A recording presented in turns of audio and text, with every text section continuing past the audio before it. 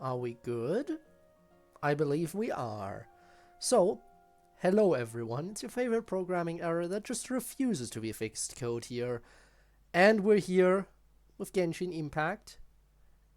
Eric is camping the first, I think, right? Hopefully you'll be able to obtain it today. Snipe it today before someone steals it. It doesn't look like anyone else has taken it. What do you mean it didn't even let you click it? Nobody else has redeemed it yet, so... Yeah, it hasn't been redeemed yet. Oh god, maybe you'll have to waste time by refreshing the page. Ah, there you go. There you go. Today, you win. There's your well-deserved victory. Offering commodities back and forth.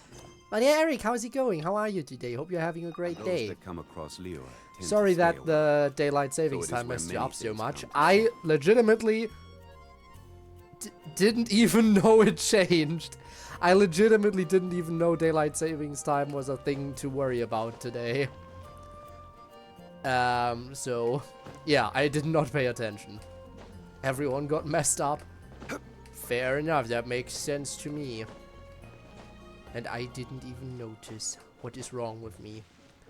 Okay, apparently this quest line is voice acted for some reason, which is why I haven't done it off stream yet. So we'll start with this before we get on to Varka there, stuff. Honorary Knight and the Helper in White. That might also be why no one took it, perhaps. Then again, Spinne and Neon, for example, I think they also have to deal with daylight savings time after all, so it would make sense for them to be able to catch themselves, because for them it should still be the same time. It's so nice to meet you, Honorary Knight and Lady Paimon. Glenfidia, at your service. Okay, let's see you're what's in a up good here. mood, Hertha. And nice to meet you, Glenfidia. By the looks of things, you're about ready to open? I don't know why this questline is voice acted, also damn. Okay, just absolutely going off in the background there. But I don't know why this one is voice acted and the other side quest wasn't voice Indeed. acted. Thanks to some help from the angel. But that means this one is important and the other one isn't. Our drink stand is ready to go. Besides all the classics, we also mix cocktails to order and are currently offering a limited time delivery service. Also, Cersei! How are you doing today? How are things going with Mugenics? Cocktails? I am kind of lurking in and out of your streams whenever you, you know. Ah, I guess you can't hear me then. A shame. But happy to see you anyway, even if you can't hear what I'm saying right now. You know what? If you can't hear me, I will go out of my way.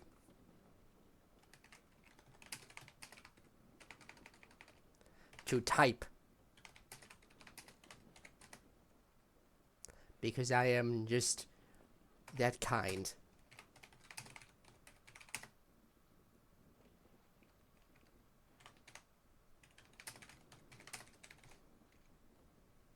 There.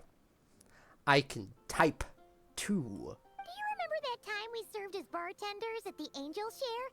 And recently you've also shown off your skills at the flagship in Nod-Krai. We sure have come a long way, huh? Wow, that was a long time ago. The only thing is, our current drink selection is quite traditional. Also, hello, Gabe. And it stopped feeling fresh. I noticed long you were before playing the Genshin expedition earlier. Began. To offer everyone some more exciting choices. I was thinking we're that I planning wanted to watch, and then I revamp clicked our in and I was like, menu. hang on, I don't recognize this. And I see Varka. Oh damn it, you're doing the story quest. And then I was out of there immediately. But I need to get back to handling resident requests. And Glenfidia doesn't have much Yeah, the aura experience farming in the back mixing was drinks. certainly Plus, we've something. got a whole bunch of outstanding delivery orders on hand. Also, Eric, you have begun a streak. Honorary Knight. Nice. If you're free, could you maybe help us out for a while? Just until my other squad gets back from the Stormbearer Mountains. You'll be amply compensated, of course, plus double pay for overtime, depending on your performance metrics. I'm no rookie when it comes to mixing cocktails. That's for sure. Paimon's not sure what performance metrics are, but she's happy to help with deliveries. As the best guide into that, Paimon needs to keep up with the changing times. By the way, Besides, am I correct in this will assuming give that her only the chance to beginning here is explore the voice city acted? and stay up to date with all the recent goings on. You've done the main story. Yep. I'm already done with the event story. I'm just doing this random side quest because this is one of the two side quests is voice acted and the other one isn't. So I did the non-important one off stream and we're doing this one right now. I assume only the beginning part of it is voice acted though, so we'll be going right back to Varka in a second. Working with you two is always such a breeze. I'll do my best to support Lady Paimon in any way I can. I'm very skilled when it comes to things like portioning out drinks. All right. Well, if you're ready to, then let's get to work. Alright, and I assume that's all that is voice acted here. In a chat over fine drinks, the traveler will serve as a mixologist, mixing drinks according to the guest's requests. You may need to make some adjustments to your drinks to meet your guests' needs better. After chatting with the guests, you can gather clues from the conversation and then derive inspiration for mixing their drinks. Sometimes partial clues cannot lead to accurate conclusions. In such case, you can associate this clue with other clues. So it's the logic thingy. Anything to pass the last day of today's employment. The last hour. At least the end is inside. That is good. After gathering all the inspiration for improved drinks, recipes, you can create new drinks based on these ideas, completing customized drink that satisfies the customer. Let's do the stuff and things first. Really wish my informant was here. That informant being Neon.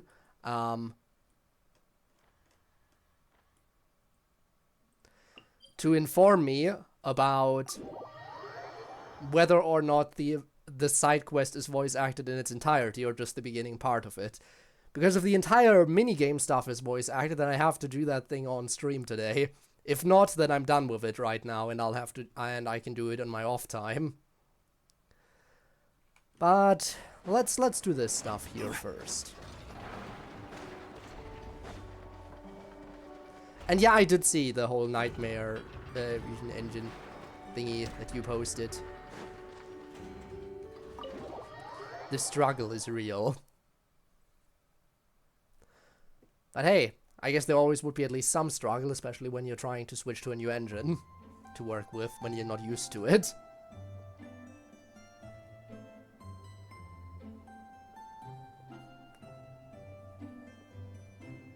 Big Sis Yoimiya! You're here! Calling her Big Sis Yoimiya already, huh? I know. I came as soon as I got your letter. So how's it going? Is it done? You bet. I finished your order right away.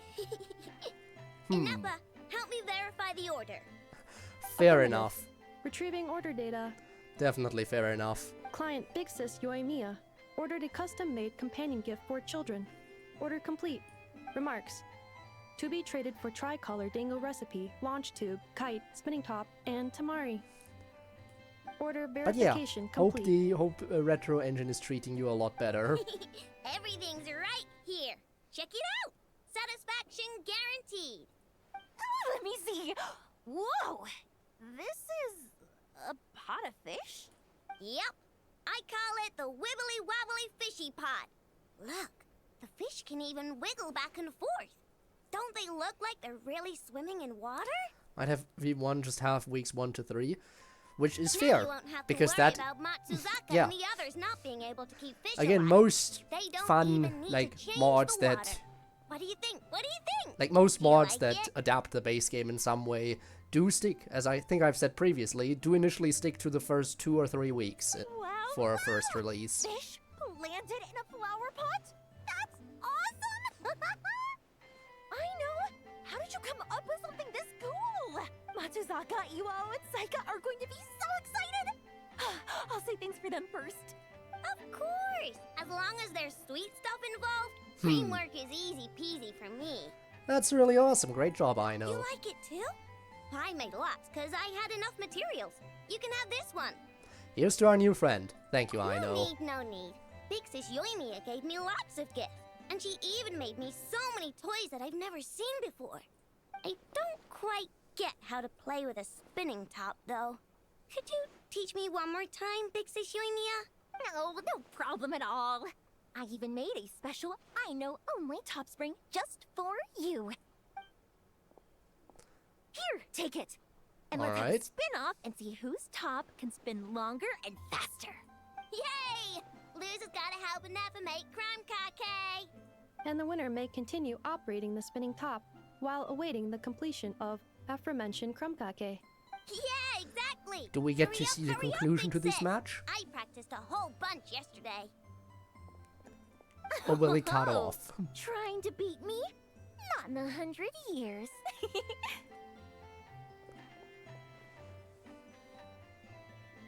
Well then, Aino's having a lot of fun. I performed this trial yesterday, following precise calculation of the force, angle, and time necessary to initiate the spinning operation. I have concluded, so long as I apply sustained force, the spinning top will continue rotating indefinitely. Continue rotating indefinitely, you say? Affirmative. My spinning top ceased rotation only when Aino and Miss Yoimiya fell asleep on the sofa, and I proceeded to cover them with a blanket. Since then, I have assessed that I remain best utilized performing my designated functions, making crumkake, and reminding Aino and Miss Yoimiya to eat. With that said, Is that Aino's so? emotional state has taken a significant positive shift following Miss Yoimiya's arrival. Inference. She has established a new friendship. This is most favorable. Well, new friends have been made, I guess, and I got a new item. Alright, there's one more anecdote that unlocked up here. And it's a Nicole anecdote. So let's see what Nicole is up to. Then we'll do our little thing with Columbina. And then I guess we'll start on the fraud car quest. Isn't that nice?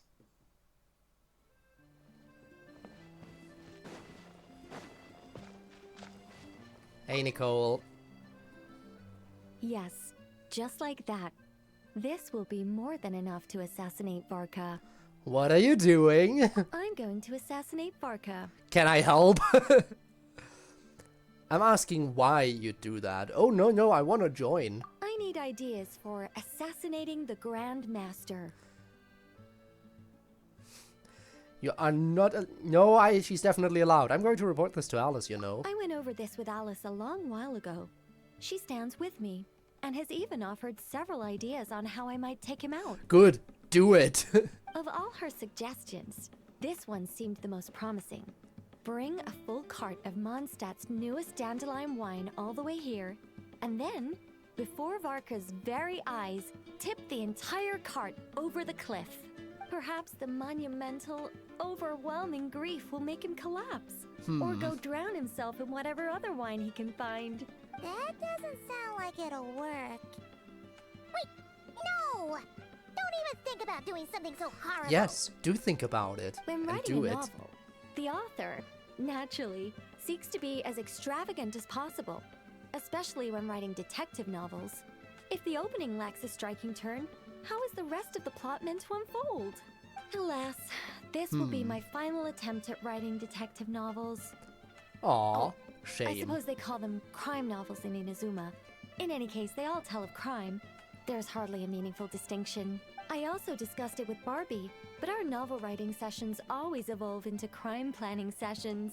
Methods of crime and puzzles of deduction. We have explored plenty of those. Yet the plot would not advance. Such as? The Angel Killer case. Try as they might, the culprit remained elusive. The desperate detective rushed into the crowd, then shouted the revered names of the 4 great rulers at the sky. Whoosh! Pitter-patter. Boom! Detective and murderer reduced to ash. What kind of writing is that? Doesn't that leave no room for deduction at all? We need course the there is. deduction. I need It was deduction. I only like murder through mystery stuff, as you painstaking know. deduction that the detective finally discovered the names of the 4 great rulers, learning also that shouting them at the That's why sky I would can't wait for inevitably Danganronpa 2 reduce by one 2. to ash. We mean using deduction to find the killer. My point exactly. Simply deducing who the culprit is has become dreadfully unoriginal.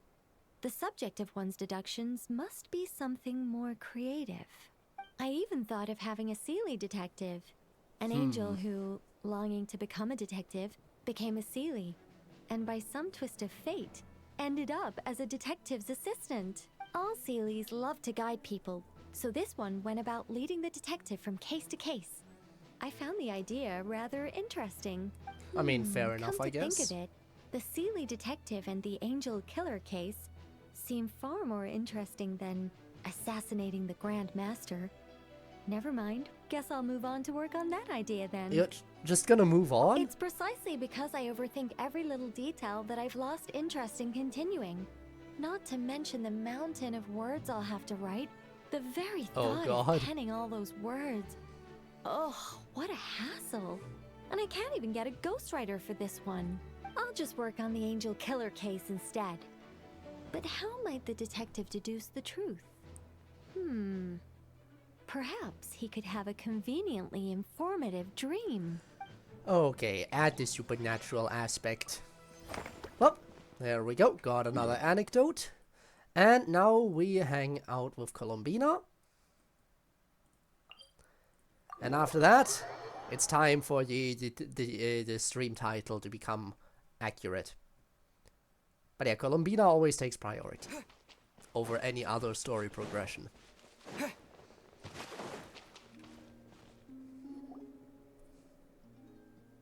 Let's see what's up this time. Wow, it's so lively here today. All those Kohenki are dancing around Columbina. Wait a sec. That's not dancing. Looks more like they're trying to bury her alive in a pile of cuteness. Well, here she goes. Help me. There is no help. Give me your hand. It will be time to fight the himbo. The himbo will indeed appear today. Because today we will be witnessing his story. Why were the Kohenki acting like that just now? They're not usually that energetic, are they? Well, I decided to play a game with the little ones. And it seems they became quite invested. Crowding around you like that? That's how we're calling it then. Kinda like puppies, aren't they? Maybe that's their way of showing gratitude. Only this time, their gratitude felt more like getting caught in an unexpected snowdrift. You say that, but Paimon bets you never pass up a chance to spoil them. In any case, would the two of you like to give it a try? You mean being surrounded like that? That can be arranged. You just need to get the right answer. Oh, sure thing. It'll be cool to see what sort of games got the Kohenki so obsessed. What's she gonna be?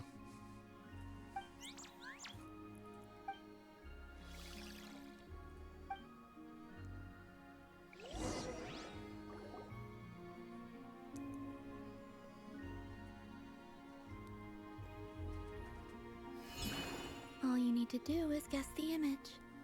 What am I supposed to guess here? Huh? But it's way too abstract. It's a chair. Did you actually manage to get the right answer when you played Columbina? No, I guessed wrong more often than not. Huh. Well, Paimon's gonna quit while she's ahead. Why don't you take a guess, Traveler? Hi, Dormuse Horsey. I suppose so. Hi, Dormuse. Harpoon with one prong bent backwards. Ah, yes, indeed. I guess because of the horn and everything, it would be a rhyme horn deer. Whoa! That reaction must mean... Congratulations. Your answer is correct.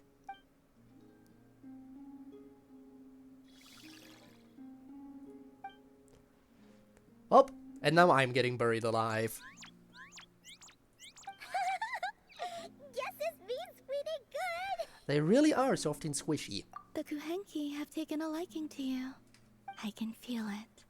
They are at ease in your presence. Sort of a horse. Yep. Just as rhyme horn deer Horse with fawns are horn. given to bathing in the moonlight, so too are the Kuhenki drawn to that which radiates from your heart. Oh! And what would that be exactly? A certain kindness and gentleness, I suppose. I'm not sure if that radiates from me. New moon's embrace obtained.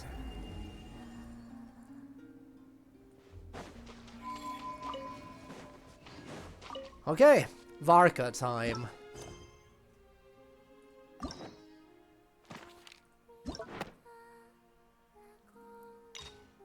Accept quest. Navigate. Huh? Where'd this letter in our bag come from? Could it just blow in on the breeze? Hey, long time no see, my friend. What's that? You say we just met recently? For a heart that always misses its friends, every second feels like an eternity. And after such a grand adventure in Nod-Krai, we must have gathered quite a few stories along the way, yes?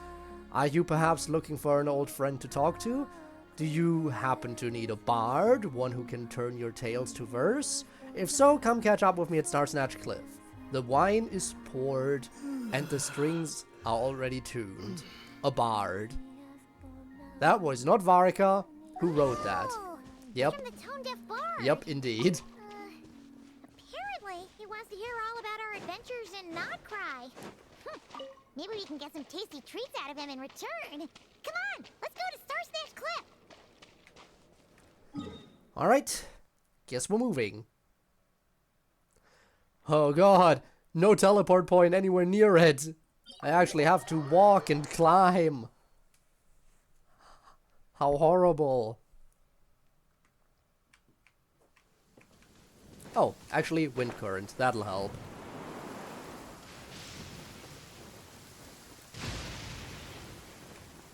Oh yeah, that helps a lot.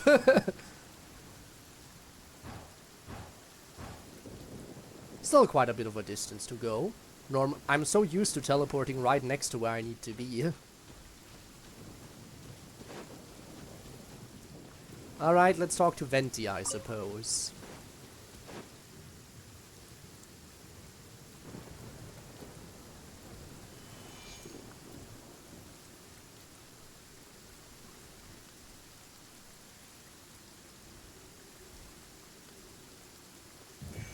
I could not hear anything. Venti, your lyre doesn't make any noise. Welcome back, old friend. And how should I be addressing you these days? The honorary knight of Mondstadt? The Tumaini of Natlan? Or the great hero of Nod-Krai? You can just call me by my name. Well, you sure have your finger on the pulse. We've barely caught our breath since Nod-Krai, but it sounds like you've already heard about what went down. News travels fast on the wind. But before I can turn your tales into tunes, I need to hear them from the horse's mouth. My wine and my lyre are at the ready. So please, traveler, take a seat and tell me your tale. This is gonna be a recap? You tell Venti everything that happened in Nod-Krai. Oh, I thought Varka Story Quest would be the recap episode. The Rahier of Imagine. Sonari and the Doctor? Truly a tale for the ages. So I'm guessing the wild hunt is a thing of the past now that you've defeated the Rahier of Sonari. Seems that way. We were kind of focused on dealing with the Doctor, though. There are some vestiges of the Wild Hunt around. Well, that's good to hear. Hey, now that the Northern Abyss calamity is finally resolved, Varka must be getting ready for the triumphant return of his expedition, right? I Yeah, haven't indeed. seen him in the That's why the longest time. celebration is He going must on in have so Mondstadt. many stories to share. I was gonna ask, you two have really met before? Hooray! My mom was wondering about that, too. He did call you Barbados. But weren't you so fast asleep back when he was in Mondstadt? Let's call it half asleep. I was resting my eyes in the Thousand Winds Temple one day when I heard a commotion outside. Uh-huh. It was a young knight who had journeyed there in search of trials and oracles after hearing some tall tales at the local tavern. In fact, all that awaited him were moss-covered walls and an angry ruin guard. But he seemed completely unfazed, laughing heartily as he sent the ruin guard's missiles flying off into the horizon. I remember when that ruin guard was menacing to me. Ah, those were the days. They must have been making quite a racket if it was enough to wake up the tone-deaf bard. Yeah, it sounded kinda like... Like that. Hey! Is that all you've got? God, he's so quiet. Oh, bring it on. like that.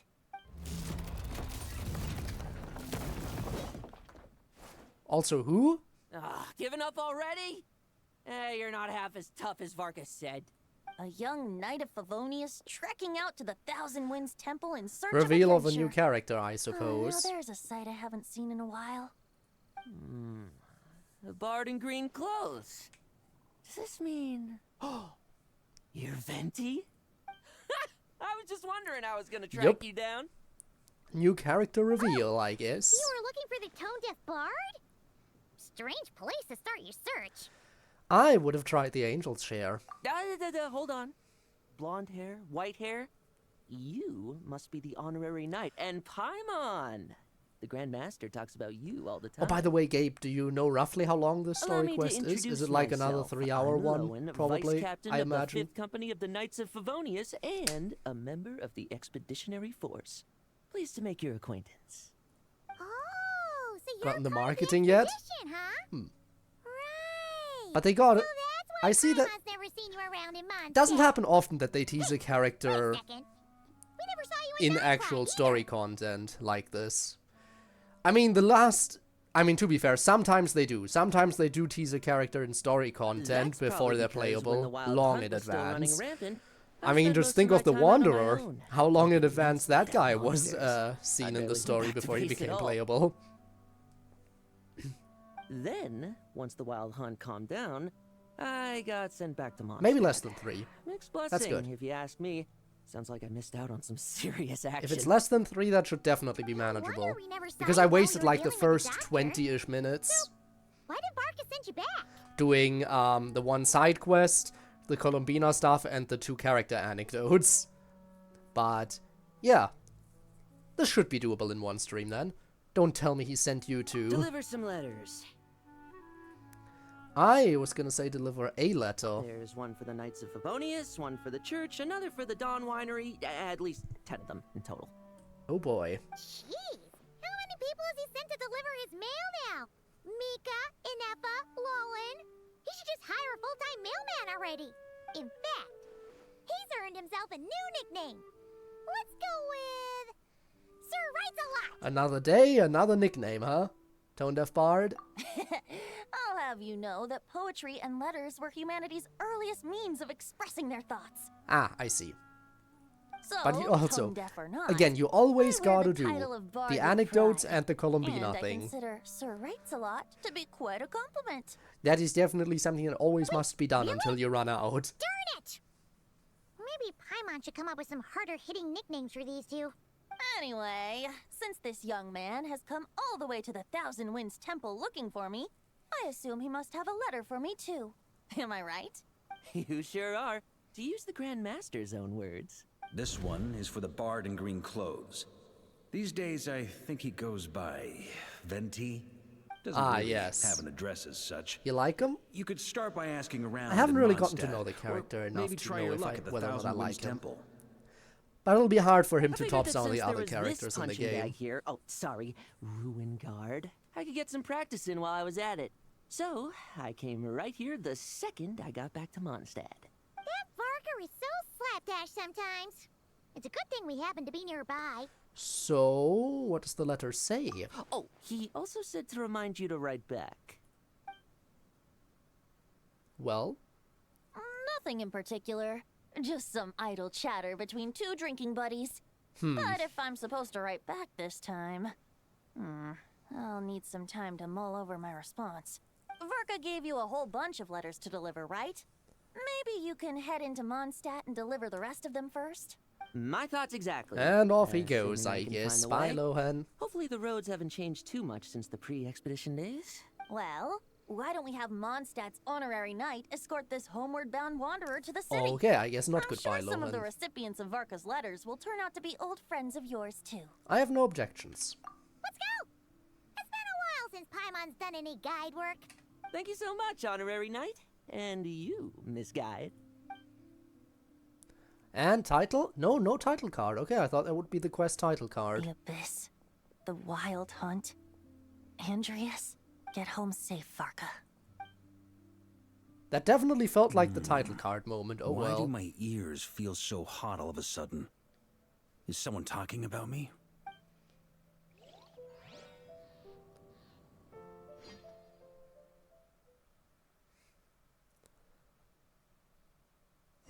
Black screen. Forever. Eternal Surely black there's screen. no There way we go. anyone found the secret stash of cash in my office. That would be terrible. Grandmaster, bad time to get distracted. Watch out! Enemies approaching! Well, it's just a So few we're back stragglers. here. They're no real threat to us. This expedition is almost over. We just need to deal with these final few targets, and then we will make our triumphant return! Ah, and it's a character trial too. Stormwind!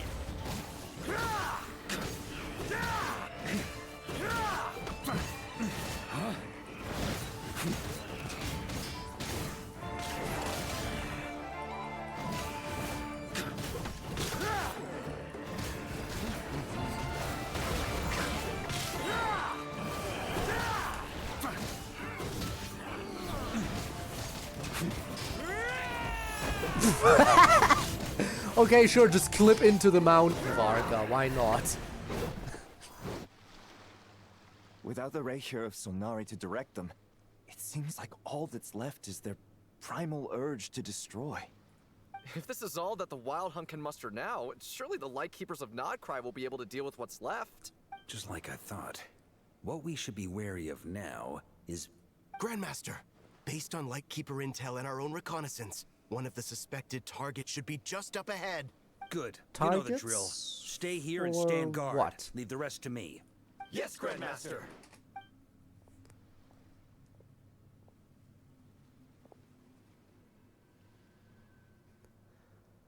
That looks like a very messed up Sealy. We meet again, Andreas. Oh.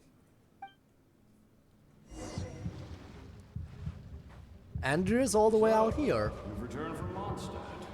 Don't you want to see what it looks like now? Wolf lore, yeah, all the way out Take here. a look around it myself. Perhaps you could be my guide. What's this? An echo from 1,000 years ago?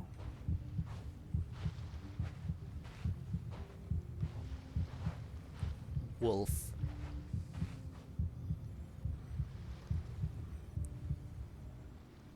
So, what you doing out here? Everything seems normal so far. Here's hoping I'm just overthinking things. There are 2 other places to check. Maybe this will all go smoothly after all. It's your turn, my friend. Come, Andreas! Oh?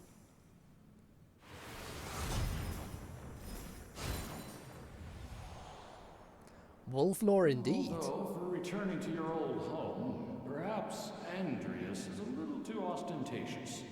Might be better to go by... Boreas. Huh? Injustice. Corruption. Iniquity. Ha!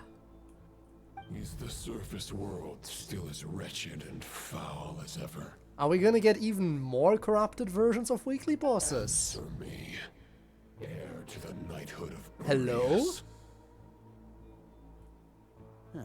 Looks like I'm not getting out of this without a fight. I was not expecting that. There's the title card to those who embark on the expedition.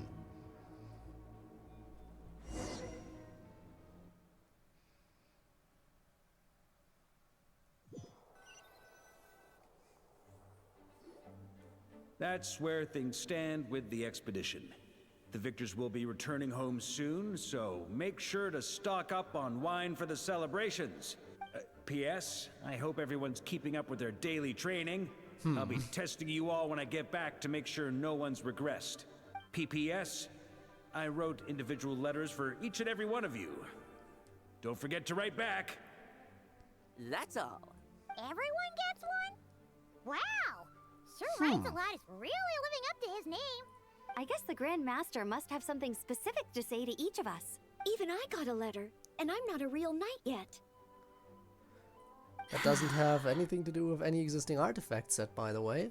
Is that so? Interesting. Oh, yes. That's our Grandmaster for you. By the way, anyone know where I can find the cavalry captain? I have a letter for him as well. You mean Kaya? He said he was meeting a friend from the church at the Angel Share. Allegedly for work. Said he was exchanging intel. But I'd say there's a 50-50 chance he's just there for a drink. Intelligence from the Church of Favonius. I'm on best there'll be lots of familiar faces there. How about we deliver Kaya's letter? And these are there too as well! Really? Oh, that would be a great help, thank you. Our thanks to you too, Lowen. The other knights will help distribute the remaining letters. You've had a long journey. Please go get some rest. Great. But I won't be resting just yet. I have one last letter to deliver to Wolvendom. This one, I was planning on delivering personally. I see. I heard that another challenger recently passed Boreas's trial. Well, with any luck, that wolf might be willing to reveal himself to me, too. Very well. But please remember to show respect to the local wolves. I will. Goodbye. No respect shall be shown. Clearly something is bothering Jean. I should talk to her before going to the Angel's Share. Perhaps I should. Grandmaster offered lots of advice in his letter regarding my recent assessments. I didn't think he'd spare a thought for that kind of thing in the middle of an expedition. So, Honorary Knight, if you have the time, do you think you could help me out with my special training? Only if I get primos for it. Claim the anniversary rewards today. Not sure if I remember to do it today. Well, what does today mean? Didn't the day change like half an hour or an hour and a half ago? Something along those lines.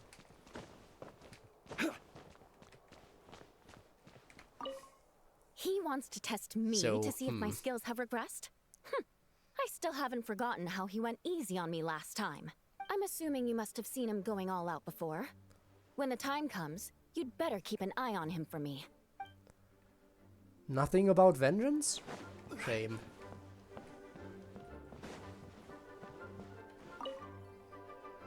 Ah, the Grand Master. The archives are filled with documents awaiting his review. I'm not letting him run off again until he's finished dealing with every last one. On another note, yeah, he'll be locked in the office for a long time.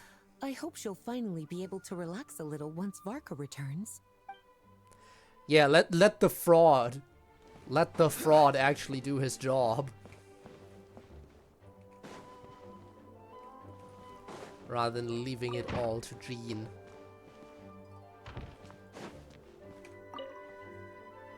Okay, we'll deliver these letters to the Adventurers Guild and the Cat's Tail. You can just handle the ones for the Angel Share. The expedition is finally wrapping up. Oh, I hope the maps I made on our way there are good enough to get them safely home.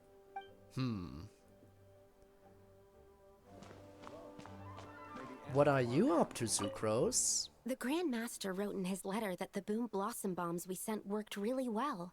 He wants to know if we've made any more. Oh. It's solitary confinement, of course. Of course it's solitary confinement. Alright, I'm here.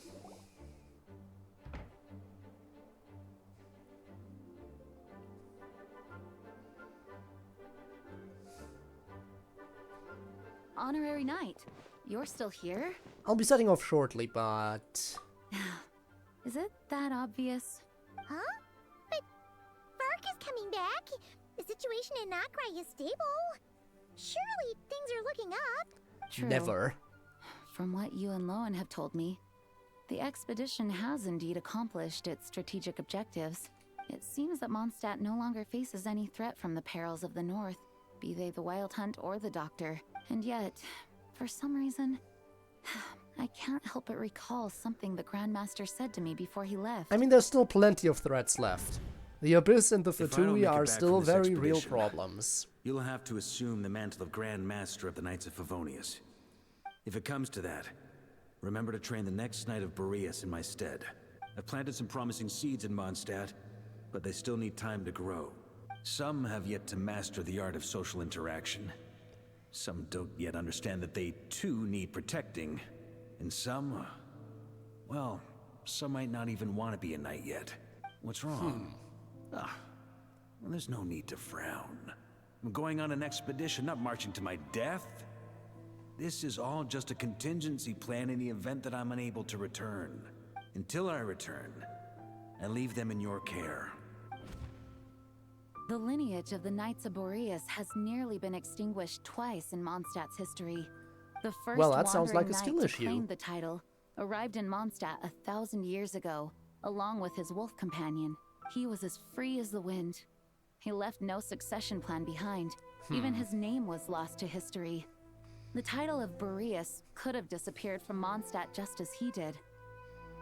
But he had an informal disciple, a knight named Ravenwood, who admired the Knight of Boreas greatly. Ravenwood's valor and swordsmanship earned him the wolf spirit's recognition. When the old aristocracy tried to regain power, Ravenwood came once more to Mondstadt's defense. From then on, the title of Knight of Boreas was passed down from generation to generation within the Knights of Favonius. Wolf spirit? You mean that big blue wolf in Wolfenden? Yeah, the one who I take Correct. down every week. As you may already know, the Wolf of the North is the surviving spirit of an ancient god, and the Knight of Boreas serves as an intermediary between him and humanity. Lupus Boreas, who had never known what it meant to love, came to understand it through the journey with his human companion. In the end, he chose to allow his power to become one with the land. This was once a well-known tale in Mondstadt, but these days, few people are aware that the starting point of the Wolf King's journey was not Mondstadt, but Nod-Krai. Well, that's new. He said off from the royal court of the Sealy. You don't seem surprised. Did you sense something in Nod-Krai? Once again, you do us proud, Honorary Knight. The great Wolf King of the North came here from Nod-Krai. Although he doesn't like to speak of his past. In fact, he rarely shows himself to people at all nowadays. As such, this tale can only be found deep within the Knights of Favonius library. Even among the Knights of Favonius, few are aware of it. The Grand Master didn't disclose any concrete objectives before departing on his expedition. I couldn't help but wonder whether it might somehow be related to Nod-Krai's Wolf of the North. Well, it seems I it kept is my because he's speculations definitely to doing. myself, however. He's definitely Sharing them doing would battle only up there spread now. unwarranted suspicion toward the Four Winds among the people of Mondstadt. You experienced the turmoil caused by Duval and the East Wind's actions for yourself. Surely you can understand my concern? No wonder Varka wasn't clear about his motives. Is that what he was worried about? Very possibly. He was probably also reserving judgment. Having heard about your experiences in Nod-Krai, I now suspect that the Grand Master hadn't yet ascertained the true identity of our enemy at that time. And as it turns out, the calamity born in the north wasn't an ancient god, but rather the Wild Hunt and the Doctor. I guess we were both jumping to conclusions. Well, always better to be over-prepared than caught off guard. Yes, I completely agree. The tide can turn rapidly in times of battle. It's a leader's responsibility to prepare for every possible contingency, even if his contingency plan never needs to be put into action. I'm sure the Grand Master is relieved to know that it's in place.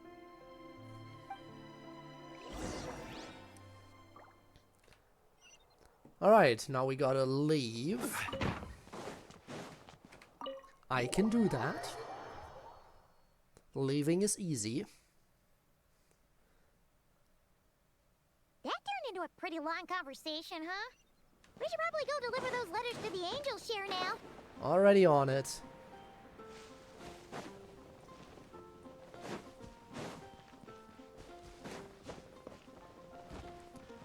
By the way, due to the Primo Gem rewards from one of the thingies that are going on, I played the Genshin Rhythm game again for a little bit, and wow, it's such a pain to play that.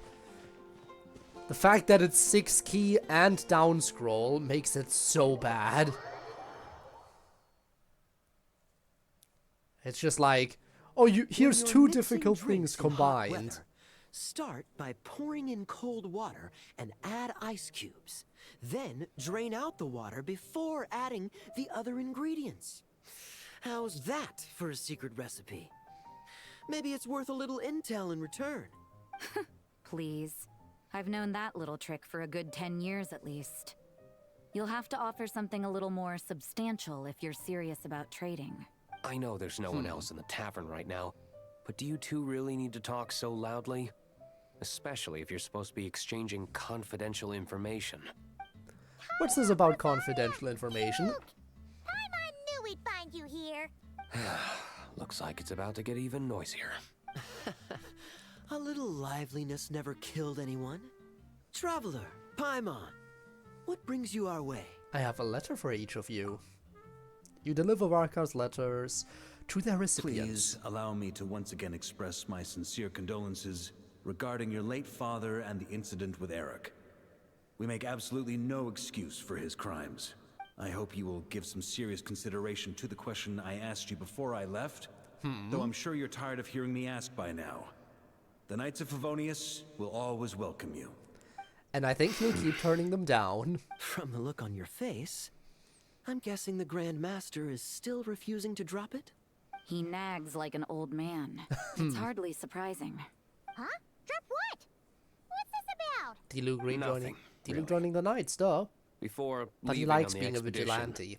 Varka came here to chat with me over a drink. I failed to avoid him. Did you hear your name? He asked me if I'd consider rejoining the Knights of Favonius, and I declined. He expressed his regret about everything that happened, and asked me to reconsider. That's all there is to it. Yeah, right. Sounds like you skipped a lot of details. There's clearly more to it. Whatever I'm not details sure I I chose actually to even omit said are your in the name. past. Dragging them back Maybe up I'm just now being serves stupid no and I say your purpose. name subconsciously now. You say that now, but back then, you couldn't let it go. You and the Knights of Favonius were constantly at odds. I wasn't seeing the full picture. I've had a lot of time to reflect since then, but my answer remains unchanged. I'm not rejoining the Knights of Favonius. Both the Grandmaster and the acting Grandmaster are too upright and honorable. I can't see the shadows that lurk beneath them due to the size of the organization they lead. They need someone on the outside to keep watch vigilantly. As a If I had vigilante, Mora duh. for every time I've heard you repeat that argument. I actually don't disagree with the first part of what you said, but don't you think someone can keep tabs on things from the inside? When you join an organization, you're bound by its rules, no matter how free it may seem on the surface. You think so? Never mind the Knights. Have you honestly ever been bound by the rules of the Church? Good question. Have you considered that maybe that's why I chose to join the Church and not the Knights to begin with? Are they arguing or not? It's kind of hard to tell. They just have different ways of protecting those around them. Oh, kind of like the contingencies Jean was talking about. Another The Eric more ways they have to appears. make their home, the better. Huh? But yeah, hello, how are you doing? I'm doing pretty well, I'd say. I do believe. I wonder if this is exactly what Varka was hoping for. Guess we'll talk to everyone then. What should I report back to the Grand Master on? Let me think. Public order inside the city? Monster activity in the wild? Oh, and a review of the latest vintages. I think I'll leave it at that. Alright, let's talk to our local Batman. My reply won't be a long one, as usual. I'm sure Varka won't be surprised. Wow. What riveting conversation. Did you really go upstairs to get away from everyone? If you hadn't had to deliver that guy's mail, you wouldn't have been subjected to all this tedious arguing. When I write back, I'll tell him to quit making trouble for other people. It's no trouble. Lowen did most of the work. We just volunteered to do the last leg of the journey. Mostly so we could come say hello. Besides, I wouldn't really call that an argument. So you see what's really going on here? All three of us fell for that old rascal's scheme far too readily. Huh? Scheme? What do you mean? Was Varka lying in his letters then? No. While I'm sure Varka knows full well that Diluc would never agree to rejoin the Knights, I believe the sentiments he expressed were genuine, as was his offer to welcome Diluc back. There are people like Kaya and I, and then there are those who are true champions of justice to the core. Yup. Those people are the most susceptible to being driven to extremes by great upheaval. It's happened in Mondstadt before. Not only that, but it happened to a Knight of Boreas. That'll really hit home for Varka. And that's why his nagging is even more persistent than usual. A champion of justice driven to extremes. Yeah. So no one's told you this before? The lineage of the Knights of Boreas had nearly been extinguished twice in history. Yeah, we just heard that earlier. earlier. The first was at its inception. The second was the case I was alluding to. Oh! Wasn't Jean telling us about this? Wait. And then we got caught up talking about the expedition, and we never got around to the second time. I happened to hear about it from Varka once when he was drinking and started yammering on. The second crisis in the Knights of Boreas lineage. It was 500 years ago. Ooh, Although flashbang. the Knights of Boreas are meant to be intermediaries between humans and wolves, in practice, very few of them have been truly recognized by Lupus Boreas over the past millennium. Of those who have, the best known are the first Knight of Boreas, Ravenwood, the wolf pup Rostam, and Varka himself. Probably because he's still alive presently. But 500 years ago, there was one who earned the respect of Boreas even before gaining the title. He was a disciple of Rostam. They thought he would become the mightiest Knight of Boreas who ever lived. He was the perfect knight. Righteous, principled. His name was Roland, the blood-stained knight. Yikes! Bloodstained Knight? That sounds a little ominous. Yeah, almost like he would turn apparently evil. His original title was the White Knight, but he lost countless comrades during the Abyssal Calamity 500 years ago, including his tutor and mentor, Rostam.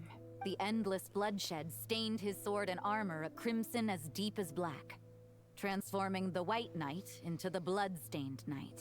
After that, he threw himself completely into battling monsters, leaving Mondstadt and the Knights of Favonius behind. To this day, no one knows his final whereabouts. It's hard to say whether the loss of an important figure in his life is what drove him to the point of obsession. And imagine or 500 whether years he was later already he's still too far alive gone somehow. to save.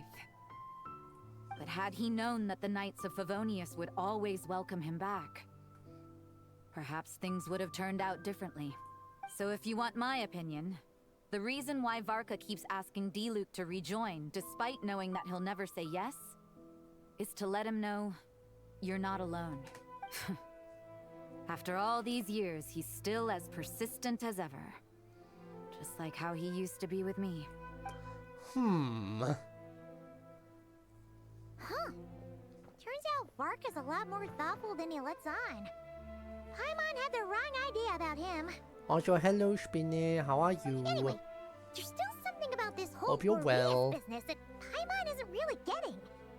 Wasn't Andreas a god in Mondstadt thousands of years in the past?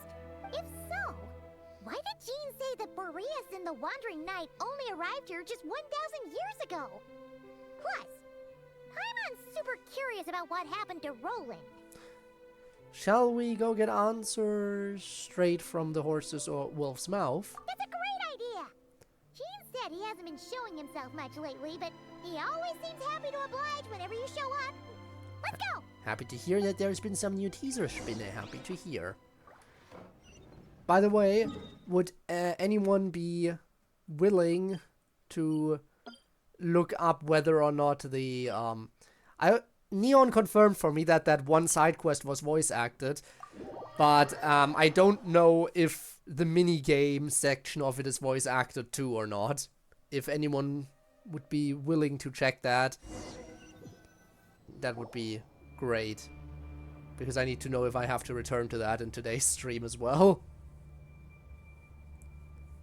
What's going on here? Was Wolvendom always like this? Paimon has a bad feeling about this. The Wild Hunt? What are they doing here? Watch out! Well, time for some murder.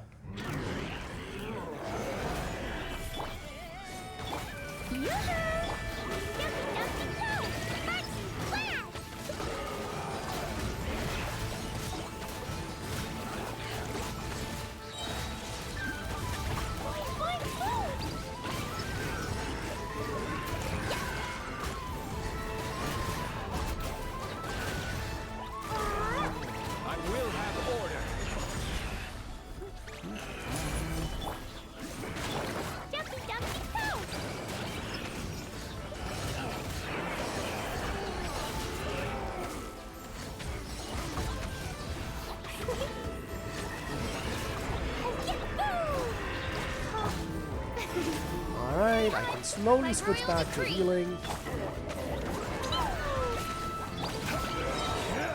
There we go. And nice streak you got going there. Stay alert. Oh no! What now? There better not be more Wild Hunt monsters! Well, look who it is. Lohan? You scared Paimon stiff! She thought you were... Stop right there. Answer me this. The 2 letters I gave you, who are they for? 2 letters? Wasn't it 3? Kaya, Diluc, and Rosario. Okay. Well, Paimon's coolest naive expression doesn't appear to be an act. Hey! What are you trying to say? Wait. What are you trying to say, huh? He's saying you passed the test. Paimon passed a test? Really? Ha! She didn't even realize she was taking one! Yeah, you passed by being stupid. You may dispense with your suspicions. If only every test could be passed by being stupid. They fought against the aberrations that encroached upon this land. And our attackers showed no ability to disguise themselves this time. Ah, a familiar scent. Come. I will await you at the usual grounds. Well, if the boss of Wolvendom has vouched for you, I guess I should apologize for doubting you just now. Always pays to remain vigilant. Sure was. Fortunately, my experience in Nod-Krai didn't Drinking mixing his voice. Turns out the Wild Hunt all feel the same when you stab them. They didn't stand a chance. Something seems okay, wrong so it is with that voiced. It's old not wolf, just a though. quest to unlock it. Go on. You should check on it. Fine. I guess I'll have to do the minigame on stream as well then. I suppose so. Shouldn't take too long, I hope.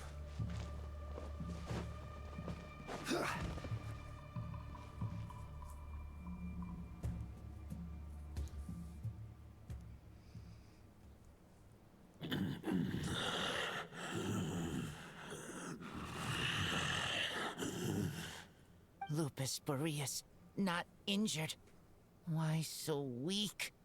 Am I not strong enough? Hi, Razor. You are not to blame. With your Iron Claw, you successfully blocked their attacks. However, their assault went beyond the mere physical world. They followed my trail from the distant north across the ley lines. They sought to corrupt the territory I protect. But I shall not let them succeed without a fight. So they came from Nod-Krai. We meet again, human Lupical. So, are you saying that the Wild Hunt we just got attacked by came all the way from Nod-Krai to Mondstadt? How is that even possible? As you know, I stand before you as an incomplete being. I am but one remnant of the god Andrius' soul. As you know, the source because of course I know, I turmoil. remember this all perfectly, totally. I can sense it. It lies in the north. It is the part of me that remains in Nod-Krai, from whence I came. Huh? Now Paimon's even more confused. How can you be in 2 places at once? Do you all like to split yourself into multiple parts? For many gods, housing a part of their soul within an object is no difficult feat.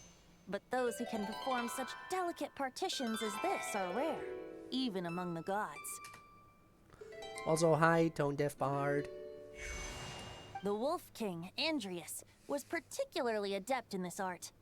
Otherwise, no remnants of his soul would have survived till the present day. Huh? The bard's back? Tone Deaf Bard?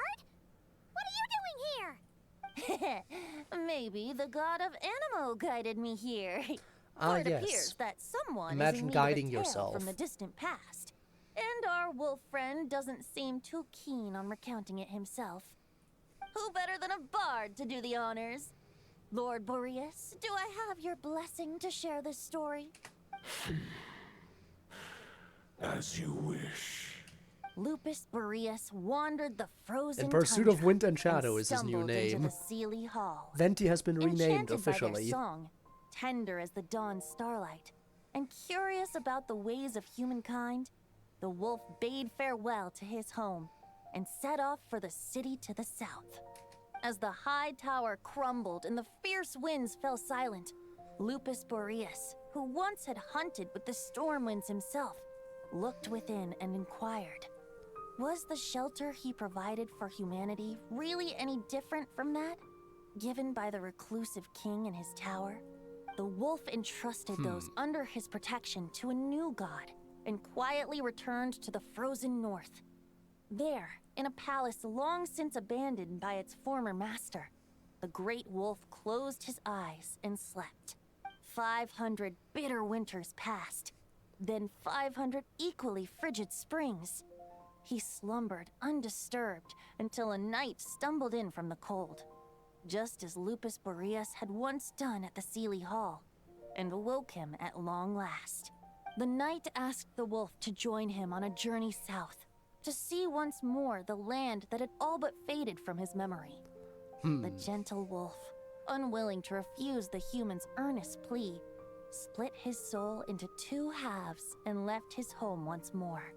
Seeing how the ice and snow had given way to verdant plains, hearing the laughter and song that now filled the once somber city, the aging Lupus Boreas turned to his friend, the god of Animo, and remarked, Well, so, you would know, wouldn't you, this Venti, is what the he world remarked? the humans dreamed of. Though the night's journey was not yet over, the wolf chose to bid farewell to his companion here. He had written the end to his story. What knowledge he had been gifted flowed into the land. Everything he was, he gave unto the world. Well, that's how a bard would tell the tale. Lord Boreas, is there anything you'd like to add? There is no need for you to ask that question. So that's what happened. You returned to Mondstadt with that knight 1,000 years ago, and then, for the sake of the new Mondstadt, you... You need not feel remorse on my account. That was my answer, my decision. If anyone should feel regret, it is the part of me who remained in Nod-Krai. I fear Andrius has not found peace in his heart even to this day. As we just saw with Varka earlier in the quest. Surely why those vile aberrations were able to exploit his weakness, sowing the seeds of all the turbulence that has ensued. But we followed Boreas' trail in Nod-Krai. We investigated and discovered no signs of instability. Is that what you Andrius think? should still be slumbering by the lakeside. Perhaps all the recent turmoil in Nod-Krai has had unforeseen consequences. And there's more. I detect another familiar scent from across the ley lines. A scent that reeks of blood. Could it be Roland, the bloodstained knight? Oh, the White Knight who became the Bloodstained Knight? The mightiest knight of Boreas? But wasn't he from 500 years ago? You think he's immortal or something? Wouldn't be the first immortal character in just this a game. Man. His lifespan should be no longer than any other of his kind. But before he severed his connection to Boreas, his final destination, it was the ancient kingdom of Conria. Indeed. It's a crossover, didn't you know, Spinner?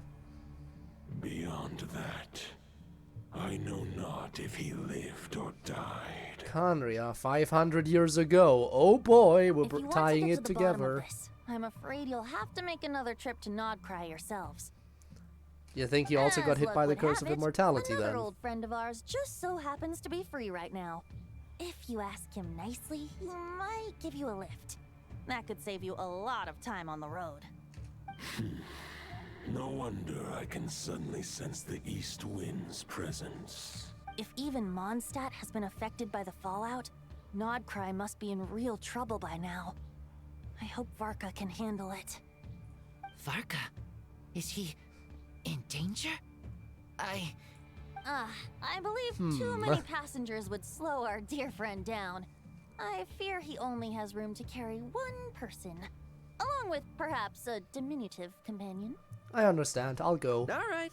Wish it could be me, but I accept that we should send our strongest warrior to fight Nod-Krai's battles. I'll stay here and deal with any wild hunt that try harassing Mondstadt. It'll be a good chance to try out some new moves.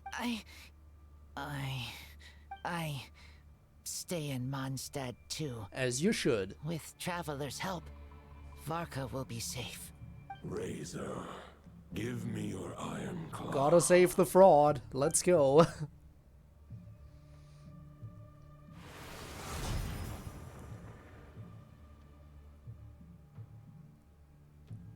Golden-haired traveler, give this token to the current knight of Boreas. What's this? It is a wolf spirit. It contains my power and thoughts. Low-pitched. Normal pitched. I've given him a piece before. He should have also gone high pitch. Strength. He should have also gone to high pitch. The Dominator of Wolves once bestowed the power of his soul upon his pack, strengthening their hearts and sharpening their claws and fangs. But human hearts and flesh cannot bear the soul of a wolf directly. It would be akin to forcefully merging a human and a wolf into one being. They would descend into chaos to prevent the entanglement of souls. The most I can do is temporarily house my power and thoughts within claws and fangs wrought of steel. Although, truth be told, that knight does not lack for power. What he needs more is the thoughts within. But I shall leave this for him to explain. Is it safe to separate a piece of the wolf spirit at a time like this? The great wolf king of the north remains He lacks strong power. He for lacks now. everything. Besides, do I not have the protection of my Lupacol? He is a fraud. Again, he should just be locked in the Grandmaster's office for all eternity North going forward. And Varka, I leave to you. You know how Jean kept complaining about how she... Well, she wasn't complaining. But Jean had barely any free time because she was constantly stuck in her office the entire time, doing whatever tasks came in. So now it's Varka's turn to never leave the office. Trap him there forever. Any questions before you set off? Better ask now. You'll probably have to hit the ground running when you get to Nod-Krai. About the Wolf of the North. The root of this turmoil lies with the remnant soul that Andrius, Dominator of Wolves and God of the North Wind, left in Nod-Krai. He once left Nod-Krai and braved the blizzards to confront the God of Storms and claim the right to rule. Yet even as the tower fell, he chose to abandon his claim. Instead, he returned to the north and slumbered for 1,000 years, before finally journeying back. under the name of Boreas, with the first knight of Boreas to witness the new face of Mondstadt. When the wolf spirit could no longer maintain his physical form, Boreas chose to pour his power into the ley lines. With that, he became the North Wind of Mondstadt, as he is still known to this day. Any questions before you set off? About Roland. 500 years ago, Roland seemed destined to become the mightiest knight of Boreas ever to have lived. But he was too pure of heart. So pure of heart, he stained believed himself in firmly blood. his own ideals of chivalry, vowing to eliminate all injustice from the world. But the world had never been perfect and pure, nor would it ever be. Neither his mentor, the wolf pup Rostam, nor the Grand Master, known as the Lion of Light, could persuade him to temper his obsession. But what was the scent that reeks of blood that Lupus Boreas sensed? And what is its connection to Conria and the Abyss? Perhaps you will uncover the truth in Nod-Krai. Again, Curse of Immortality. Before you set off? About the now. token and You'll the wolf probably spirit. The soul of a wolf is as unyielding as ice, and Andreas is a master of molding and shaping it. His people once drew great strength and wisdom from the wolf spirit, but human hearts and flesh cannot contain the soul of a god. Attempting to place We the did wolf see him spirit already, in a human Spinner. vessel would slowly devour their sense He of wears self. red, but he Even does if wear a Lupus mask. Boreas did not intend for that to happen. That's why Lupus Boreas developed the technique of imbuing weapons with his soul. It is his way of blessing his human Lupical with the wolf spirit's protection. In fact, there is an ancient song that tells this tale. A weapon once of common iron, now through friendship turned divine. Twixt man and wolf a bond was made. That is a good to know. power born within the blade. That is good to know, Spinner. As much as he might claim not to accept humans, his actions sing a different tune. Oh, but keep that little observation between us, will you? Any questions before you set off? I'm good, let's go. All right. Over to you, Dvalin. Hi there, dragon. Alright, Nod-Krai time. Hooray. We're back. The Knight of Boreas awaits below. We must part ways here. Barbatos and I have other plans. We will meet you again later. Alright! Hey, wait! How are we getting down? We have a glider, Paimon. I don't see the problem here. Enter the fray. And I triggered that glider perfectly as the cutscene triggered. The enemy's on the brink of collapse.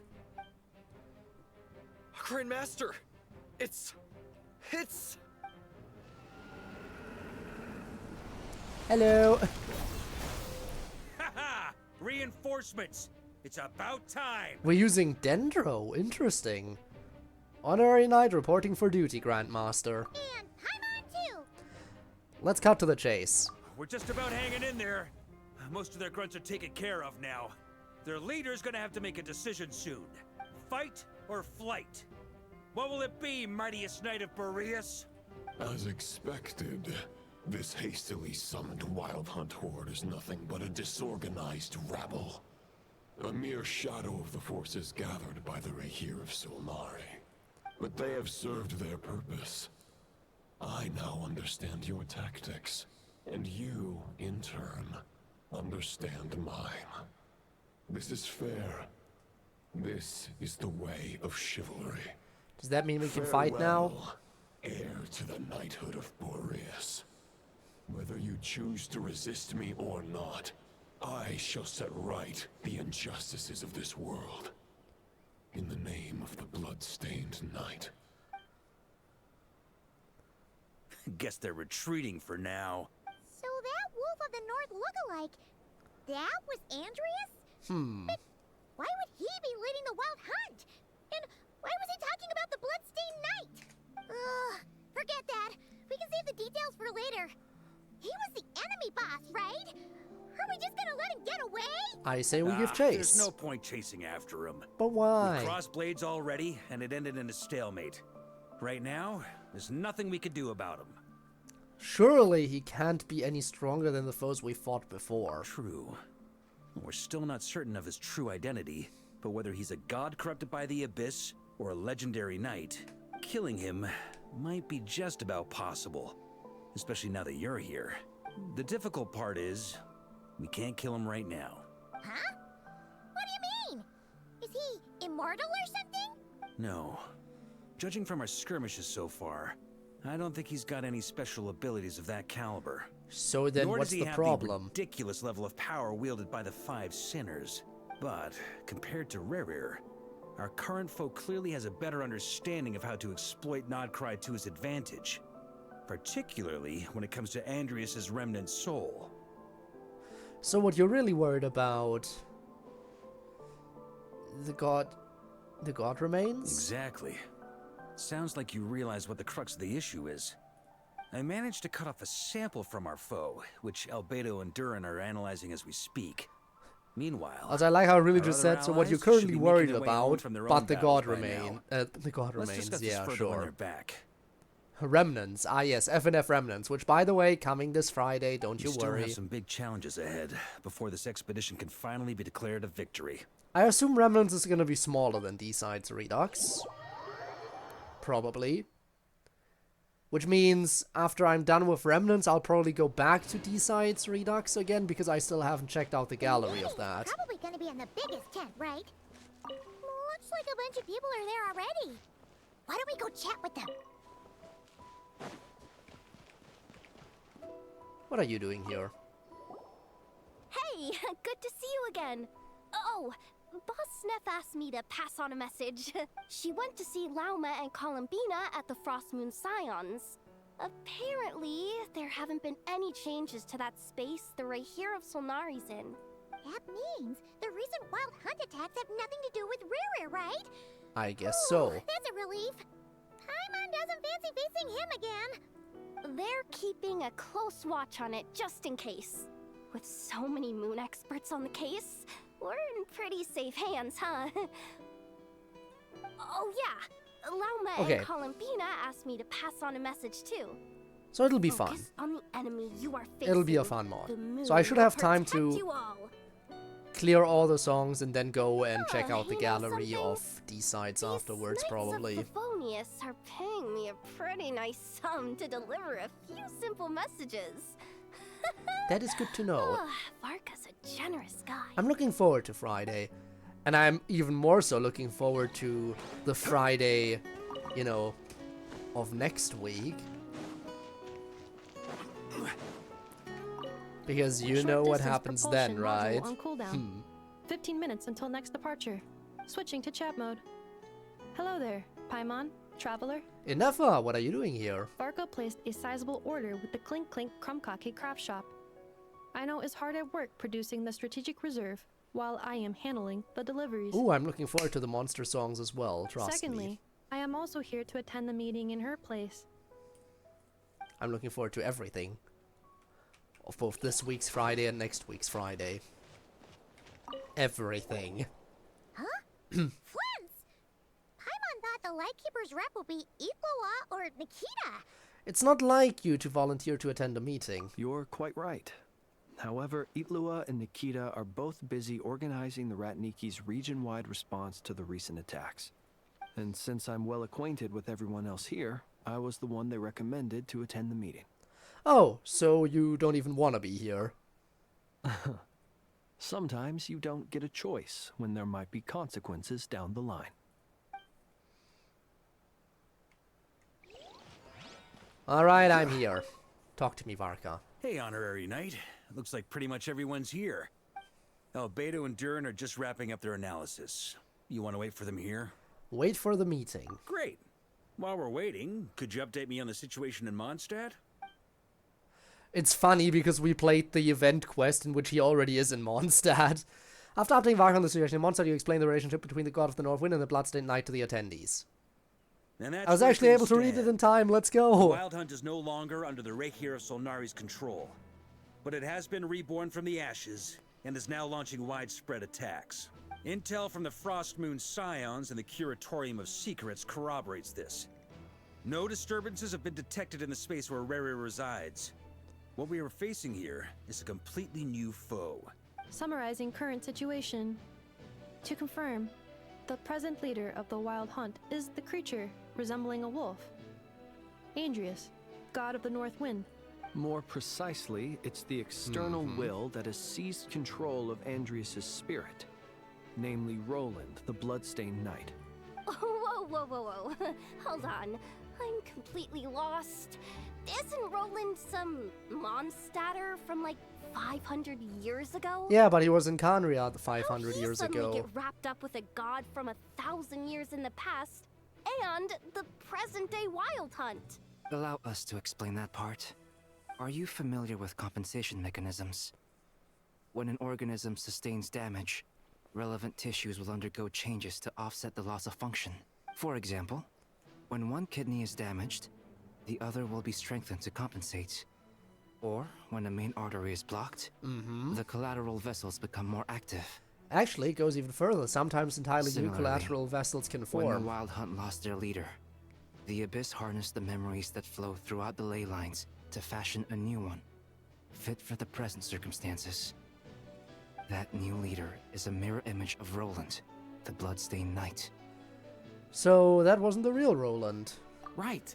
No matter how strong the compensation is, it will never quite match the functionality of the original organ. The Roland replica can't possibly imitate Rere's overwhelming power, nor his ability to disguise himself as others. So, the Abyss made use of the connection between Roland and Boreas to compensate for this lack of power. The replica corrupted and took control of Andrius as he slumbered by the bank of Eimsvartnir, ultimately manifesting as the giant beast that you all witnessed. However, exactly why the Abyss chose Roland to mimic, and indeed how it was able to do so, remains unclear. I guess he must have gotten caught up with the Abyss or Nod-Krai somehow during his wanderings through Teyvat. But we can keep those questions on the back burner. Okay, Paimon gets all that, but what did you mean when you said we can't kill him right now? We can't kill him right now because a dead god may prove more dangerous than a living one. From intelligence gathered during the expedition, we have reason to believe that the power released when a god is felled can have catastrophic consequences for us mortals. Like when the tower fell in Stormterror's lair? Worse still, the wrath that remains after a god's passing becomes a source of endless turmoil. Once god remains contaminate the land, they will persist for thousands of years. Like the Tatarigami on Yashiori Island and Tataras Una. This land has already been ravaged by the Wild Hunt. If we add god remains to the mix, it'd be like adding salt to an open wound, placing everyone who lives here in perilous danger. Query. I mean, what's danger to While this I can nation, indeed really? find records of disasters caused by god remains in my database, there also appear to be cases of gods dying naturally with no ill effects. In that land, the passing of the Pyro-Archon's flame is a common occurrence throughout history, and even the part of Andrius who remains in Mondstadt has experienced death once before, has he not? Great question. Glad you asked. Honorary Knight, you said Lupus Boreas gave you a token to pass on to me? Please, present it now. It should help explain things faster. Okay, then.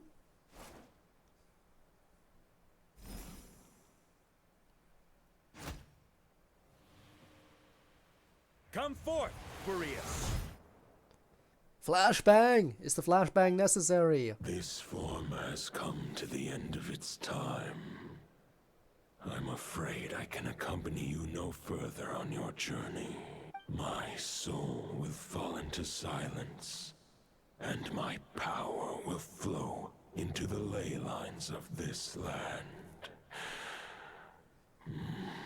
Perhaps this is all that a wolf can hope to do for humankind. Do not grieve for me, for this is the end I have chosen. Do you look upscale? Instead, what do you mean? Remember that one day, your wandering too must come to an end. Where and when shall totally the Luke sword. be? Fair enough. I guess. The Black Cliff, whatever. I just know it's one of those weapons that you have to pay with using the duplicate currency from gachas. In the taverns.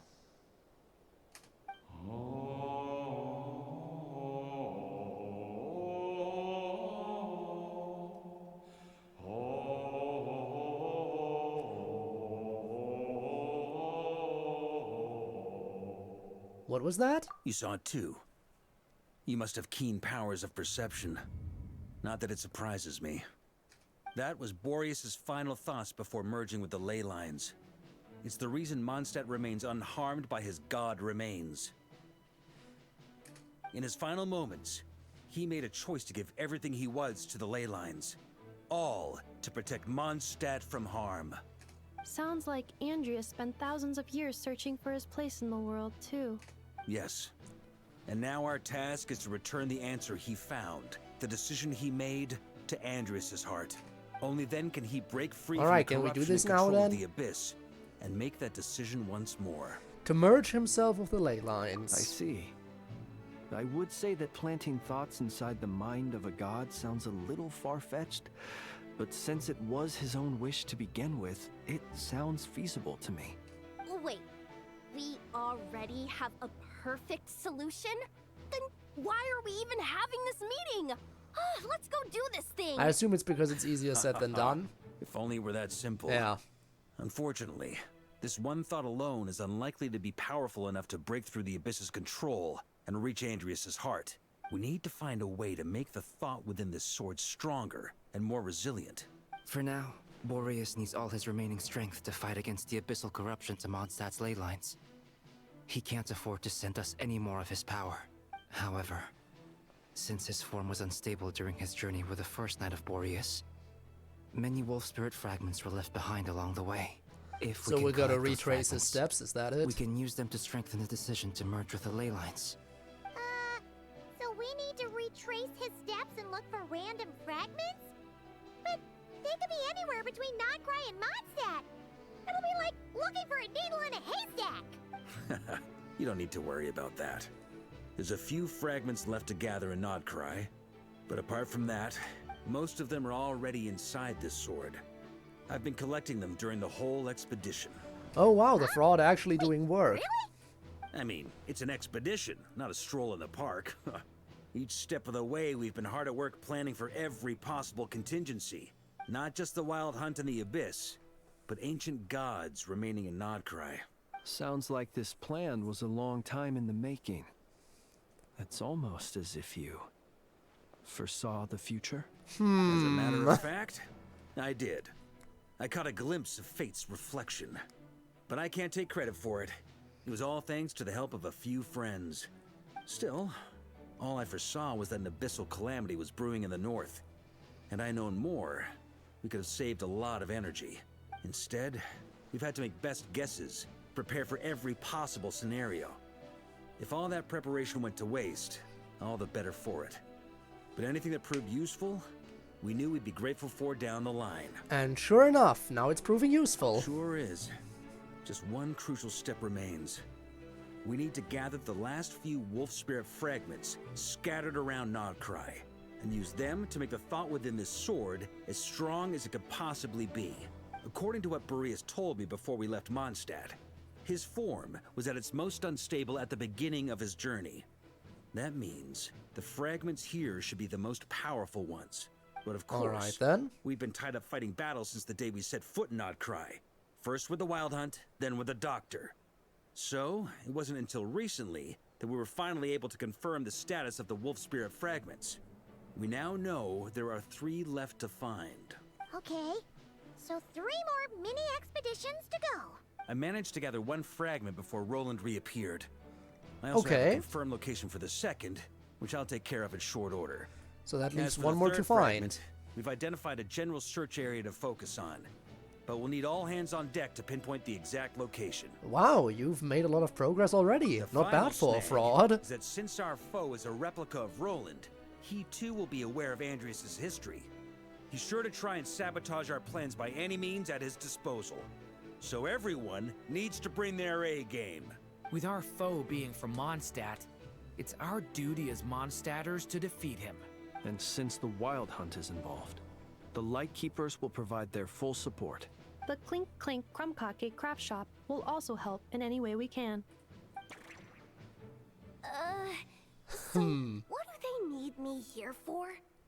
Wait, I think maybe I signed a contract at some point. Didn't exactly scrutinize it though. I mean, who actually reads those things anyway, right? Yeah. Nobody ever reads the We'll term, have to count on you all. the terms and Lastly, conditions. our friend from the Curatorium Ever. of Secrets will provide intel and relay battlefield communications. Looking at you, Yehoda. So, you'll be darting back and forth across the battlefield, dodging the Wild Hunt and the shadow of an ancient god. I'm impressed by your courage, Miss Yehoda. Well, shit. Rating for Yehoda updated. Higher quality ingredients will be used to prepare your future meals. Darn it! I should have known this payday wouldn't come that easy. I'll deal with the second Wolf Spirit fragment, which we already know the location of. The moment you make any progress with Fragment 3, be sure to give me an update. Traveler, could you join me in retrieving Fragment 2? Oh. I have a feeling I that guess your we'll do unique that then. constitution might come in handy. Sure. I was just about to ask what my job was. All right. Time is of the essence. Let's move out, people. Dismissed! Alright, on we go then. Remnant fragments of an ancient god. Thoughts stored inside a blade. Maybe I'm overthinking this, but I suspect there is more to Mr. Varka's plan than what he's revealed to us so far.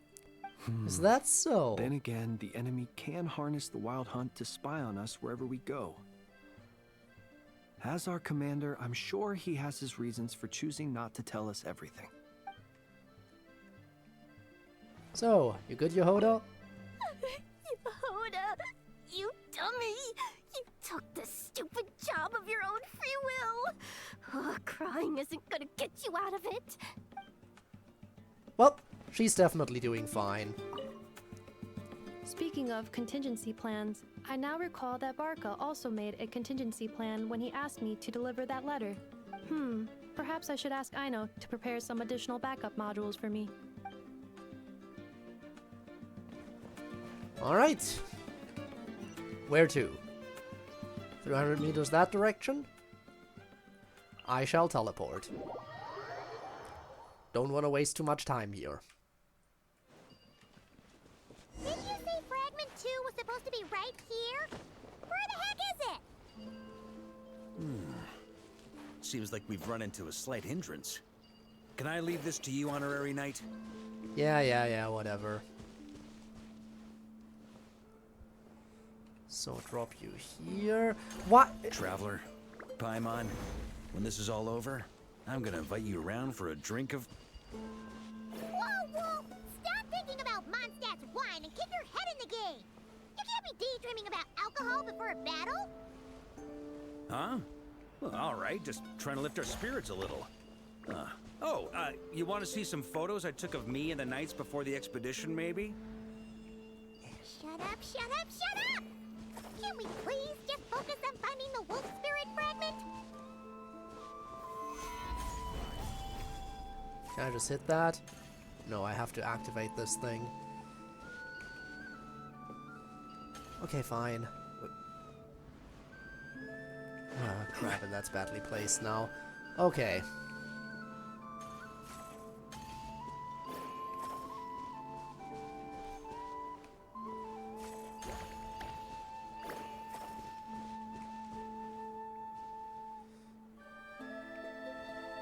Why do you...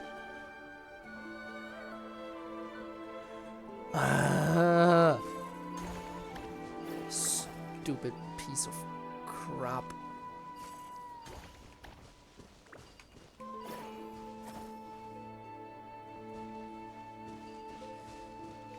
Makes it a lot harder when they just randomly wander into the sludge.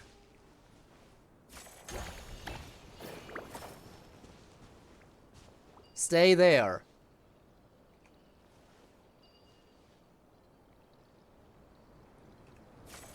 And you stay here. Don't wander into this lodge. There we go.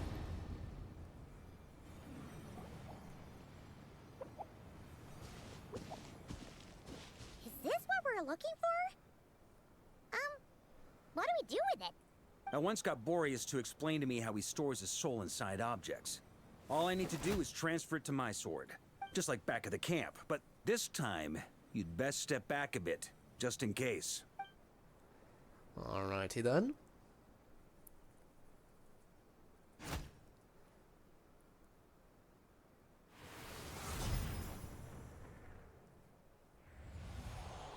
So, you're saying you don't know how to love people, and you don't understand human love either. Why do you laugh? Sorry, I just Because think skill issue. the fact you're ruminating on this is all the proof you need that you have love in your heart. I have a funny feeling that by the time this journey ends, you'll have found your own answer to the question of how to love. No, you're wrong. There is no redemption at the end of this path. Even if I am stained black with blood, my conscience will remain as white as snow. Sure it will. Pledging allegiance to the Abyss is the only way to sever the injustice of fate. Then I shall serve in its name.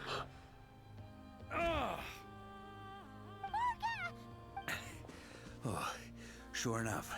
This place has been corrupted by Roland's will. Whew. I'm fine.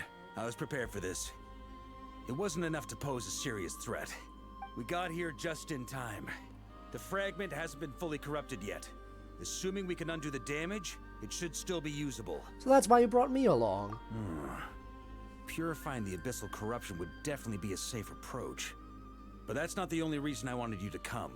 Could you try reversing the corruption? Not purifying it, exactly, but separating out the Roland part from the wolf spirit. So, keep the Roland part intact as well as the wolf spirit part? Why would you want to do that? Firstly, to test whether it's possible. And secondly, to view Roland's memories. As they say, know thyself, know thy enemy. Understanding our foe is our surest path to defeating him. This is a little unexpected. Let me think. How was it explained to me? Ah, yes. Focus on a single thought within the 1,000 winds. Capture that unique wisp before it blows away. I have no idea what that means. Actually, neither do I. Fraud. What? Sounds like something a certain tone-deaf bard would come up with when he can't think of anything meaningful to say. Wait, don't tell Paimon that's what actually happened. I thought it might mean something to you. Never mind. I'll explain it in more human terms. Traveler, when you were in Natland, you went fishing for ancient names, correct? Yes, actually, sort of. If I'm not mistaken, the Night Kingdom was like a river flowing with concepts, and you were trying to capture the concept belonging to a particular ancient name. I'm thinking the same basic principles should apply here. Okay, but Skins and limbers? we have Nice. a bow and a net. That's fun. This time, we don't have anything at all. This wolf spirit fragment is like a puddle compared to the Night Kingdom. No need for a boat. As for a net, this is what I've heard. Thoughts and emotions are like interwoven threads. I was not expecting create a Marika to net, show up here. Or they can create a rope. They can separate love from hatred, and they can bind objects and events together. Thought is the anchor for a being's existence, through which emotions are drawn forth. Okay, I think I'm kind of starting to get the idea. Also, we barely know anything about Roland. How are we supposed to use thoughts to anchor him? Well, maybe you could try this. What is it? It looks old and tattered. It's an unsent letter, written by the wolf pup Rostam, Knight of Boreas, from 500 years ago.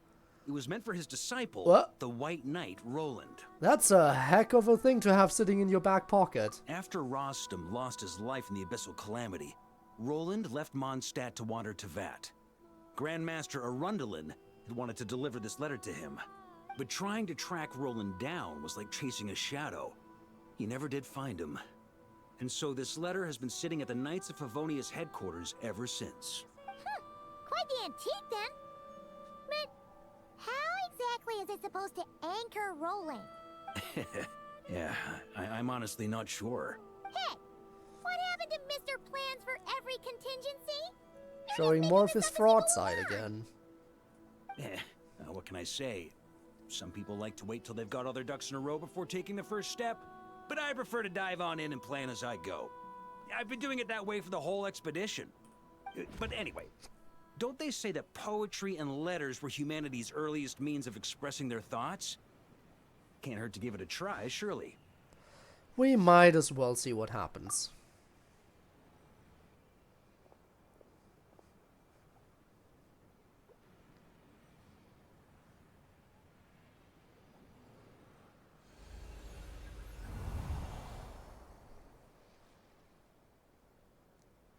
So...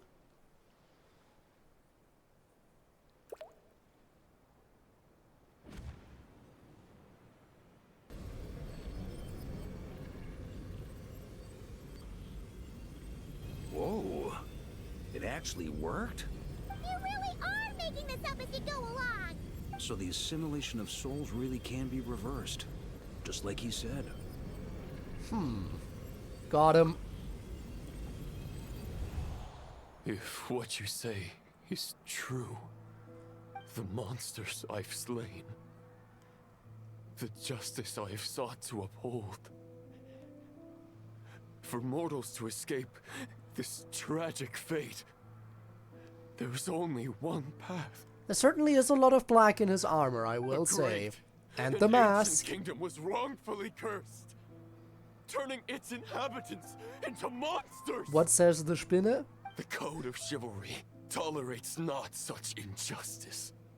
If Abyss be thy name, I pledge to you my loyalty. And that is where the blood-stained knight's tale came. He says to I an have end. nothing but my sword left. With that, and I want nothing he more. bade his I'm crashing out humanity too. farewell. Can't wait for the crash out. I dare say you must find it quite ironic, Knight of Boreas. That I... Dainsleif? No. We bore a striking resemblance, but that wasn't him. While we gazed into the past, he was gazing right back at us. Could it be? The visionary. So that's what happened. After leaving Mondstadt and wandering the land, Roland ventured underground and saw a revelation from the visionary. Once he had learned of Conria's fate, he saw the gods' judgment as the greatest injustice. So he surrendered himself to the Abyss, giving them his knowledge, his power, his everything.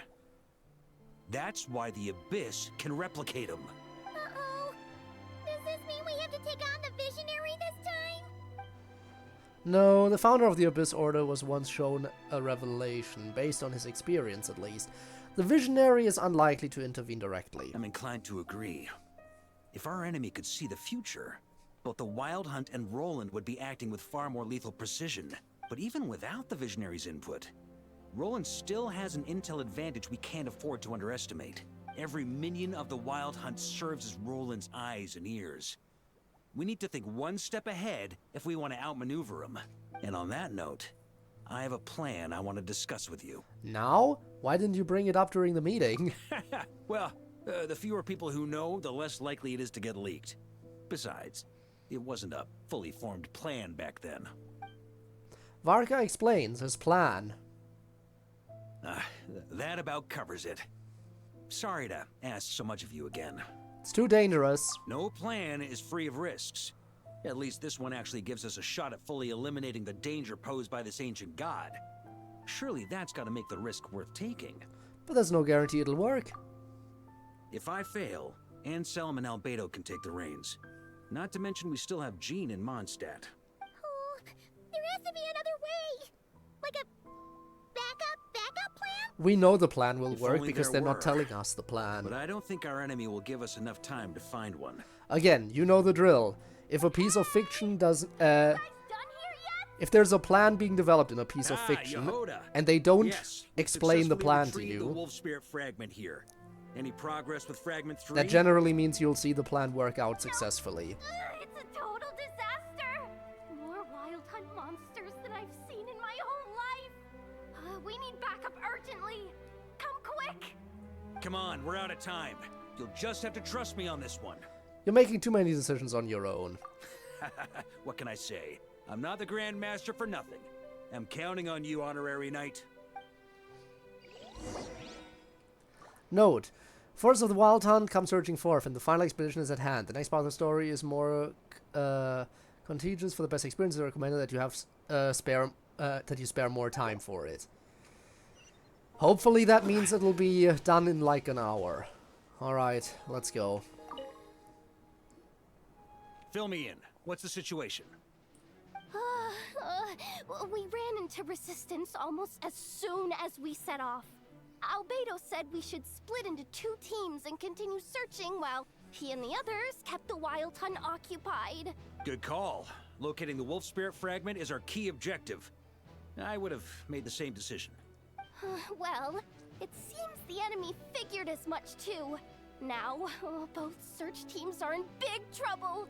Oh, I brought a map. This should make things clearer. Before we ran into trouble, this is the search area we decided on. The 2 teams are holed up here and here. They should have a clear idea of the fragment's location by now. But the Wild Hunt is stopping them from relaying messages back, right? Do we have any more troops available to provide backup? We can't spare troops from any of the fronts right now. That just leaves us with, The logistics company is standing by. Hanefa! Designated drop point reached. Initiating situation report. The logistics company was assisting Aino with the production of the strategic reserve. But after learning of the situation on the front line, they requested to be dispatched immediately. They are currently nearby awaiting orders. Amazing. Just in the nick of time. Hey, seeing as you can fly and all, shouldn't you be the one out here delivering messages? I regret to say Imagine that without that. the workshop's catapult, and with my short-distance propulsion module on cooldown, I will only be able to return to the battlefield after another 5 minutes. Please, keep up the good work, Yehoda. The logistics company has very limited provisions, only enough for a single battle. Which team should they support? Both. Once one team has been rescued, the remaining forces will We be can't free to do support both. the other. Varka be like, do We'll both. Move out immediately. Yehoda, keep up the good work with the comms. Is that how it works? You gotta choose one. Sure thing. Leave it to me.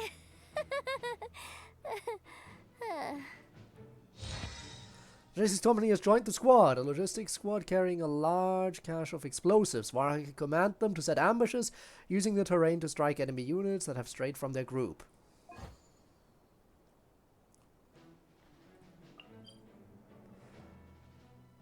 Think about it, isn't Durin also able to fly? Why does it have to be me delivering the letter? Probably because the Grandmaster Varka's got a Varka vouch for you.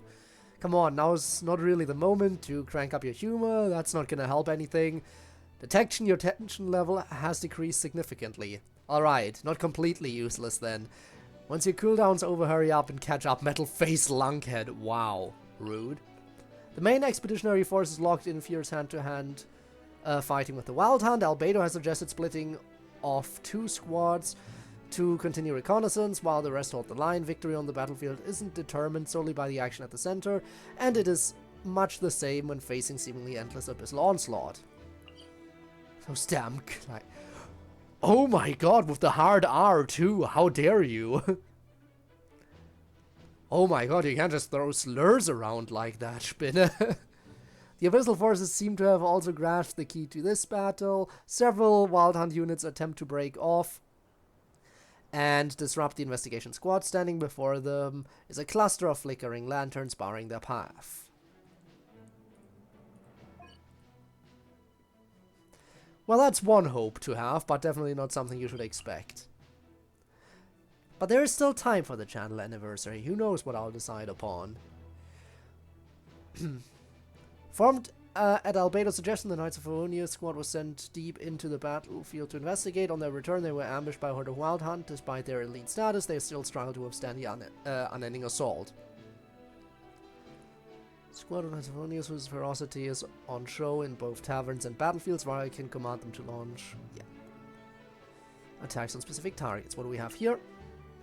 From the suggestion, this Lightkeeper squad was sent deep into the battlefield to investigate. On their return, they were ambushed by a horde of Wild Hunt. Despite their extermination, they still struggled to withstand the unending assault. Lightkeeper squad, working in concert with the Knights of Favonius, where I can command them to reveal targets in the mist at opportune moments. Okay, reveal target. I think we want to reveal targets first. So let's reinforce them.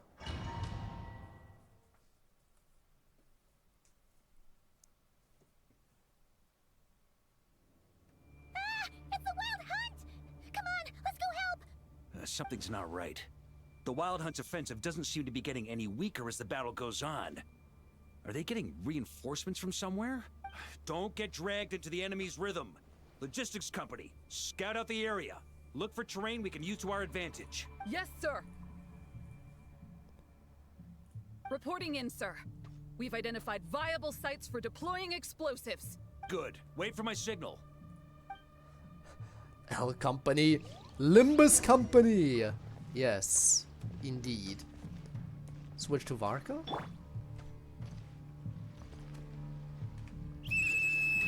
Logistics company, deploy! I'm stuck. And now I get to join the fight. Okay. Huh? Traveler, thank goodness you're here. Be careful. There's no end to these monsters. They keep coming from that mist, wave after wave. Okay. Just as I thought. Well, they're about to get a shock to the system. We'll wipe them out faster than they can replenish their numbers. We just have to hold on until the logistics company is ready.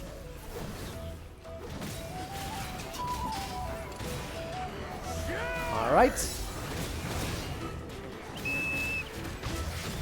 that the signal to say they're ready?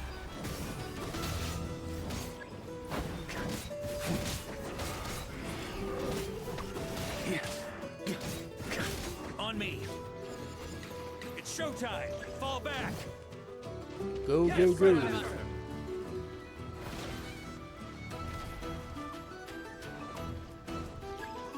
All units are beginning to retreat. Ready? Fire!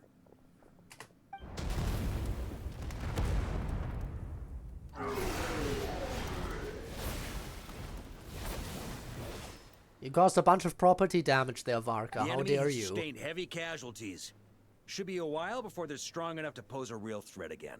Brave knights, on behalf of the Lightkeepers, I thank you for your assistance. There's no need to be so formal. When it comes to the Abyss, we're all in this together. Now, please tell me everything you've learned. Very well. We've narrowed down the search area for the final fragment to this zone here. That's not exactly very narrow. We split the search between us and the Knights. Maybe they'll be able to narrow it down further? Either way, I was about to go lend them a hand next anyway. Can I count on your help? It would be our pleasure, Mr. Varka. All right, Lightkeeper squad. Yep, we got them. We've run right through our supplies. We'll stay here and deal with any Wild Hunt that tries to stage a comeback. Now that they've lost their numerical advantage, they're no match for us. Focus on supporting the other team. Logistics Company has left the squad. The Logistics squad is exhausted. Its tactical reserves and has decided to remain here. This is my job. I'll get it there, whatever it takes. On a war-torn battlefield, a messenger flying through the air is an even more conspicuous target. But for Yehuda, who spent her career treasure hunting and mastering the art of stealth, she's the perfect messenger for vital information. However, Yehuda herself clearly hasn't yet realized why Varka places so much trust in her. Inextinguishable flames halt the Abyss's advance with waves of searing heat. The Krai Prince seals off the Wild Hunt's retreat with earth and stone. To buy more time for the reconnaissance squads, the expedition's main force is pinning the Wild Hunt firmly in place. Watching the two fight side by side, Anselm, the officer in charge of holding the line, can't help but think, Grandmaster, you were right. Those two were once Mondstadt's greatest fear have now become the Knight's most reliable allies. Damn. Inefa, I'm here to install your cooling module. I know, how did you? I snuck in behind the logistics company. They kept saying this place was dangerous, but they don't know the safest place is right next to you. That is correct. From now on, please remain within my line of sight. Holding his position, Flint's encounters reinforcements both familiar and unexpected. The Wild Hunt's offensive has slowed on every front. It looks like they've committed their entire force. The Lightkeepers rushing in from Pyramida gather behind Ilua, forming a river of starlight. A message from the old man. Rooting out the Wild Hunt is every Lightkeeper's duty. We shan't pass off our burden onto our friends from afar. True, they shall not do that. Alright. Let's help out over here.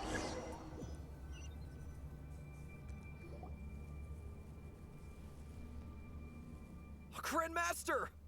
Honorary Knight! Thank goodness you're here. Be careful.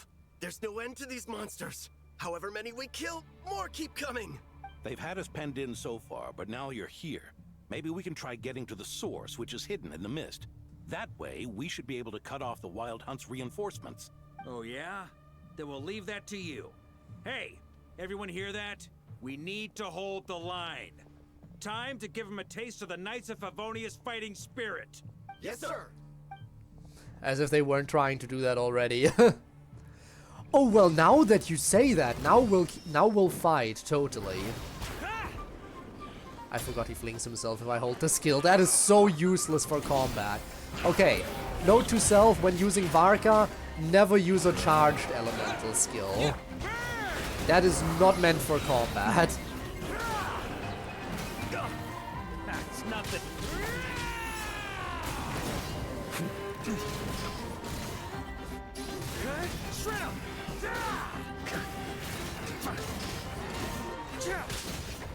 Hey, they're running out of steam.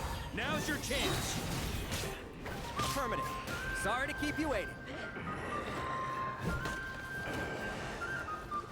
That's their source. It was hidden in the mist. If we destroy that, the Wild Hunt won't be able to summon any more reinforcements. Knights of Favonius, charge!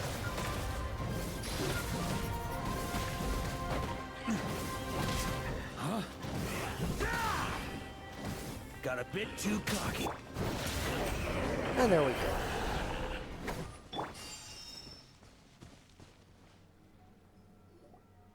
Ooh, I'm glad that's finally over. Use this time to catch your breath and fill me in on everything you've learned. Yes, sir. We've narrowed down the search area for the final fragment to this zone here. Yes! Now it feels like we're finally closing in on our target. Alright. I'll say. We're sure to face fierce resistance from the Wild Hunt, though. Do you still have the strength to keep fighting with us? Absolutely. Good to go, Grandmaster. Alright, we got the Knights of Favonius Much squad. obliged. Alright, the target is just up ahead. Move out! Under Varka's command, both squads have broken through the encirclement, and the location of the final Wolfspear shard has been revealed. The Wild Hunt forces begin to converge on the final battlefield, while allies and reinforcements rally together, buying every last moment they can for the final expedition ahead. Location of the Wolf Spirit Shard has been deduced using the information gathered by the two reconnaissance squads. However, the Wild Hunt's counterattack is guaranteed to be fiercer than ever, with your guiding light in your hand and your sword unsheathed, ready to cut through all obstacles. It's time to embark on the final expedition. Let's go then. They say it's the final one, but they said I should have ample of time for this part of the quest, so it can't already be over after this. Trick again. These guys must be easily amused. You all know the drill. The Knights of Favonius will engage the enemy while the Lightkeepers dispel the mist. Everyone, follow my signals. Yes, sir.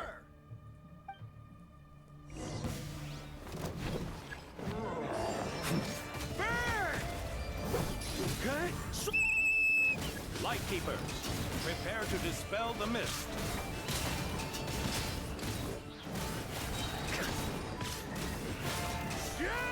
Might as well. Oh. Well, what do we have here?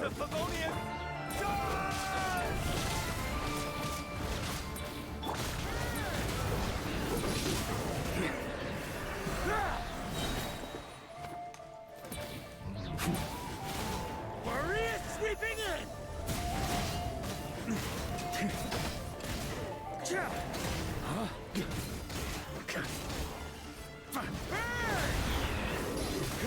Shred him! Time to counterattack!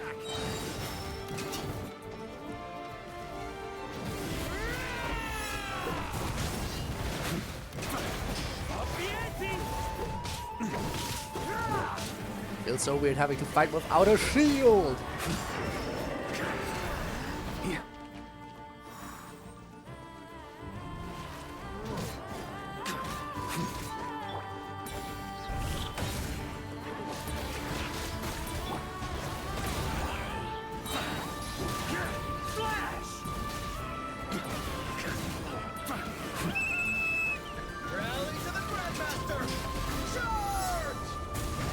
God, that does barely anything against this.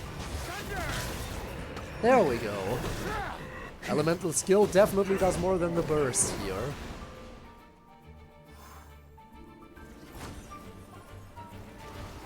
Ugh, this wild hunt doesn't know when to give up. Varka, you go on ahead. Traveler! Mr. Varka, leave this to us. Just like last time. Only a Knight of Boreas can deal with a wolf spirit, right? Don't underestimate us, Grandmaster. We can hold our own. And I'm here too. Ha, that's the spirit. Stay on your toes and make the Knights of Favonius proud. Either we all march back to Mondstadt together, or no one does.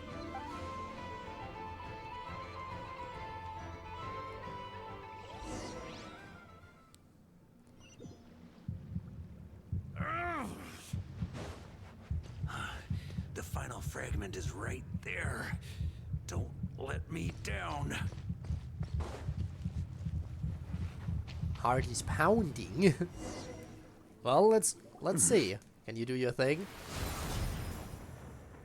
It seems you have collected them all, Knight of Boreas.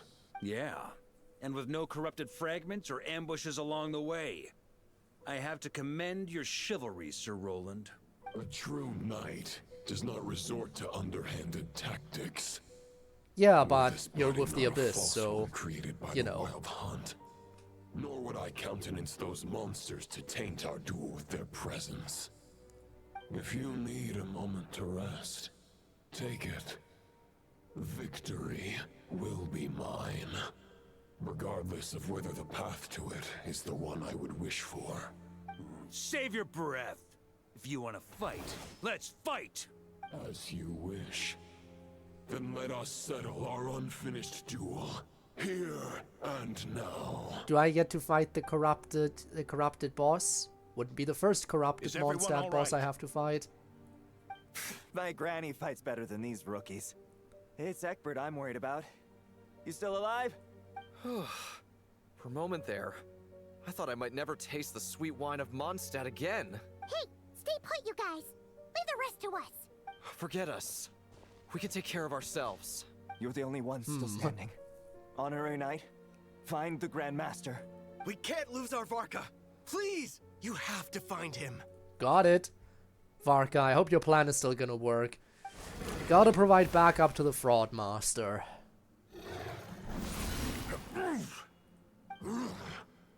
You're holding back, Knight of Boreas.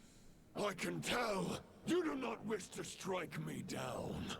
This duel does no justice to the way of chivalry. I wield the power of a god, while you dare not swing your sword with true intent. If you continue on this path, you will die. Your plan is doomed to fail. How can a helpless lamb hope to tame the heart of a wolf, when the wolf has seen through the lamb's plan? Ha ha ha. You're on to me already, huh? Andreas's question, Boreas's answer, the means to bear a soul. I knew it all 500 years ago. Okay, the false so path may be wide and welcoming, Only destruction lies at its end. It is time to crush your futile hope!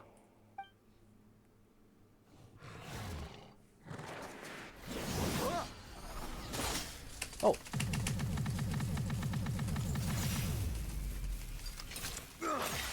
It's over.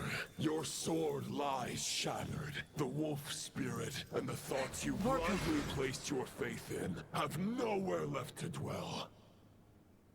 Join me and pledge your allegiance to the abyss, Knight of Boreas. And so falls the fraud. One day will understand that the only righteous path for those of true virtue is the path of darkest truths. Varka, he says calmly. For the next part, it's over to you. Outlander who caught the wind.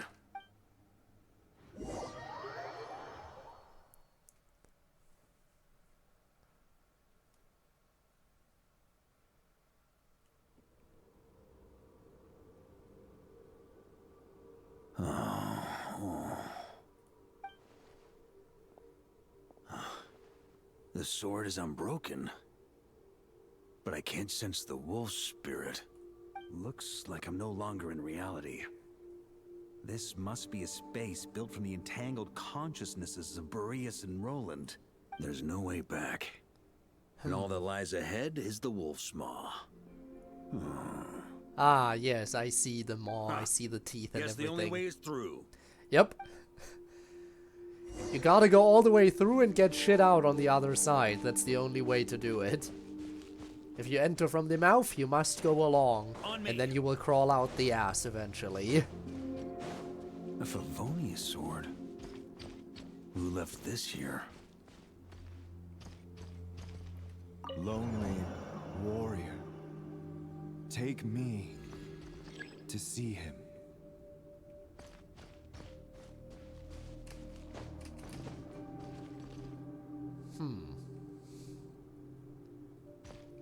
Huh?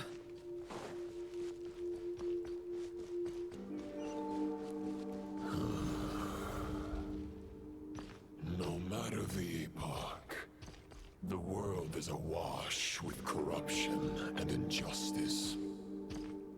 I have aided the oppressed and righted many wrongs. I've slain sinners and delinquents. I have slaughtered tyrants and demons. But however mighty one's blade, before the great injustice of fate, a mere mortal can but bow their head.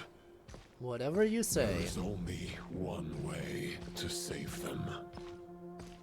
Who are you really trying to convince? It just says continue onward. Invisible wall. So much for continuing onward. Quest, continue onward. Tries to continue onward, gets hit with invisible wall. Perfect. Also, you really have to send Rift Hounds my way. The most annoying enemies in this game.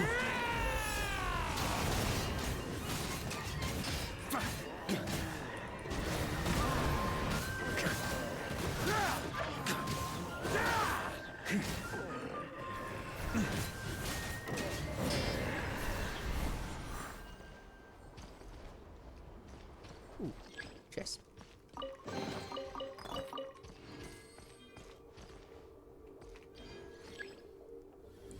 Is this the fairest shadow? It doesn't look like an imitation. The title of Boreas must find an heir. Try to keep up!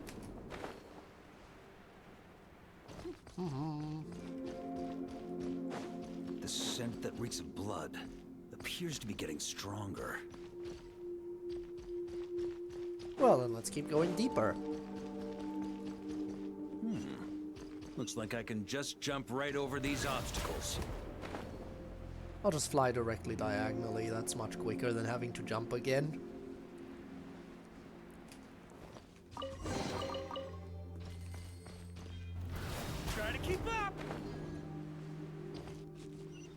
doggy.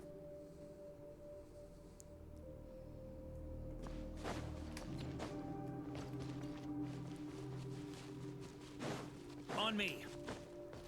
Alright, next sword. No matter the epoch, the world is awash with corruption and injustice. You're repeating yourself. Even flashbang. This hero cannot fight what fate has ordained. And even the holiest god cannot escape the shackles that bind them. Lupus The red Boreas, words were replaced. If you still harbor love for humanity, The red words were different between the text and the voice acting. there has only ever been one way to save them from injustice. Surrender to the abyss. Malicious lies!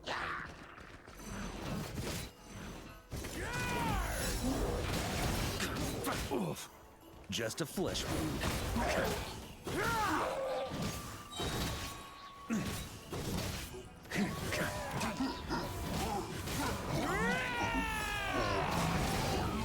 There we go. Stormwind!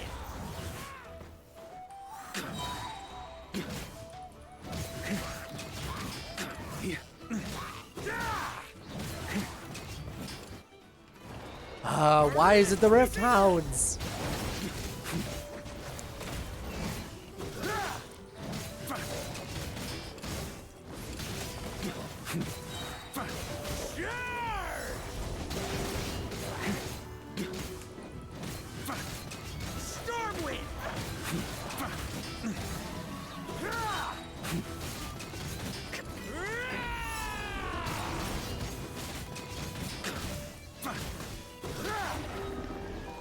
There we go. I already did. Don't... My old friend. Like the fact that they're just like, use the skill, as I already did use the skill and I'm waiting for the effect to show up.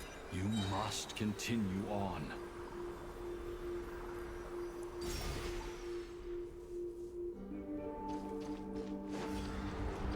This wind feels less than welcoming. I'd better take shelter.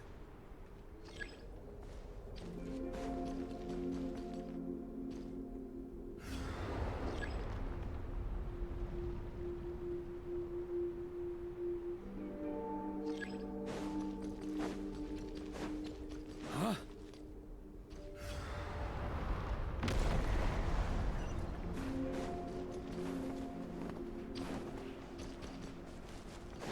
Wow.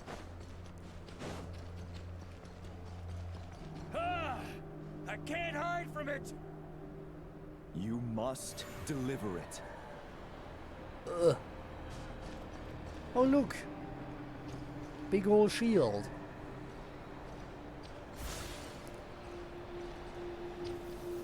Your path cannot end here. And there goes one sword after another. Next one breaks, next one triggers.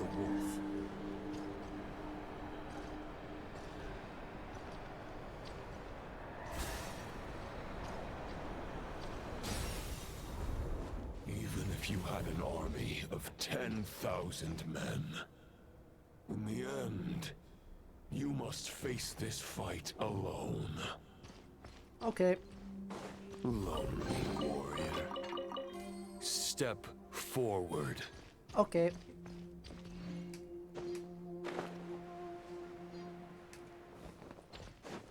Again, I'm just waiting for the boss fight to happen.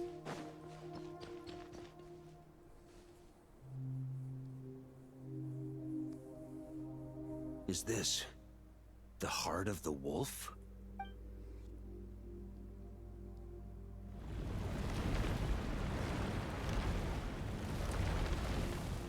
Oh well, look who it is.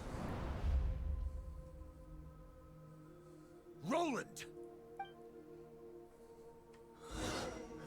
After countless bloody battles, trials, tribulations, and hardships, I, with my mortal flesh and blade, attained power to rival that of the gods.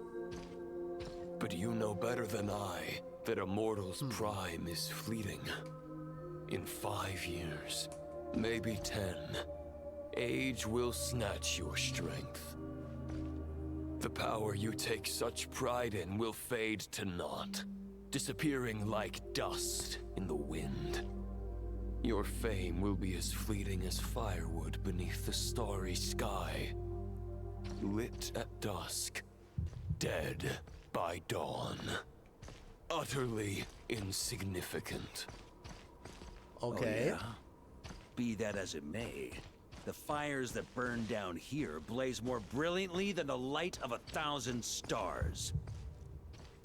He sure is fast.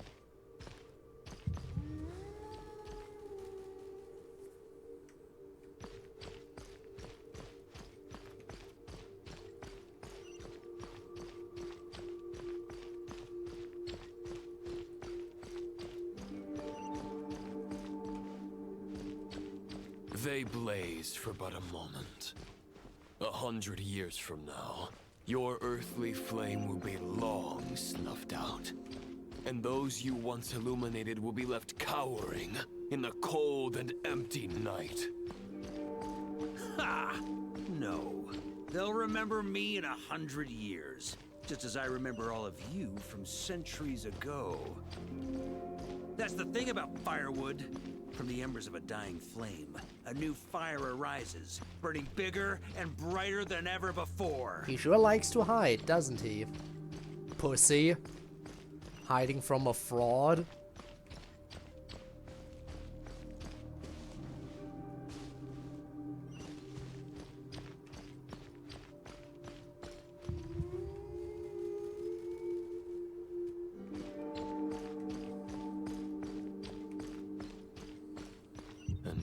Duty is to save others, not demand things from them. How can one call themselves a knight while placing their hopes in generations to come?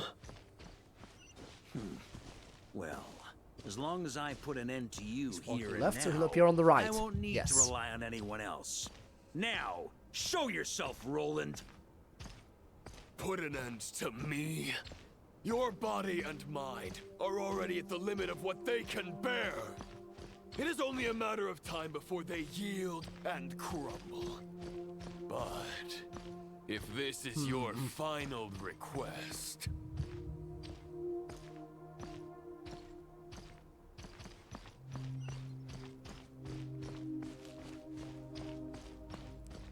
We good now?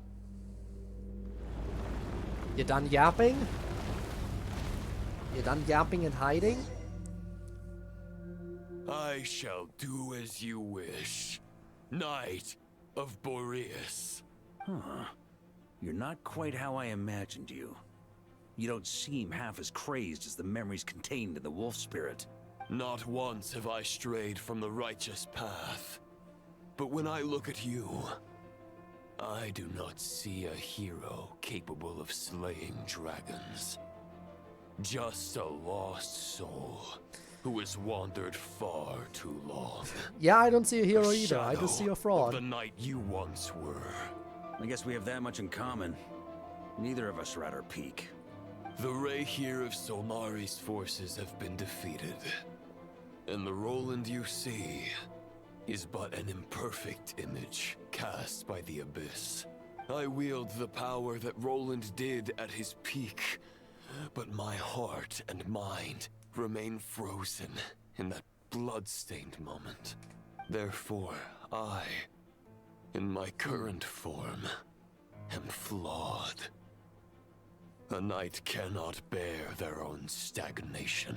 After redeeming you from injustice, and guiding your surrender to the Abyss, I shall rectify myself, and continue to follow the knightly path. Huh. The world out there can bear no more of your torment.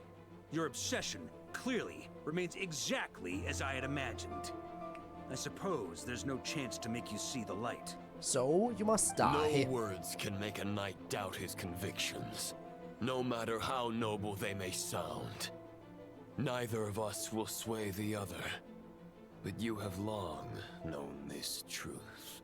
Otherwise, why would you pin all your hopes on Boreas' single thought?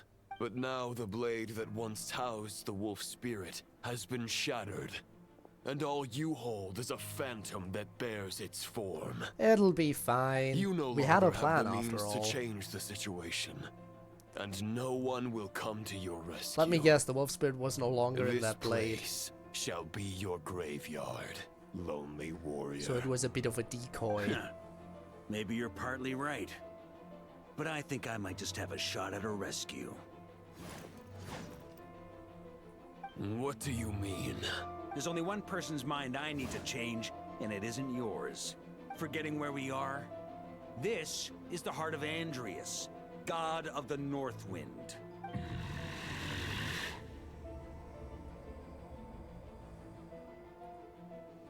Andrius, can you hear me? Wake up! You are the great god of the North Wind. How long will you allow yourself to suffer the domination of the Abyss? So of course, Fraudcar's If big this plan is is begging your for final help. Gambit, I am most disappointed, Knight of Boreas. Grand displays of heartfelt wishes cannot summon miracles. This world shows no such mercy to its inhabitants. Return. Return to the ley lines. This is my choice. My memory. Is this the answer that I found at my journey's end? Andrius. Yup. At long last, I have delivered your token back into your heart. A Knight of Boreas. Watch on. This is all that a wolf can hope to do for humankind. I see. On behalf of all humanity, I thank you, Lord of Wolves. Boreas is returning to the ley lines. But why? Your sword is broken. You no longer have the means to bear his soul. You've been outplayed. Surely not. Begging for miracles is a futile endeavor. I know better than that. But a sword is just one kind of vessel. There are other ways to store a soul. He did the thing. The Dominator of Wolves once bestowed the power of his soul upon his pack, strengthening their hearts and sharpening their claws and fangs. Even if it is not my intention, the soul of Lupus Boreas will inevitably ravage, devour, and assimilate a mortal heart. As if human and wolf were being forcefully merged into one being. So that would explain why we said it's so dangerous. If a mortal heart is to bear the soul of a god. Oh god, we're even going this back is to the a path captain. that cannot be retraced.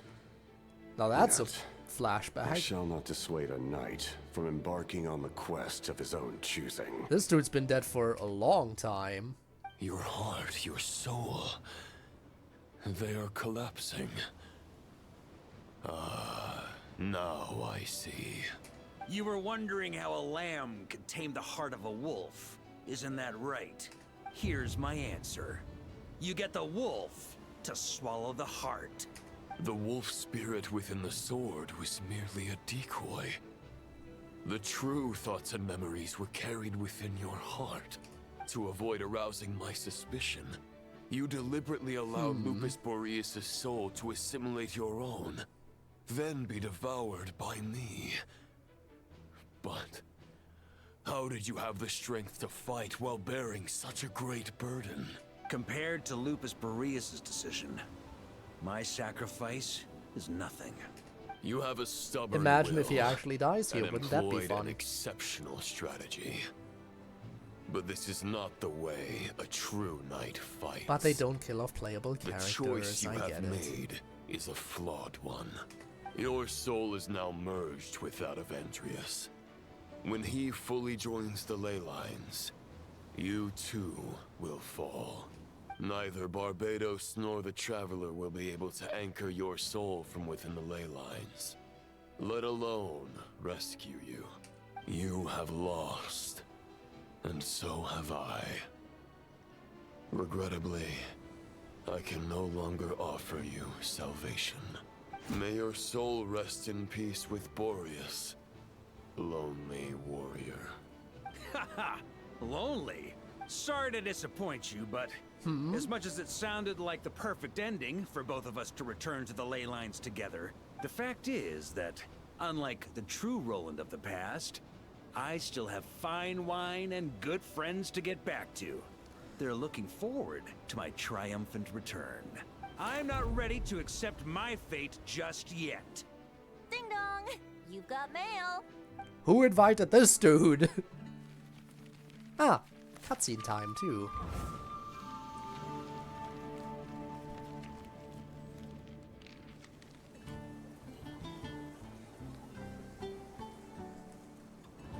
Until I return, I leave them in your care.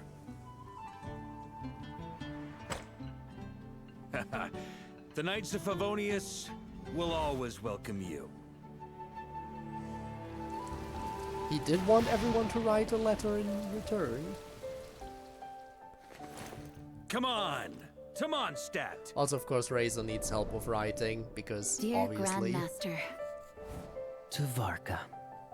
To Varka. Family. No pig call.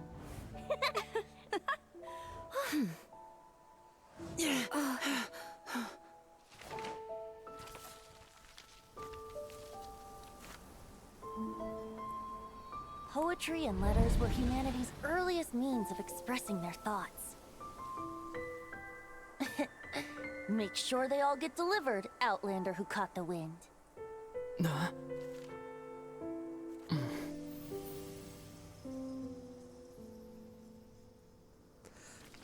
And through the power of letters, through the power of mail, Varka gets to avoid certain death. Wow. Grandmaster! Grandmaster! Master. Varka. Uncle Varka! He's the right one! For Varka.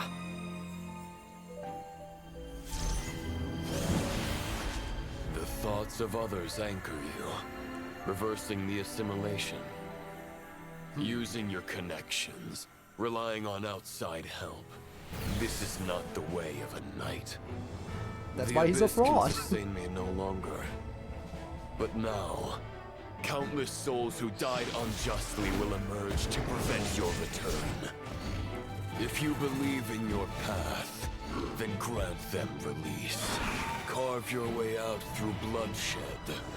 Varka, mightiest knight of Boreas.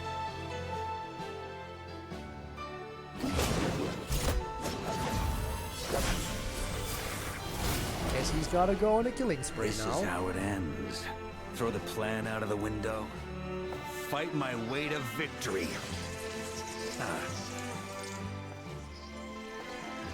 Well, that suits me just fine! I do have to say, for as much of a fraud as he is, the fact that he dual wields great swords is pretty impressive. True to their word. So please, keep your promise and return victorious. You're not alone. Right back at you, Varka.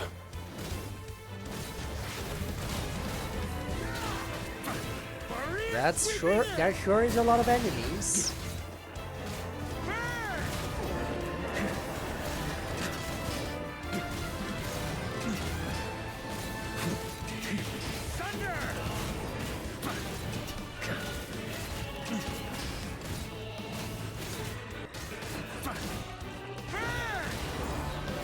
Got him. The north wind blows southward. May it guide you on your journey home.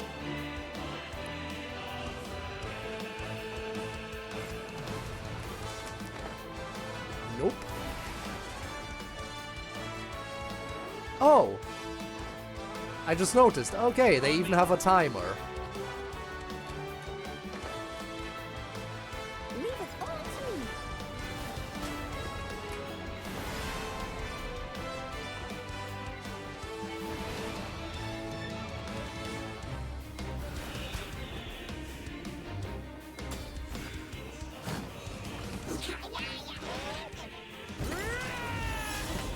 There's an ice-cold drink with your name on it. Ready when you are. Don't go dying in a place like this, Varka. Ooh.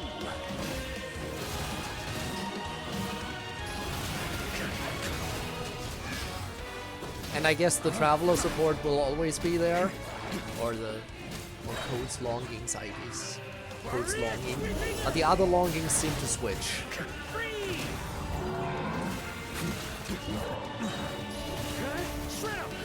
Also, hey, I even get a shield for this. I mean, it's just the Noel shield, but still, it is a shield.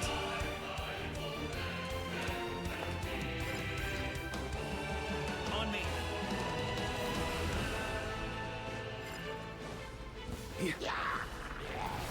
I'll just ignore those idiots.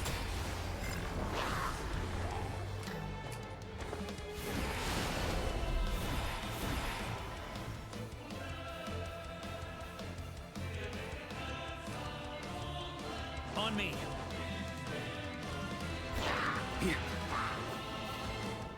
Fly home to us, Grandmaster!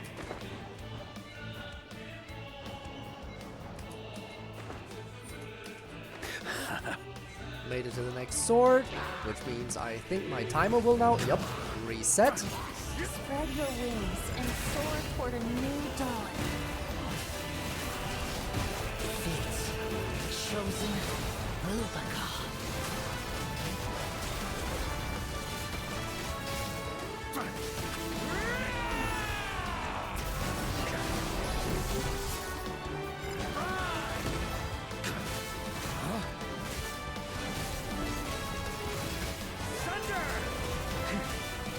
On me. Okay, got a minute.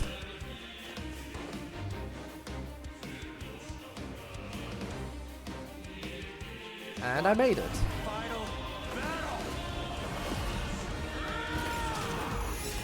Oh, and he just holds. Fair enough.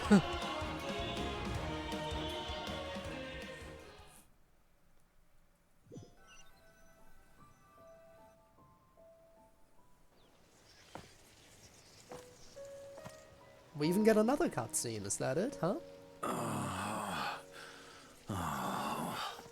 Because one cutscene alone isn't enough, apparently, for him.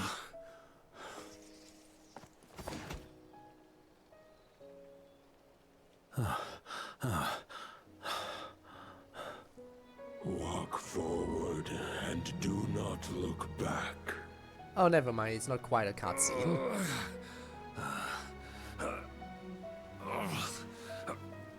Actually, it is, but the way the text thingy was at the bottom, it made it seem like it was not. Weird. Fraud, indeed. Varka, now I know the meaning of my name. After the lengths you've made everyone go for you, you'd better make sure to thank us all properly when you get back. You know, I have a lot of things to update you on. But they can wait until you're back. Fraud derogatory. Yes. I have no intention of returning to the Knights of Favonius. But I trust you will find a way to manage on As your own. opposed to fraud affectionate, like Gabe calls him.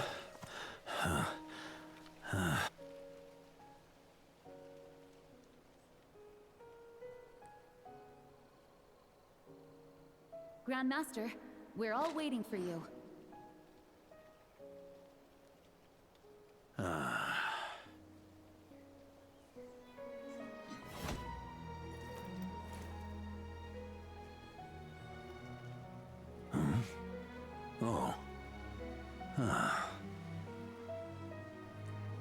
Sure likes making noises. I'm not doing too bad a job as Grandmaster, am I? Yes, you are. I'll take that silence as your approval.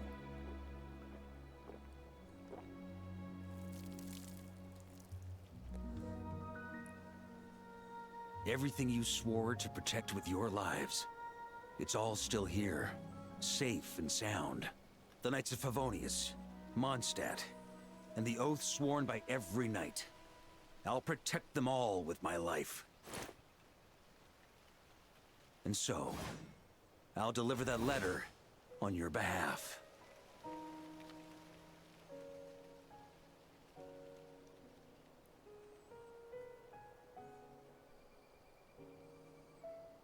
Well, there you go.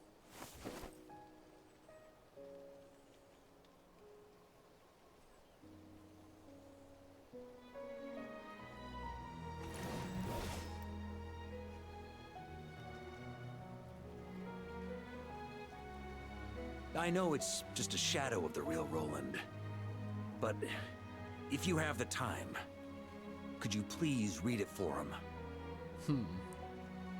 Rostam and Arundelen, they never forgot you.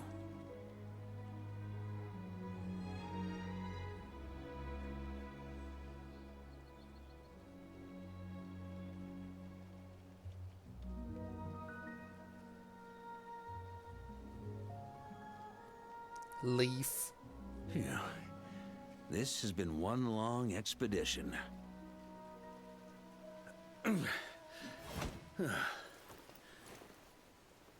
It's called the Black Sword. What a creative name, right? From here on out, I think I'll let the wind lead. Ah! Flashbangs! Why does it always happen?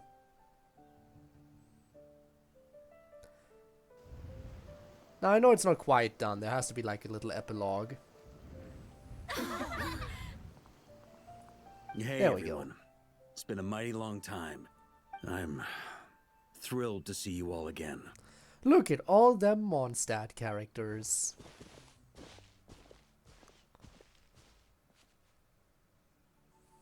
Welcome back, Grandmaster.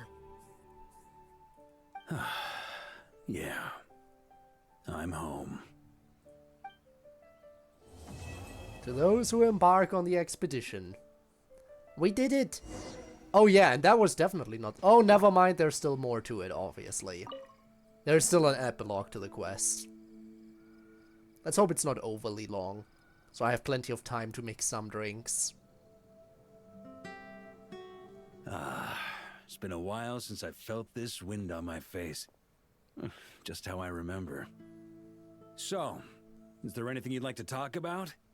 Now's your chance before I get dragged off to the office. About your plan? This sword was just a decoy. I carried his soul in my own heart. That was the plan I was most certain would work.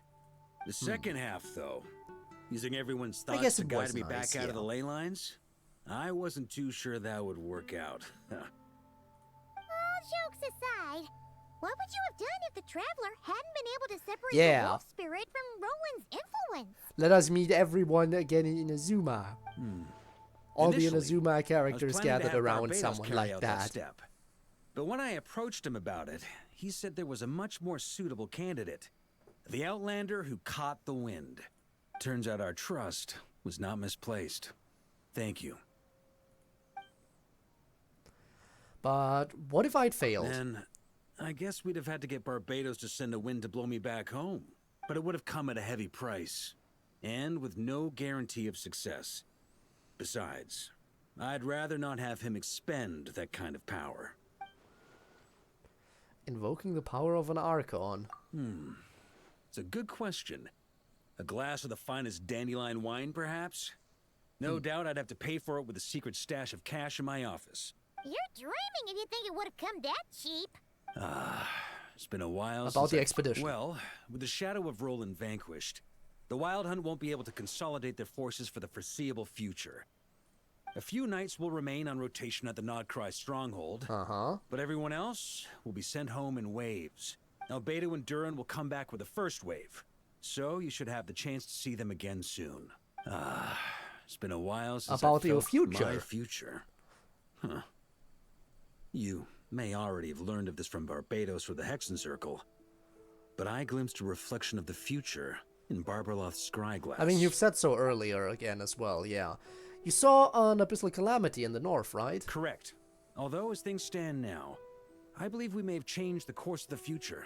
Thanks in no small part to you. Still, after I've tied up some loose ends with the Knights of Favonius, I'll need to make another trip back north. There's still a lot of work to be done at the Nod-Krai stronghold. Besides, the first group of knights who volunteered to stay there have yet to be relieved of their duty. How could I simply abandon them? Ah, how noble. But be honest, your main reason for going back to Nod-Krai is so you can dump all your work here on Gene again, isn't it?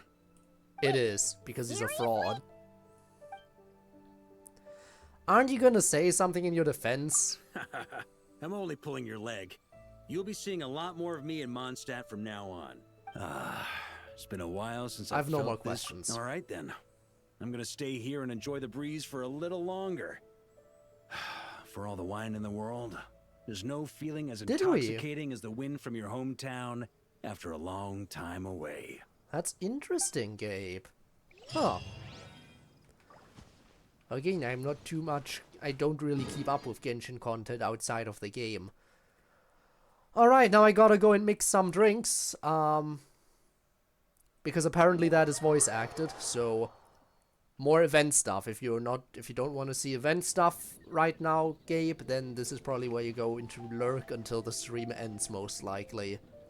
But then again, if it's short, I might also do some other stuff afterwards. Like 1 or 2 more thingies. Alright, let's go.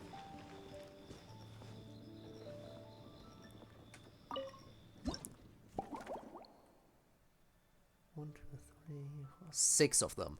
Librarian's little problem. The first guest of the night's newly opened drink stand soon arrives. The familiar shade of rose purple instantly soothes your mind. This might just be the perfect opening.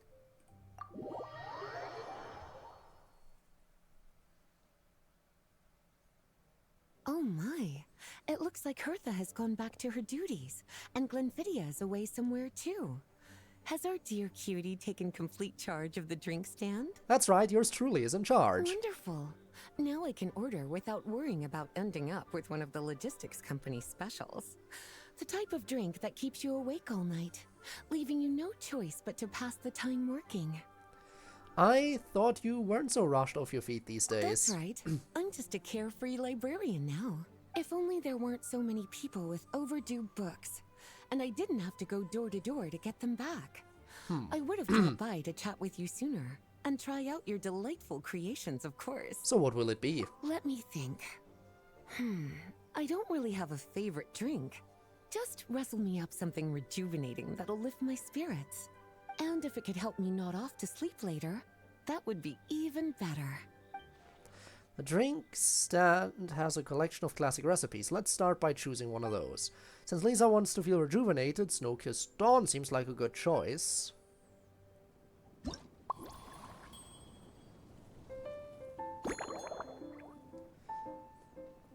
Alright, so milk, Donald, and there we go. Go next.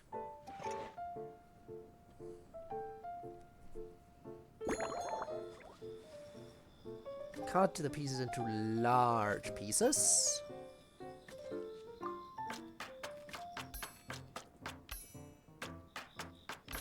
There we go.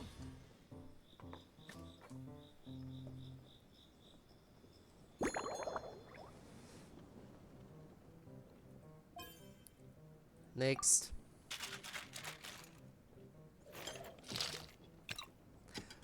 Okay, we got the moves apparently.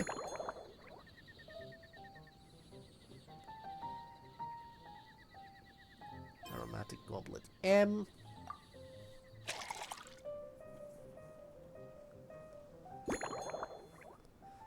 And a small lamp grass. There we go. Snow-Kissed Dawn. Legend has it that this drink is a masterpiece crafted by a painter and a bartender together, inspired by Dragon Spine at Dawn. With a dollop of Satana and an energizing kick from cocoa, it restores the drinker's vitality almost instantly. Here's a Snow-Kissed Dawn. Hope you like it. It's delicious, cutie. Stop calling me that, Pleasantly please. tart, sweet, but not cloying, smooth on the palate, with a refreshing aftertaste. If anything, though, I seem to be feeling a little more energetic than I'd like. Perhaps you've unwittingly unraveled Glenfiddia's secret and concocted an even more effective pick-me-up? How about I adjust the recipe and mix you a new one? Don't worry, there's no rush. Your eyes are aglow with curiosity, as though you have many more questions to ask. Let's chat for a while. Take your time. Inspiration will come soon enough.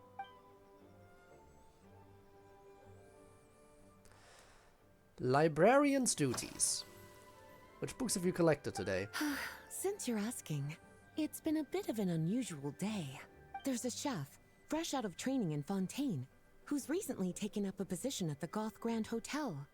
She borrowed our most valuable book, the Mondstadt Millennial Compendium of Desserts. Apparently, she plans to use dessert-making techniques to improve the taste of various savory dishes. Something about reducing their greasiness. That sure is a novel approach. Indeed. And judging by the results, she rather overdid it with the caramel sauce. What should have been fragrant meat slices ended up tasting nauseatingly sweet. Caramel sauce is such a fantastic ingredient, you know? It never fails to please when added to drinks. Sometimes I even add a spoonful to my afternoon tea. All right. Improving food, I suppose, I isn't see always one about ingredient being we as need. creative as possible. Obtain clues during a conversation. Click to enter contemplation. Lisa likes caramel. Interpret. Lisa managed to track down the Mondstadt Millennial Compendium of Desserts earlier. She seems particularly fond of caramel sauce. Perhaps I should try substituting some of that for the Tangier Smetana.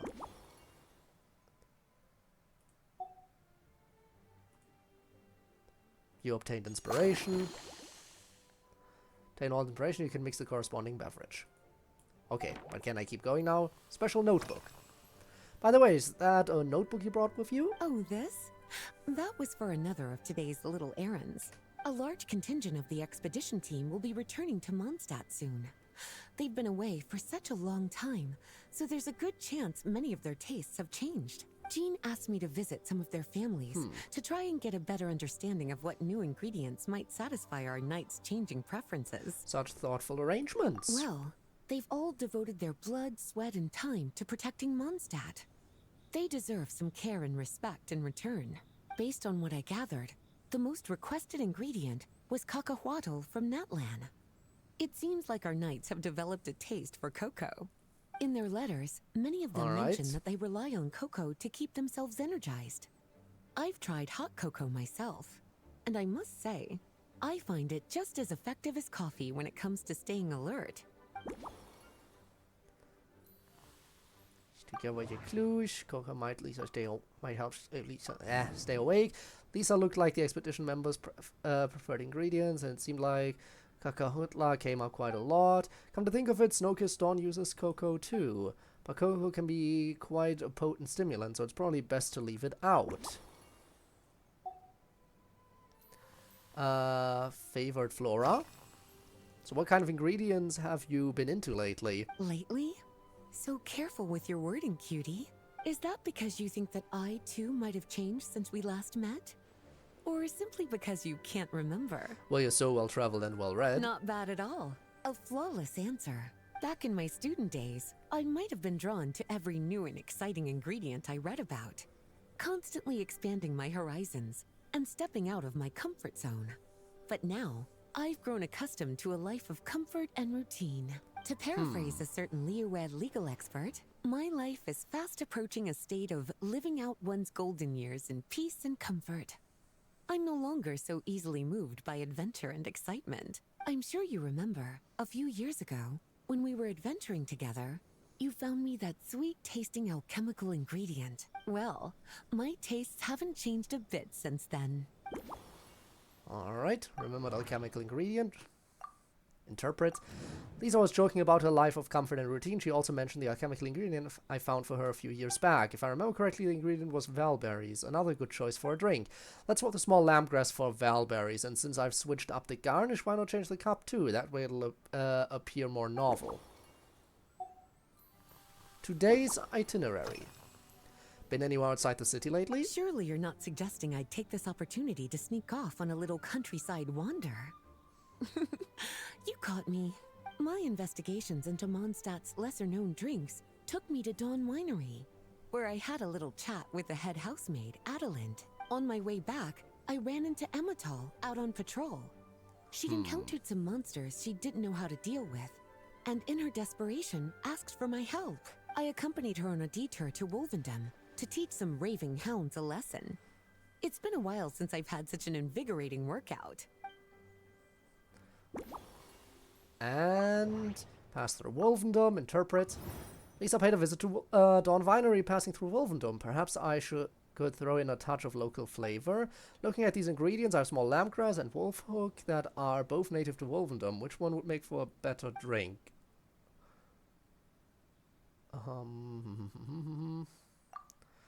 Associate. There we go. Interpret. Small lampgrass is more of a garnish, so let's replace that with valberries. Then I just need to figure out how to incorporate the wolfhooks. They have a bright, tangy profile that should help balance out the sweetness of the caramel sauce. And there we go. Let's start mixing. Alright, I think I know what fits the bill. Let me rustle you up a new improved version. As expected, cutie. Your brilliant mind has grown even sharper. Just a few gentle hints were all you needed to light that special spark of inspiration. Okay.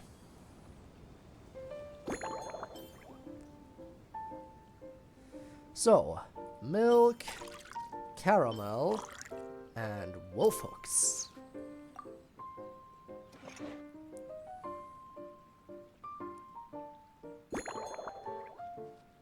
Into pieces of any size. I think we'll stay with large then, because we didn't really receive any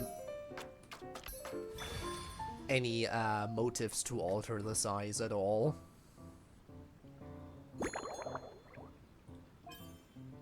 All right.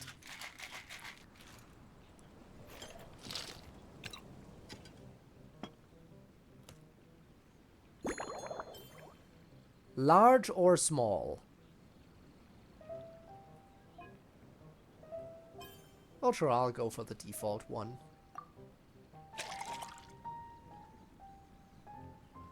And now, Valberry. There we go. It is done. Slumbering Rose. Based on A Snow-Kissed Dawn, this novel cocktail was concocted especially for Lisa. After a long day, the librarian needs to recharge without risking sleepiness. In making this drink, you skipped any stimulating ingredients and found a delicate balance between the sweetness of caramel and a slight tang. The goal was peaceful, restful sleep, so why not call it a Slumbering Rose? Finished! A new creation, custom made for you. This should help you fall asleep quickly and guarantee you peaceful dreams. It's called a Slumbering Rose. From the colors to the choice of glass, everything's been carefully crafted. You've turned it into a completely different drink. Based purely on appearance, it's exactly my style. Time to see how it tastes. Full marks. It's like savoring an exquisite dessert before taking a stroll along the shore of Cider Lake, with a gentle breeze caressing your skin, relaxed and at ease. I no longer feel drained of energy, but neither am I overstimulated.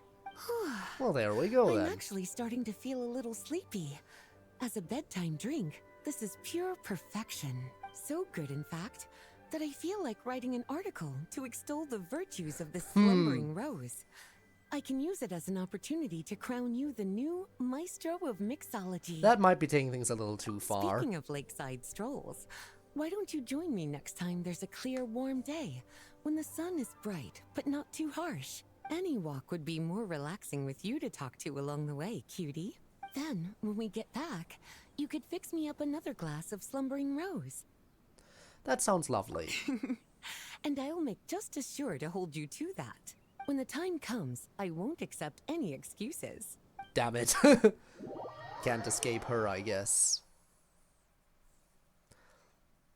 Let's keep moving. Oh god, so these things actually take a while. Didn't expect this to actually take some time. And making this drink... Okay.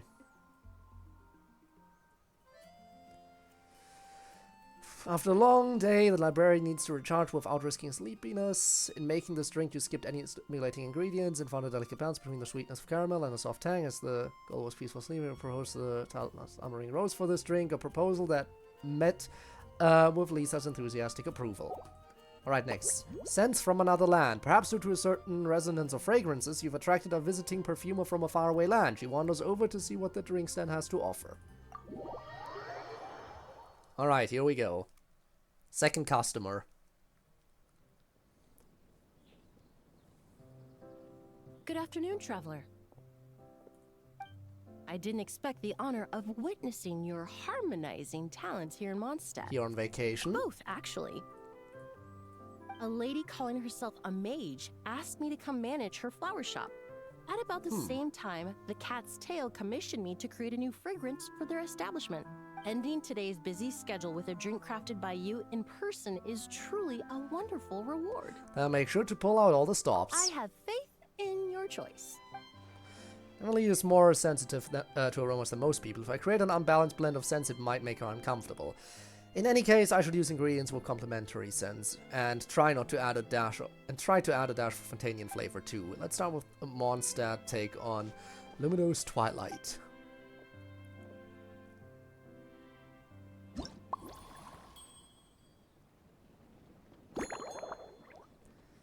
Alright, so tea, fermented juice, and mint.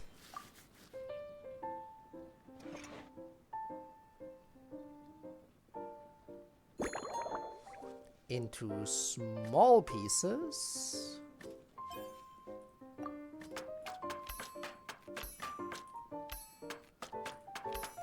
There we go.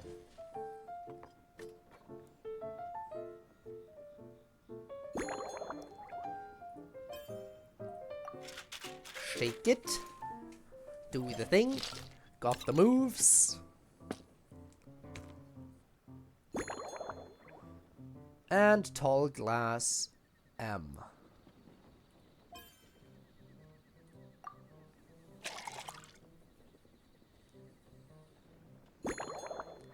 And a Valberry garnish. There we go. It is done.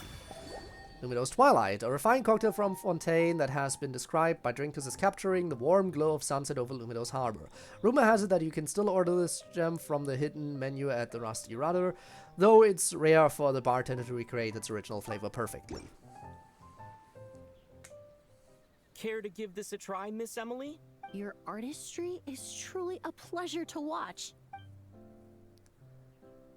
So... Also, we will definitely be going into overtime because of this quest. I didn't think these sessions would be as long as they are.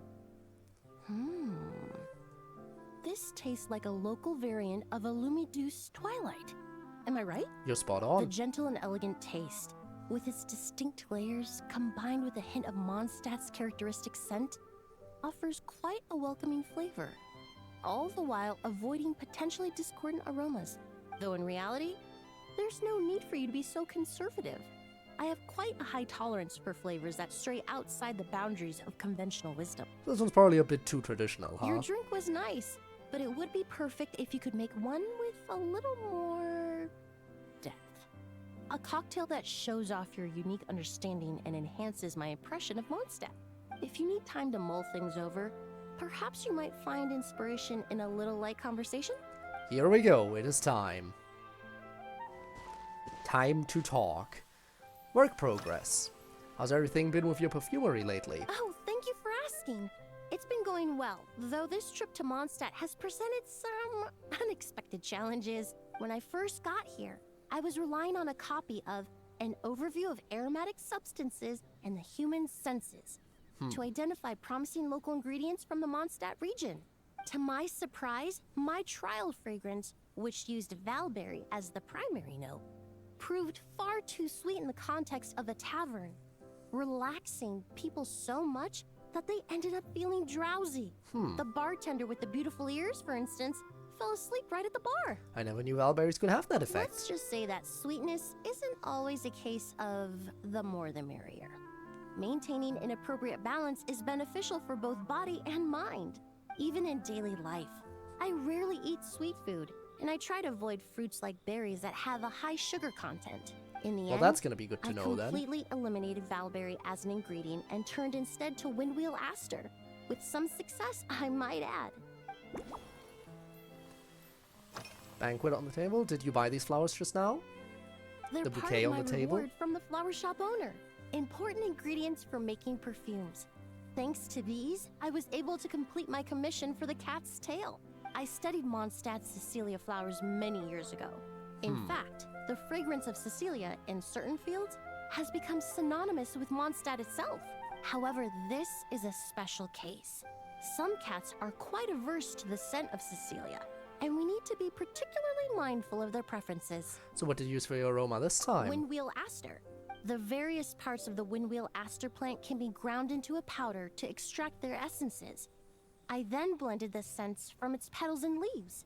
The result carries the intoxicating sweetness of mead, while still emphasizing the fresh notes contained within the flowers, stems, and leaves. I just took it for a little trial run at the cat's tail, and the cats seemed to really like it, while the clients themselves found it comforting and invigorating. Extracting exquisite fragrances from ordinary overlooked ingredients, oh, that's what truly brings me joy. Bright and clear sky. The weather's nice today. So this is what it feels like to start a conversation with a classic icebreaker. It really is. A while earlier, I watched a whole run of fair weather clouds float by, fluffy as pillows. It's not overly humid either, and the wind is gentle too. Stop using that word. In such word. conditions, one sense of smell is heightened, but not to an excessive degree. When scents are blended well, they naturally combine with the ambient Spinne, context, are you still there? leaving We have a bot. particularly Thank you, powerful Spinne. Appreciate impressions. you. You're a wonderful person. I never realized scents were so affected by the weather. It seems something similar is true for mixology. As long as you choose a base of appropriate strength, the various flavors will blend seamlessly together. When mixed properly, all the ingredients work as one to create a most wonderful symphony for your taste buds. I see, so the combination of flavors is key. Yes, that's it. Now I think about it, layering distinct flavors doesn't really suit my personal preferences. And unusual hobbies and interests. What do you usually drink? Usually, after work, my friends from the Maison Gardiennage sometimes treat me to a few drinks. I usually stick to fruit tea. That way, I can get straight back to work after our gatherings. If it's before a holiday and my friends are in high spirits, I sometimes order a small glass of sparkling fruit wine. There was an officer named Terena who used to treat me to aged Corte wine. But since she was transferred to the Special Security and Surveillance Patrol, we haven't had the chance. So you do drink alcohol sometimes. In the world of science, high-proof alcohol is a widely used solvent. I've grown well accustomed to the smell of it by now. Besides, when I'm slightly tipsy, my state of mind changes, which in turn alters my approach to perfumes. It doesn't matter if the result is good or bad, it's all about trying something new. So I don't mind drinks with just a little bit of alcohol, but I don't like anything too strong. Alright, for me alcohol is an instant out. Alright, piece clues together. Let's see what we got. Incorporate windwheel asters. Emily created a new fragrance using windwheel aster, and apparently it was quite successful. What's the best way to incorporate the scent of windwheel aster? Mix more thoroughly. When from talking about the weather to the best way to blend scents, Emily prefers single seamlessly integrated scents rather than those with distinct layers. In which case, I'll need to blend each ingredients together thoroughly in her drink. I should shake it a lot harder to make sure the flavors don't separate. Liquor won't leave you drunk. Interpret. Emily enjoys fruit tea, but has also occasionally drinks alcohol to get a little bit tipsy and spark her inspiration, so I guess I can add a dash of light wine to the base, perhaps something fruity. Sweetness of valberries has added a few complications to Emily's work. Emily believes that too much sweetness may not be a good thing for the human body. Valberries are also used in Luminous Twilight. Perhaps I'd better swap them for something else. So we take that, associate with the valberries, trigger association. So there's a strong enough connection. Really? Really?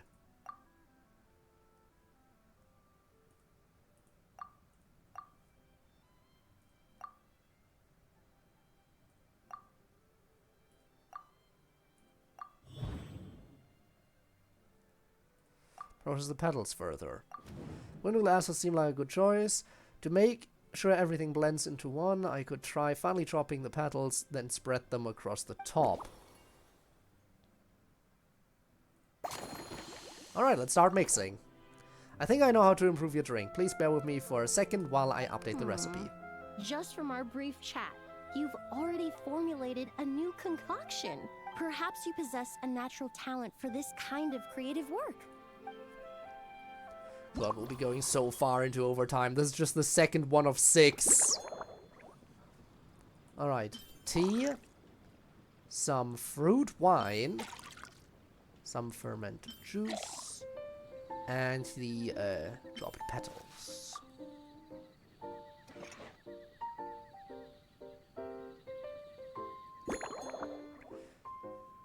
Cut into... You know what? We'll go very small.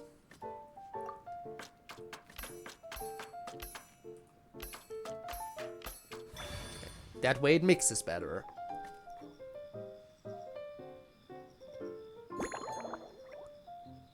And we're gonna go all the way.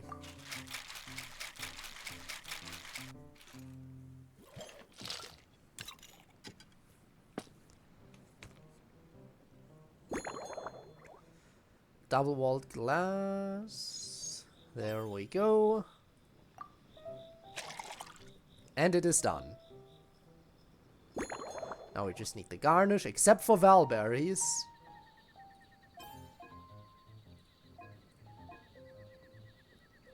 Yeah, I think this one works.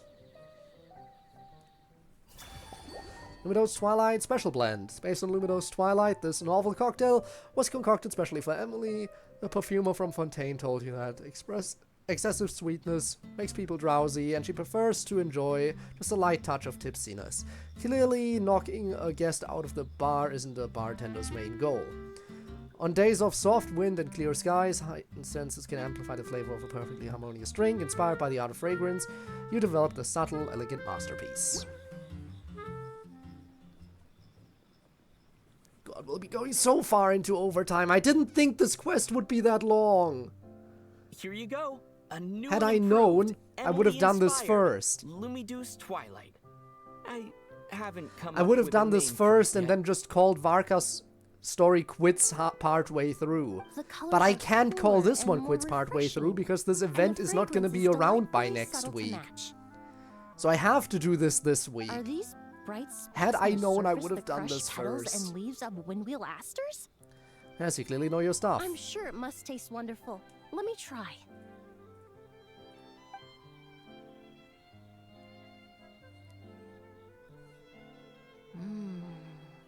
In the language of flowers, the windwheel aster represents the visible winds. Your cocktail not only captures their form, but also the fragrance they carry. Therefore, I suggest you call this drink Windborne Bouquet. The winds and clouds of Mondstadt swirl together in the glass, leaving behind enchanting traces of fragrance. Elegant and full of style. Really? Perhaps it's just a habit of my profession. I'm glad you like it. Now it's time to slowly savor this masterpiece. Thank you so much. This trip to Mondstadt has been so rewarding. This is the most memorable cocktail I've ever had. Once I get back to Fontaine, I will attempt to recreate this moment as both a fragrance and a perfume. I'm honored. Once I've perfected the recipes, I hope you'll do me the honor of being the first customer to experience these new products. Until then, I look forward to seeing you in the Court of Fontaine. Alright, that was the second one. Stupid loading screen, let me continue.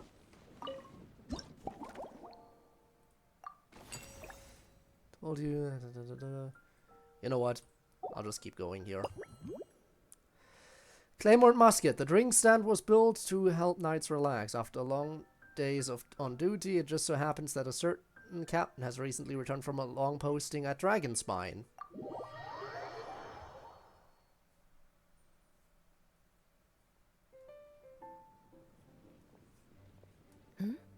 So you're looking after the drink stand now. If I'd known sooner, I would have stopped by this morning. Thanks for your support. I've got to say, I'm getting curious. I've heard a lot about your mixology skills. I wonder what kinds of drinks you can mix with the ingredients Glenfiddich has prepared. You seem busy. I don't have much of a choice. It's just one thing after another right now. First off, the Knights of Favonius annual combat assessment is coming up. And this year, the standards are higher than ever. As the captain of the reconnaissance company, I have to lead by example. At the very least, I need to rank as one of the top 3 captains in the practical portion. So, I've been intensifying my training lately. So that's your style, huh? Also, I just realized, of course this quest would be long. Maintain my position. When I was able to knock I've never once neglected my main duties. story of the event out easily in one stream, Anyway, I should have expected that this thing would take like has an invited a hour. renowned champion duelist from the Court of Fontaine to come here for a swordsmanship exchange. Since I'm one of the captains with the highest attendance rate when it comes to these things, and I'm fairly skilled with a claymore, I was chosen as a representative. I have to prepare thoroughly to make sure I'm a serious match for the champion duelist. And then after the exchange, I need to write at least 6 different reports based on the results. Sounds like you could use a very stiff drink. Oh, I sure could. Anything that'll perk me up would be welcome.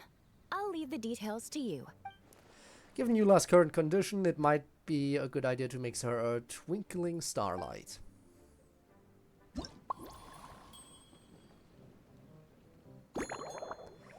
Alright. Fruit wine. Fizzy water. Wolf hooks.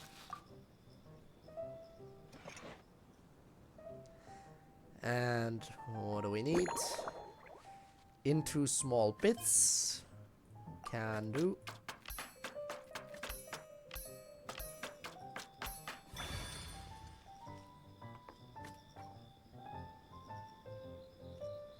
And now we shake. There we go.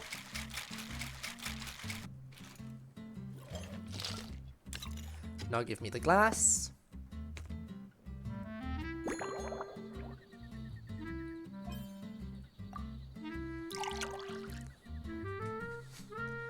And finally, to finish it off, Star Salt. It is done. Twinkling Starlight. A special cocktail was inspired by the stunning vistas over Cider Lake beneath the starry sky. Both its color and flavor hint at a refreshing nature, but with those lighter tolerances should be careful of its lingering kick. 1 twinkling starlight for Captain Eula. Hope you like it. Judging by your confident tone, I'm certain I will. Well then, I'll make sure to savor this thoroughly. Because if it's not good, then vengeance shall be yours. Huh. Not bad. Sweet and tingly, with a delightful airiness. The fizzy water really brings it to life. I suddenly feel full of vim and vigor. But just 1 glass doesn't quite scratch the itch. How about something with a bit more bite? Not strong enough for you. Don't hold back. You don't need to worry about putting me on the floor with nothing but a couple of drinks. Let's chat while I decide. Works for me. The first company hasn't assigned me any paperwork for tonight, so I'm free to catch up and try your new creations at my leisure. Drink on the table. I'm just wondering, that bottle you're carrying, is it imported fruit juice? That's right. The merchant I got it from called it Romaritime flower fruit extract. It has a very unique smell. Here, have a bottle. Have you been drinking a lot of this lately? Oh, it's a necessary courtesy. In that book Miss Magistus lent me, The Blade Dancer, 20 years on, it says, after a duel, a Fontanian swordsman will politely invite their defeated opponents to a banquet. To properly play host to Miss Clarande, I searched for quite some time to locate a rare goods merchant in Dorman Port who sold this juice. Sounds like something out of a story.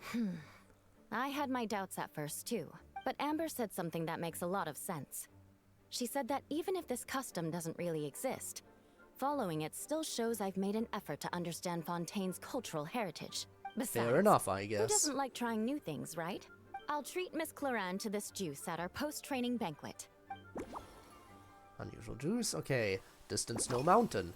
It's been a while since we last saw each other. Have you been stationed near Dragonspine this whole time? Yes, I have. For a while, the situation there was difficult.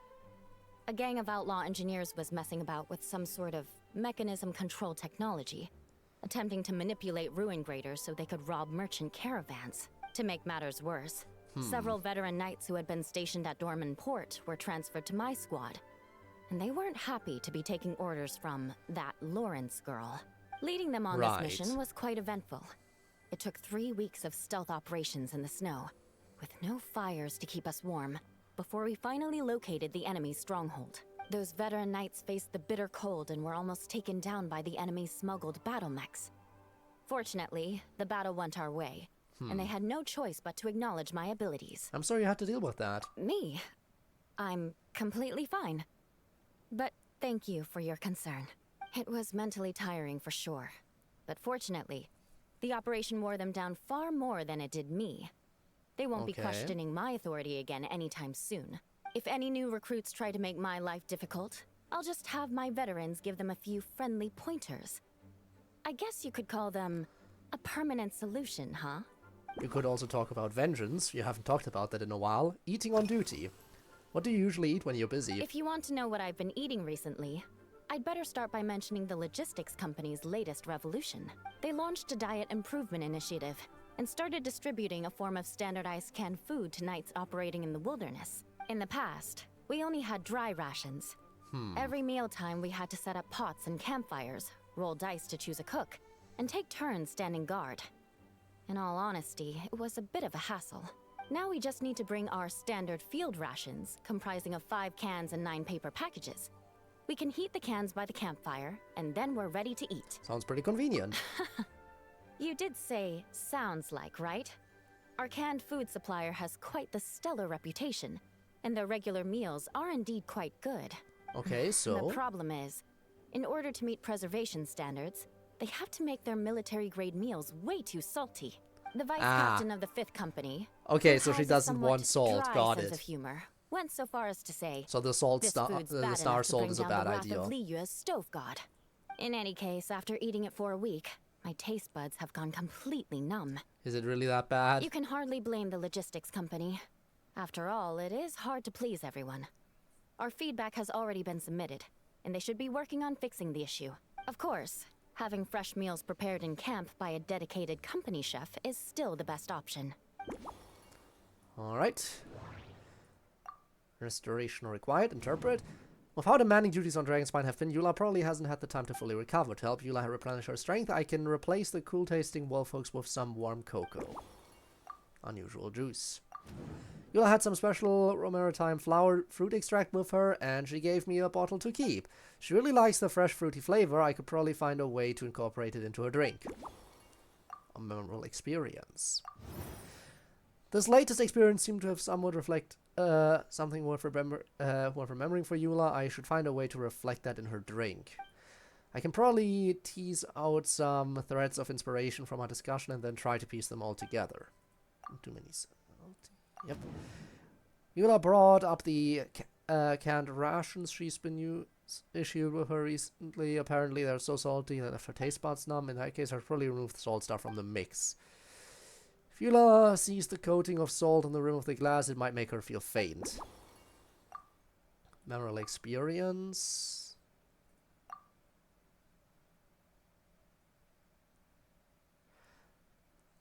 with the juice, because again, with the ritual... Yeah, there it is. Understanding their thoughts on dual interpret.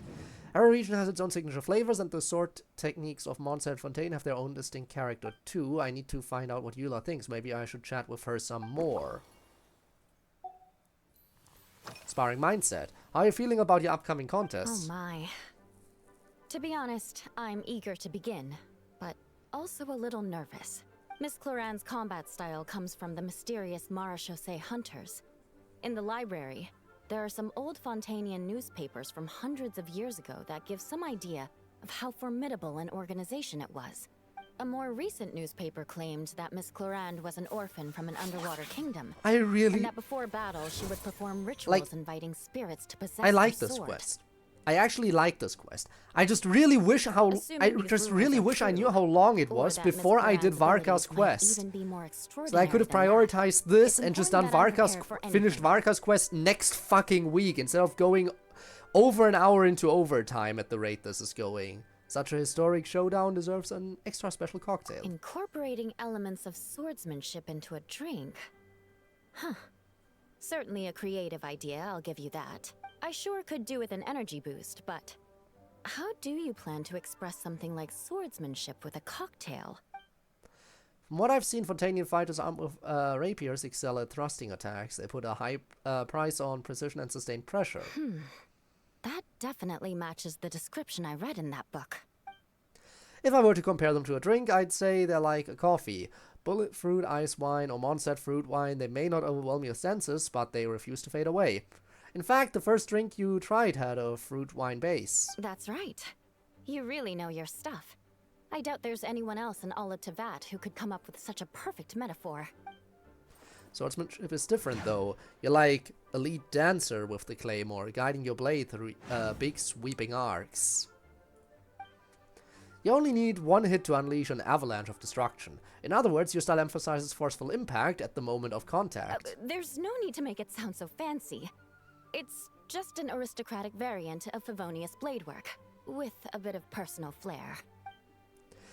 So you're more like a strong spirit that hits the senses hard and then leave a clean, icy taste afterwards without lingering flavors. Firewater. In recent years, firewaters gained popularity the world over, following in the wake of prosperous Snezhnayan merchants. These days, almost every tavern has a signature drink that uses it as a base. Then we found the perfect solution together. You really are good. Why don't we try replacing the fruit wine with firewater? As for the alcohol content, that's not a problem. Plenty of the expedition team may have drunk themselves senseless with firewater. But me, I'm full of confidence. I'm sure you are. Every nation's fighting style is different. Interpret. We talked about the difference between Eula and Cloran's blade work. I think I can represent this in the mouthfeel of Eula's drink. The obvious conclusion is swap out the fruit wine for firewater. To match the big sweeping arcs of sword fighting, a small cup won't cut it. We need something a little heftier. Okay. Let's get to mixing then. Alright, I think that's all I need. I know exactly how to prepare your next cocktail. I'm looking forward to seeing how you do.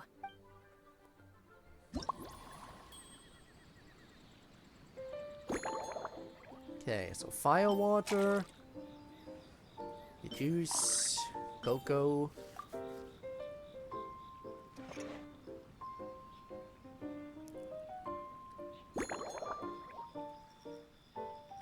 And I guess I'll go small this time.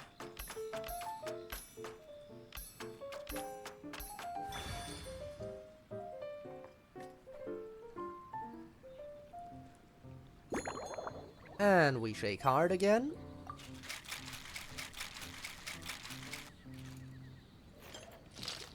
Bring out the big glass. Medium or large? Obviously we're gonna have to go large for this.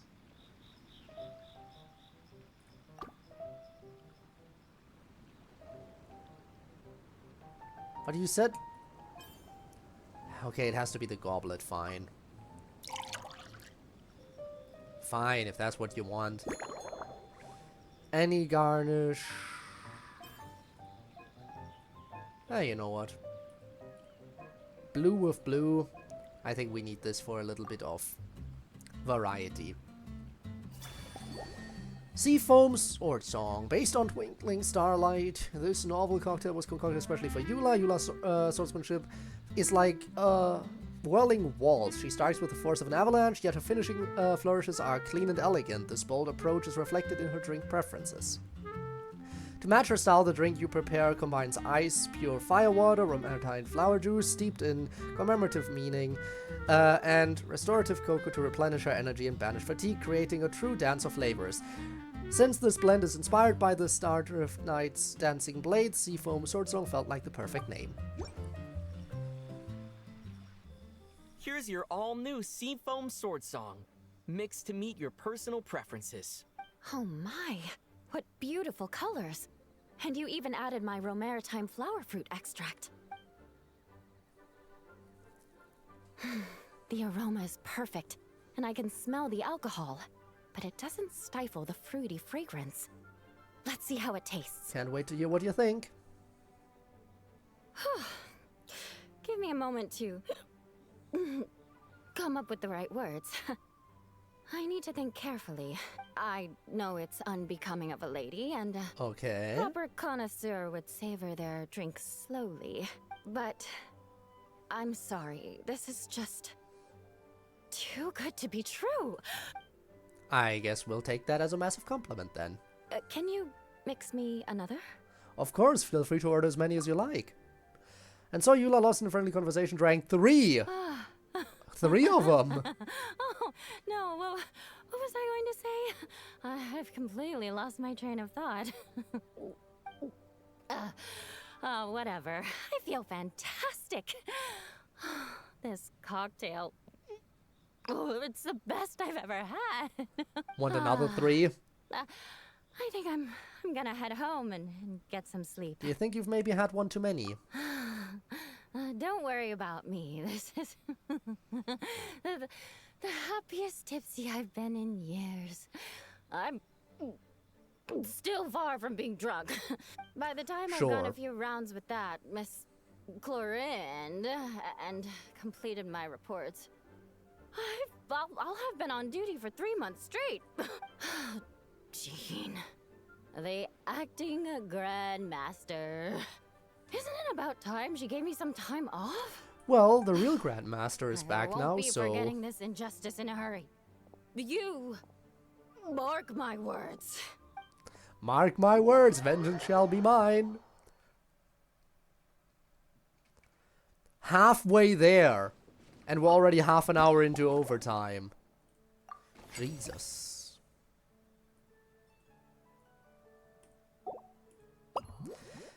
Okay, the sweet, sour, and smoky taste of steel. Beyond the aroma of the drinks themselves, you give off a distinctive air as the sword-wielding traveler, one that draws yet another unexpected guest.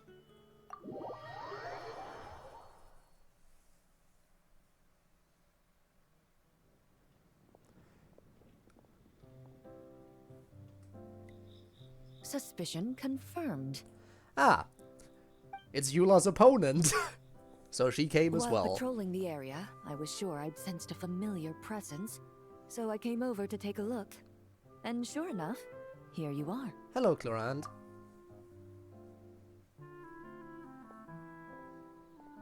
If Miss Charlotte were to see you like this, I'm guessing she'd take 100 pictures and write up a report. Sword-wielding traveler's secret side hustle. Exclusive cocktails from Tevat's Explorer Extraordinaire. Just order your You'd drink. Make the front pages of every major newspaper. And there'd be crowds of Fontanian tourists flocking to your drink stand, causing gridlock on the streets of Mondstadt. I think you're being a little too dramatic. Luckily for you, I turned down Miss Charlotte's request to accompany me here, so you're unlikely to be seeing any scenes like that. Let's quietly celebrate this moment of peace. And on that note, I'd like a caramel glaze.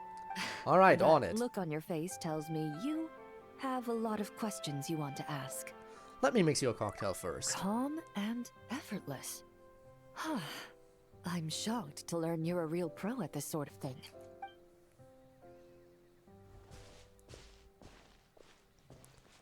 All right, let's get to it then.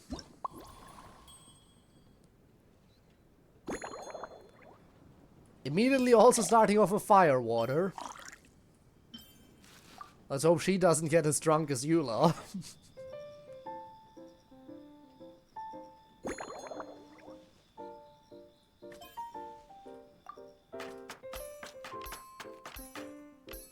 But we shall see. As long as she doesn't drink multiple glasses, especially big ones. Eula had 3 big glasses, so that is obviously no surprise there. I'm sure Clarant will be able to handle at least this first drink. But she also wants to go for the big one. Okay.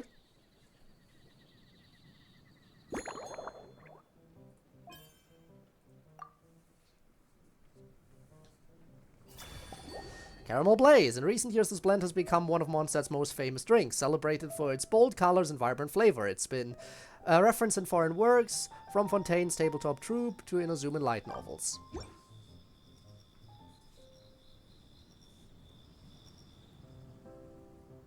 Your Caramel Blaze is ready.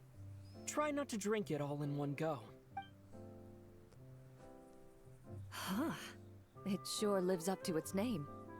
The color reminds me of a raging fire, while that aroma really hits you head on. Alright then. It's quite strong. Would you like some water? I'm alright. I just need a little time to get used to it.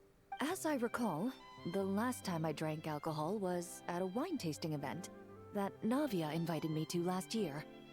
I only had a small sip of Sassica wine, and it was nowhere near as strong as this concoction of yours. So you basically don't drink at all. From a purely rational perspective, alcohol can cause dizziness and impair one's ability to work. So it's best avoided altogether. I agree, then why order an alcoholic beverage, you idiot? Favonius saw me off at the docks. She mentioned that Mondstadt is the land of wine and poetry. Since I'm here, I thought I should at least try the local specialties. That's reasonable, it would be a shame not to. What do you mean it would be a shame not to? If you can avoid alcohol, do it. The reconnaissance company, who I'm I wouldn't be caught dead drinking a single drop of alcohol. Fine wine. Her publicly available battle reports are truly a sight to behold. Out of the utmost respect for her skills, I feel compelled to deepen my knowledge of Mondstadt's wines. Let me think carefully before I mix you another drink. I truly appreciate all the trouble you're going to. Mondstadt scenery. Have you seen much of Mondstadt yet? I've seen a little. I took a stroll around the city the first day I got here. Navia's done some rather extensive research on this place. Many of the scenes and illustrations for the tabletop troupe were inspired by views of Mondstadt. However, the way she describes the atmosphere in her world building is quite different from the real Mondstadt. The deepest impression I've got since arriving here is one of swords and shields. Why is that? Perhaps because I've mostly just visited the blacksmith and the training grounds. Recently, the newer weapons and armor produced in Mondstadt have been created using a completely different heat treatment process from those in Fontaine, with a higher carbon content in the surface layer. While this has slightly reduced their overall toughness, their impact resistance has greatly improved. These newer weapons give off a smell like overbrewed coffee. I can't say I've noticed. Perhaps it's because that scent gave me such a positive first impression. Okay, You see, so she likes Fontaine's coffee. signature metalwork is often coated with a protective agent that contains Marcotte. Over time, Coffee and the faint Marcotte. fragrance Okay. becomes overly sweet. And for some reason, it makes my teeth feel funny. I don't imagine the scent of Mondstadt's swords and shields would cause the same level of irritation. I've definitely learned something new today. Of course, there is a solution to this problem. The next time you find yourself in Fontaine, there's another protective agent I can recommend. One that's as neutral as water, without any excess fragrance. If you also dislike being bombarded with sweetness, this protective agent should suit you well. Okay, crest on the table. Is that a gift from the Knights? Indeed it is. The Knights codenamed Hazelnut 3 and Hazelnut 5 gave me this crest. I must say, it's exquisite. They told me the design has only just been finalized. Apparently, it's only presented to important guests. They said they're making a badge for you, too, but it hasn't been finished yet. Hazelnut, why have I never heard of those two? You're not wrong. I guess it's similar to how I can't remember the name of every clerk in the Palais Mermonia, but I'm certain you'll get to know them in time. They're clearly seasoned veterans. Okay. Even though they work desk jobs, they still turn up in full armor. After handling my affairs, they headed to the tavern for a gathering, saying they wanted to continue last night's duel and determine who had the highest alcohol tolerance. Oh boy. Drinking barrels of beer the night before, yet being able to work with clear minds the next day. Whew. That's just how Mondstadt is. So what you're saying is, while Mondstadters may seem carefree, they actually have an admirable ability to know their limits when it comes to drinking. Another Fontaine guest. Oh, by the way, Miss Emily was here too. Huh? Does that mean she's already finished her commission? Well, she's certainly efficient. Once I return to Fontaine, perhaps I can let Sigewin know that I'd be happy to purchase her latest perfume. Oh, it sounds like you know her quite well. I'm not sure I'd say that. On my way to Mondstadt, we happened to take the same boat. Naturally, we got to chatting. I've often heard Sigewin praise her work.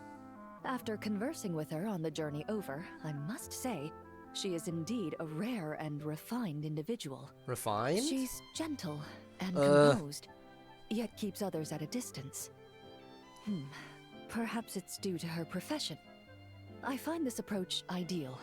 It allows one to maintain a lasting sense of inner peace. Sounds like you want me to arrange a get-together? Oh, thank you, but there's really no need to set anything up. Our work rarely intersects, and our social circles hardly make for a Venn diagram, if you know what I mean. Best to just let things take their natural course. And unusual hobbies and interests, what do you usually drink? When I'm working, I often drink coffee. But with meals, I prefer a lighter tasting drink, like Buell fruit juice, since I eat a lot of meat. The slight acidity of the juice helps balance out the greasiness. Over time, I've grown accustomed to the sour taste. After the swordsmanship exchange, the Knights of Favonius rather kindly treated me to some traditional Mondstadt cuisine. I still hate the fact that I didn't prioritize this over the stupid Varka quest. The portions were huge, and only the highest. I would have much rather done this and finished the Varka quest next week. It would have been so much better. But no, I have to go more than an hour into overtime now. When catering to tourists, the sticky honey roast and pile 'em up might benefit from a slightly lighter sauce. Now. Sounds like they treated you to a feast. I've certainly tried all the red meat dishes. I think I've had enough calories to sustain 3 days of vigorous work, so I've had to decline all subsequent dining invitations. To be honest, I can still taste the grease. There must be a way to cleanse my palate. Alright, let's put the pieces together. Okay. Nothing too sweet. Interpret. Surprisingly, Coran's first positive impression of Mondstadt was one of the swords and shields. He doesn't seem to favor overly sweet fragrances, preferring aromas with a salty tint. Perhaps I can try dusting the rim of the glass with star salt. Tends towards tangy. Sounds like Coran has an exceptional keen sense of taste, preferring drinks with a hint of sourness. Velberries are sweet with a hint of sour, while wolfhogs are just the opposite, sour with a hint of sweet. I think she might prefer the latter. Similar taste to Emily. Clarence seems to admire Emily. They appear to have similar preferences when it comes to drinks. Maybe that has something to take into account. How should I approach this? Balance is key. Cress has a souvenir the knights gave to Clorant. Clorant doesn't usually drink, but out of respect for a monster opponent, she's at least willing to try. Still, I'd better not overdo things. A regular caramel blaze would be too much. I should downsize things a bit.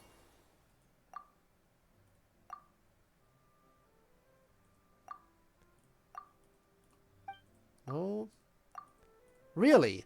How does that fit together? A light base.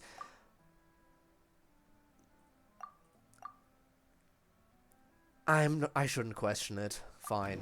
Emily likes mild tea, and that last drink was also built around a light base. I should ask Clorant if she liked it. Emily's style. Emily likes to drink tea. How about you? Are you already planning the details of our hypothetical get-together? Based on my previous experiences with alcohol, I'd guess my tolerance is similar to Emily's. Fruit liqueur is probably my limit, so when the time comes, I think you'd be best off mixing similar drinks for the both of us. Alright. Can't tolerate fruit liquor. Firewater using caramel blaze was too much of a kick. How about replacing the firewater with something fruitier? Alright, let's get to mixing. I think I've come up with a drink that it'll be more to your liking. Please wait a moment. All right. I'll make sure I'm mentally prepared. Even if it's still a bit strong, I'll do my best to finish it.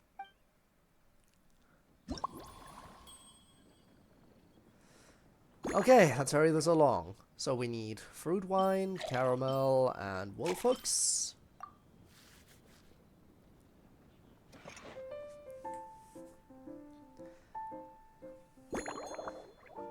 Then any size, you know what, I'll go large because that's the easiest one.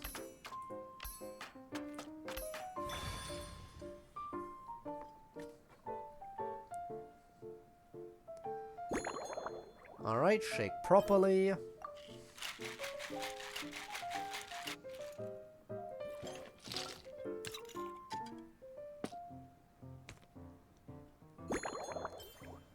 And the small one.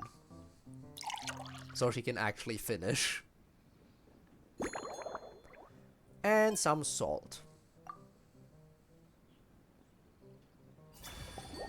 Leisure Time Lightning. Based on Caramel Blaze, this novel cocktail was concocted specially for Clorand. After visiting Mondstadt with impressions shaped by the tabletop troupe, the Lightning Swift Champion Duelist is especially sensitive to metallic notes, showing a clear preference for flavors with a hint of salt. In her everyday choices, she also favors drinks with a soft tartness to cut through richness. For most bartenders, balancing these two demands will require extreme care, but after honing your craft at the Angel Share and the Flagship, you precisely control every note in the cup.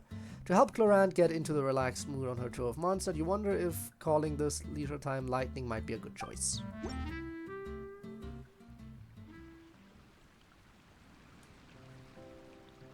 Alright, this new creation is called Leisure Time Lightning, a cocktail made exclusively for champion duelists. Enjoy.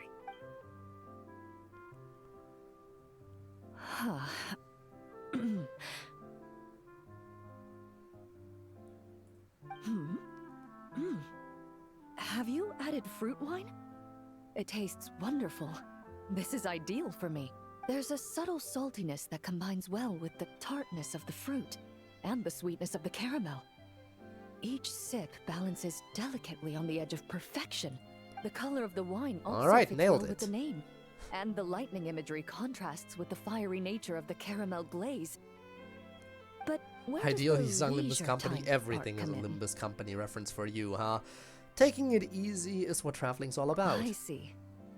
That certainly matches the impression this cocktail gives me.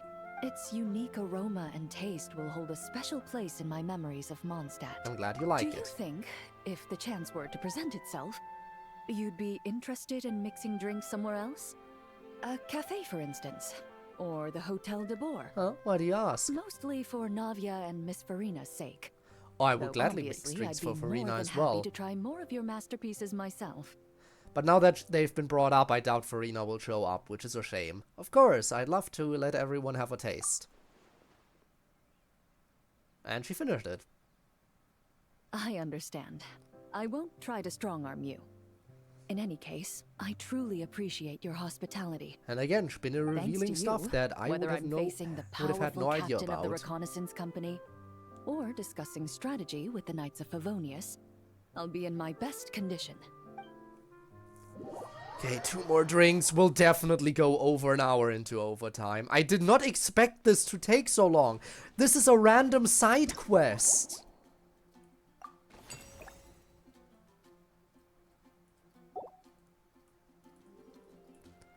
Good weather, good mood. A bright red hat and curious eyes peek out from behind the counter. Hearing the buzz, Mondstadt's strongest fighters drop to check out the drink stand. Okay, nothing alcoholic. Don't even think about going for anything alcoholic. If you dare. You're a criminal. Is that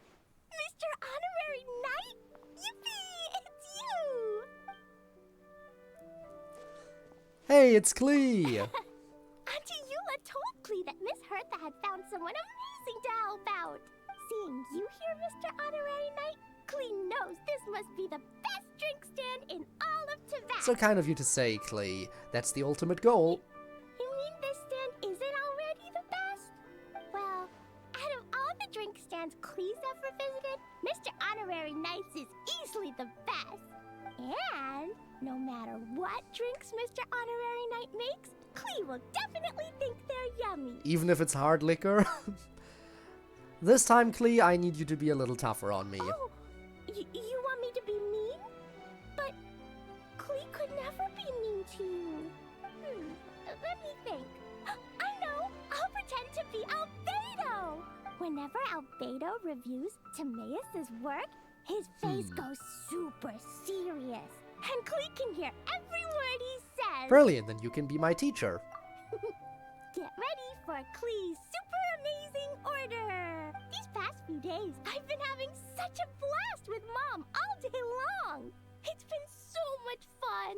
Even being sent to solitary confinement couldn't wipe the smile off my face. Yeah, I did notice you in solitary confinement earlier in the stream. A fair weather frolic. Anything like a bright sunny day will definitely put Klee in a super duper mood. Got it, Miss Klee. I'll get right to it. I wonder what it'll taste like.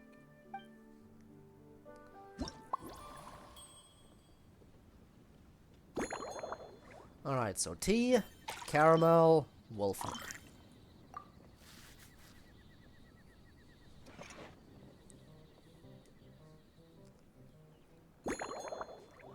Into small bits.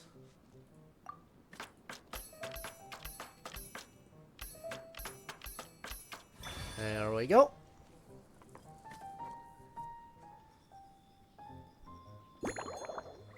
Shake it properly.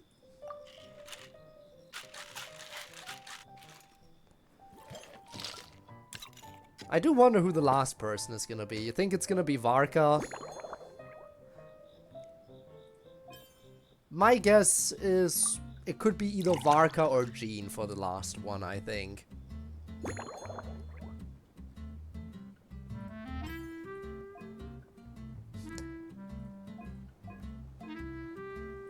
I think she likes stuff sweet, so I'll add that. Fairweather Frolic. A soft drink you'll find at a drink stand everywhere. Sweet, tangy, and loved by all. Still striking the perfect balance between tangy and sweet takes a practiced hand. Your Fairweather Frolic is here. Go on, give it a try. Wow! So, a Fairweather Frolic is this color? Purple sky. Is it supposed to be a bright, shiny night? Maybe it's supposed to be a cloudless sky at dusk. Klee will take a sip first. Then you can think about it more carefully. Ah, finished. Wow, that was a sip. Yummy! Both sweet and sour.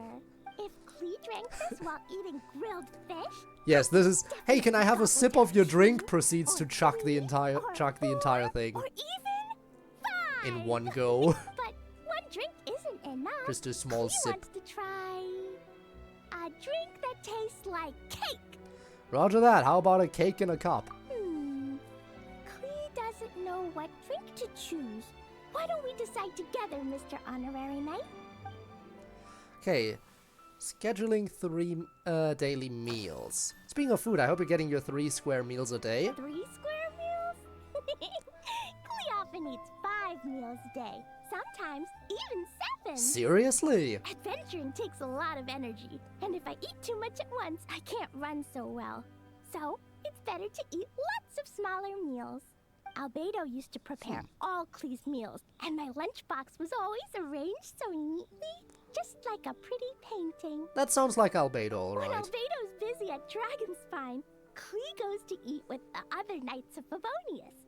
Kaya's camp is usually the neatest, while Amber sometimes camps in the trees. It's so much fun. Oh, and Auntie Hertha makes the best food. When my mom comes back, there'll be even more yummy food to eat.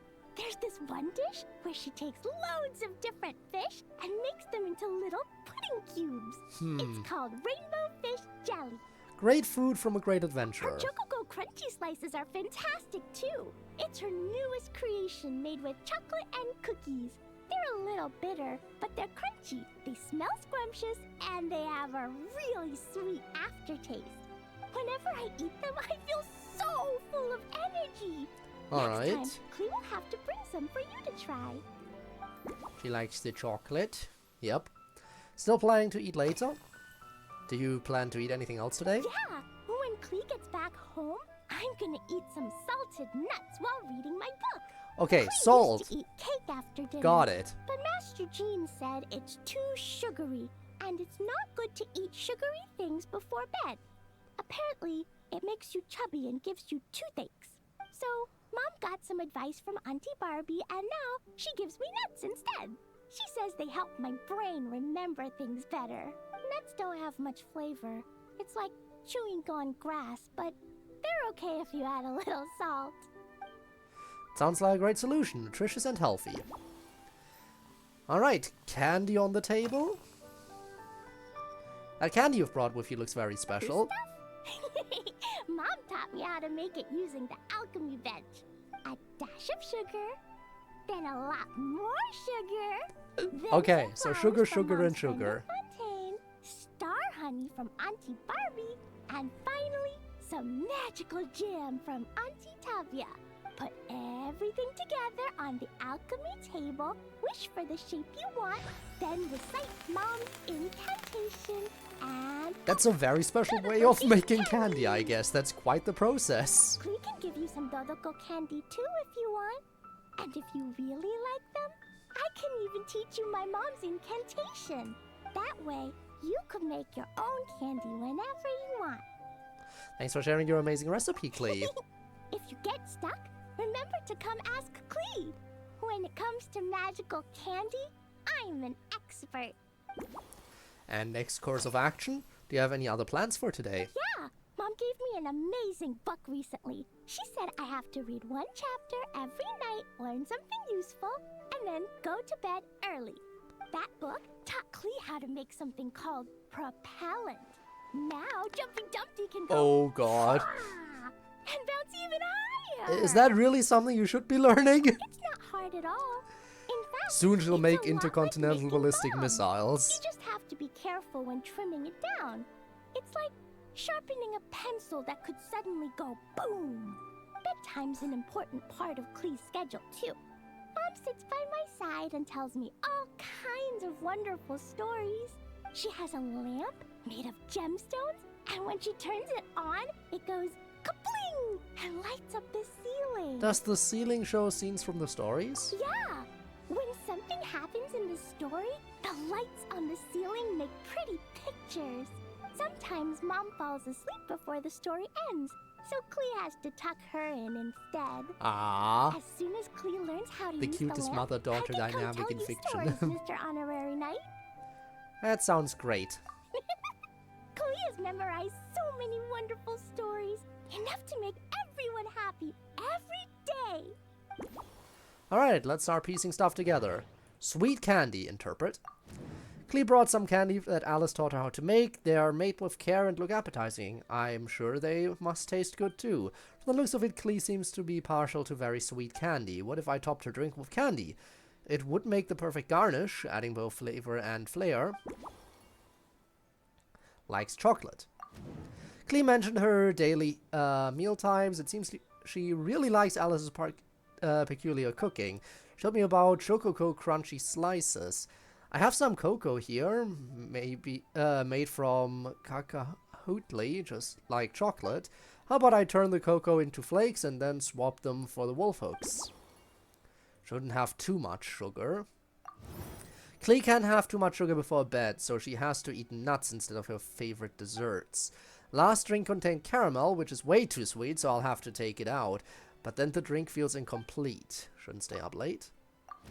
Klee can't miss her bedtime, so something overly stimulating probably isn't the best. That rules out tea. Perhaps I can replace it with milk. Well, associate that with likes chocolate? Really?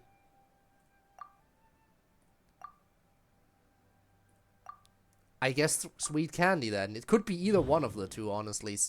Either one compensates for the... Oh well, whatever. Particularly like sweets. Certainly a lot less sweet without caramel, but the mouthfeel isn't quite there. Perhaps there's some other healthier option that can lend the drink a little sweetness. Let's talk to Klee again. Healthy sugars. There must be some ingredients that are both healthy and sweet. Oh yeah! Clee still wants to eat sweet things, like cake, for example. Maybe we could just go easy on the cream? Or add more fruit? Oh, right! That friend of Mom's who's always wearing glasses gave her a big bag of Fontanian Buell fruit. They're so round and rolly. Clee So I ate a guess we're whole using bunch that of those, then. And they were super sweet. But Master Jean said it was okay, because sweet fruit isn't the same as sweet sugar. So if Clee really has to Difference eat nuts, between maybe I can fructose just and soak glucose, them in I guess. some fruit juice first? Alright. Healthy sugars, interpret. Perfectly likes Buell fruit from Fontaine as well as juice. A little fermented fruit juice should help compensate for some of the lost sweetness. And there we go, now we can start mixing. Alright, I think I know how to improve that drink. Let me mix another one for you. Yeah, that was quick. Clee's looking forward to finding out how tasty your next concoction is.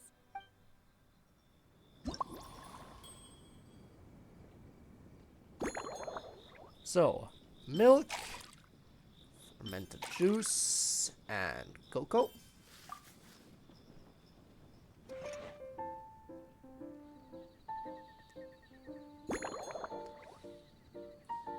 I'll go large because it's the easiest. Oh, come on, really? How did that count as a miss? I definitely hit that. Stupid game.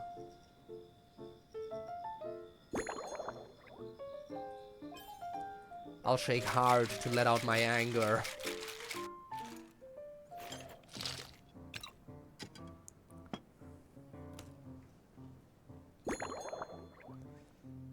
Any classic glass. Sure.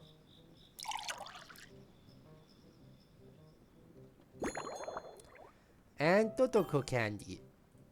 Look at that. Fairweather Frolic Special Blend. Based on the Fairweather Frolic, this novel cocktail was concocted especially for Klee. The original Fairweather Frolic had a purple hue, but it wasn't quite cheerful enough, so let's add a touch of sunshine and a few fluffy clouds to capture that warm, happy feeling. Sweetness is a must, but staying healthy matters too. That's why the juice was carefully chosen with Master Jean's approval, with sweetness coming from Buell fruits, and most important of all, Dodoko candy. It's a tasty magic. Its tasty magic has to be placed right at the center of the clouds. Ta-da! It's done! I just know you're going to love this new creation. Wow! There's Dodoko candy on top! There's so much orange in this cup, and Dodoko looks like he's lying on top of white fluffy clouds. And the weather inside looks much better, too. Would you like to taste it? Yummy! It's so delicious!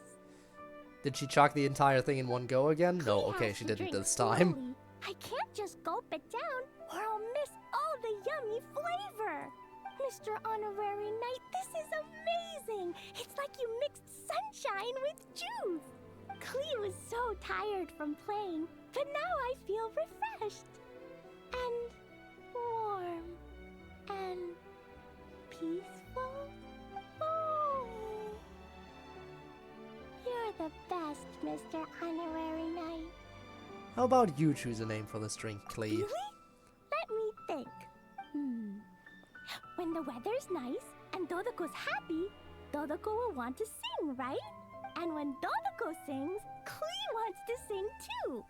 So, let's call it Dodoko's Duet. What a wonderful name. Thank you! And thanks for making such a yummy drink for Klee. Klee's gonna go tell Mom. An hour into overtime and we still haven't even started the last one. I'm glad you like it. Klee's gonna write down Mom's incantation and give you a copy, Mr. Honorary Knight. Then you should learn magic too, so you can make all the candies you want. I'm so dead. I'm so dead and exhausted. Why did I not do this first and just stop Broadcast Quest partway through? It would have been so much better if I stopped Broadcast Quest partway through. But no, I prioritized Broadcast over the limited time event because I'm stupid.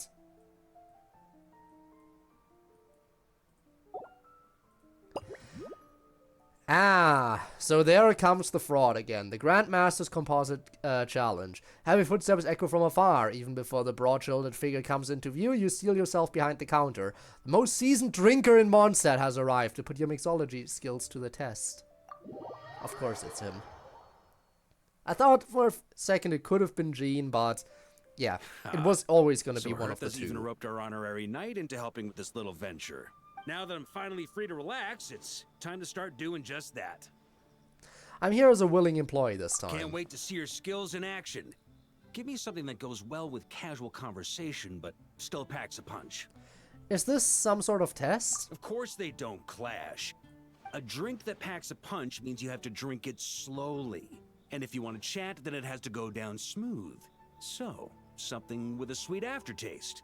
A conversational connoisseur requires the perfect balance. The most suitable choice on this menu would be the Thorny Lake. It's a drink with a real kick that you can find in almost every bar. It's not enough to know the recipe, though. The key is in the mixing. Yeah, sure, whatever. Some bartenders choose to stick to the tried and tested basics, while others like to add their own personal flair. Alright, I'll give it my best shot. That's the spirit. Now, show me what you've got.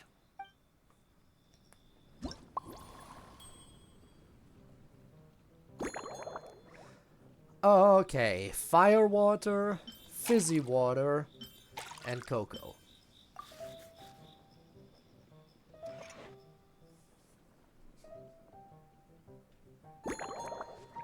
Into small bits.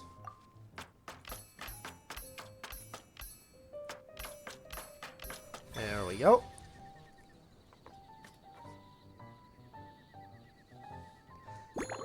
And of course we gotta shake hard.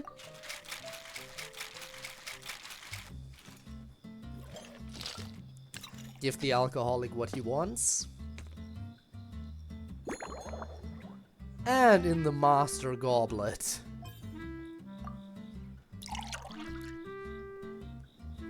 And then finally finish it off with any garnish. You know what, this time I'll combine blue with blue.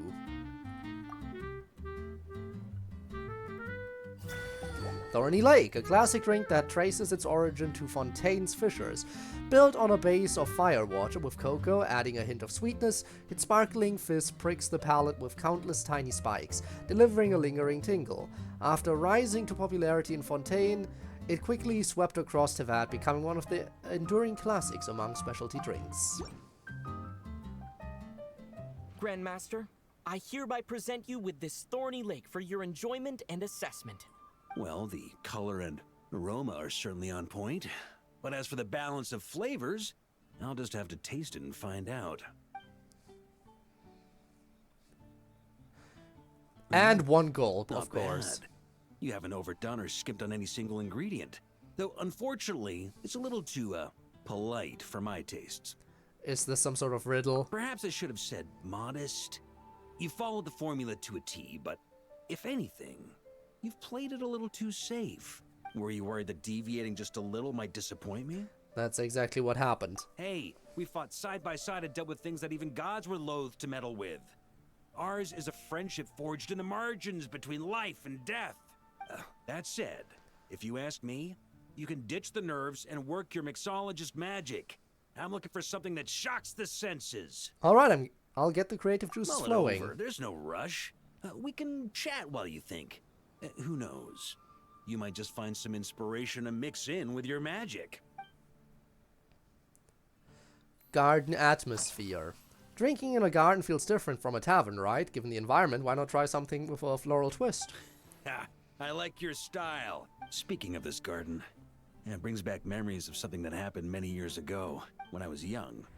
I like to find ruined guards to test my fighting skills. Yeah, we've heard. Armed and unarmed. Once, I failed to take down a stray missile, and it ended up destroying a watchtower on the city walls. So Varka had skill issues As even back punishment, then. I had to run 50 laps around the city, repair the watchtower, and help rebuild the shattered walls in this garden. Sounds like you caused quite a fuss. Indeed. Among the misadventures of my youth, this is one of the most memorable ones. Mostly because that day, Krepus saw me covered in dirt.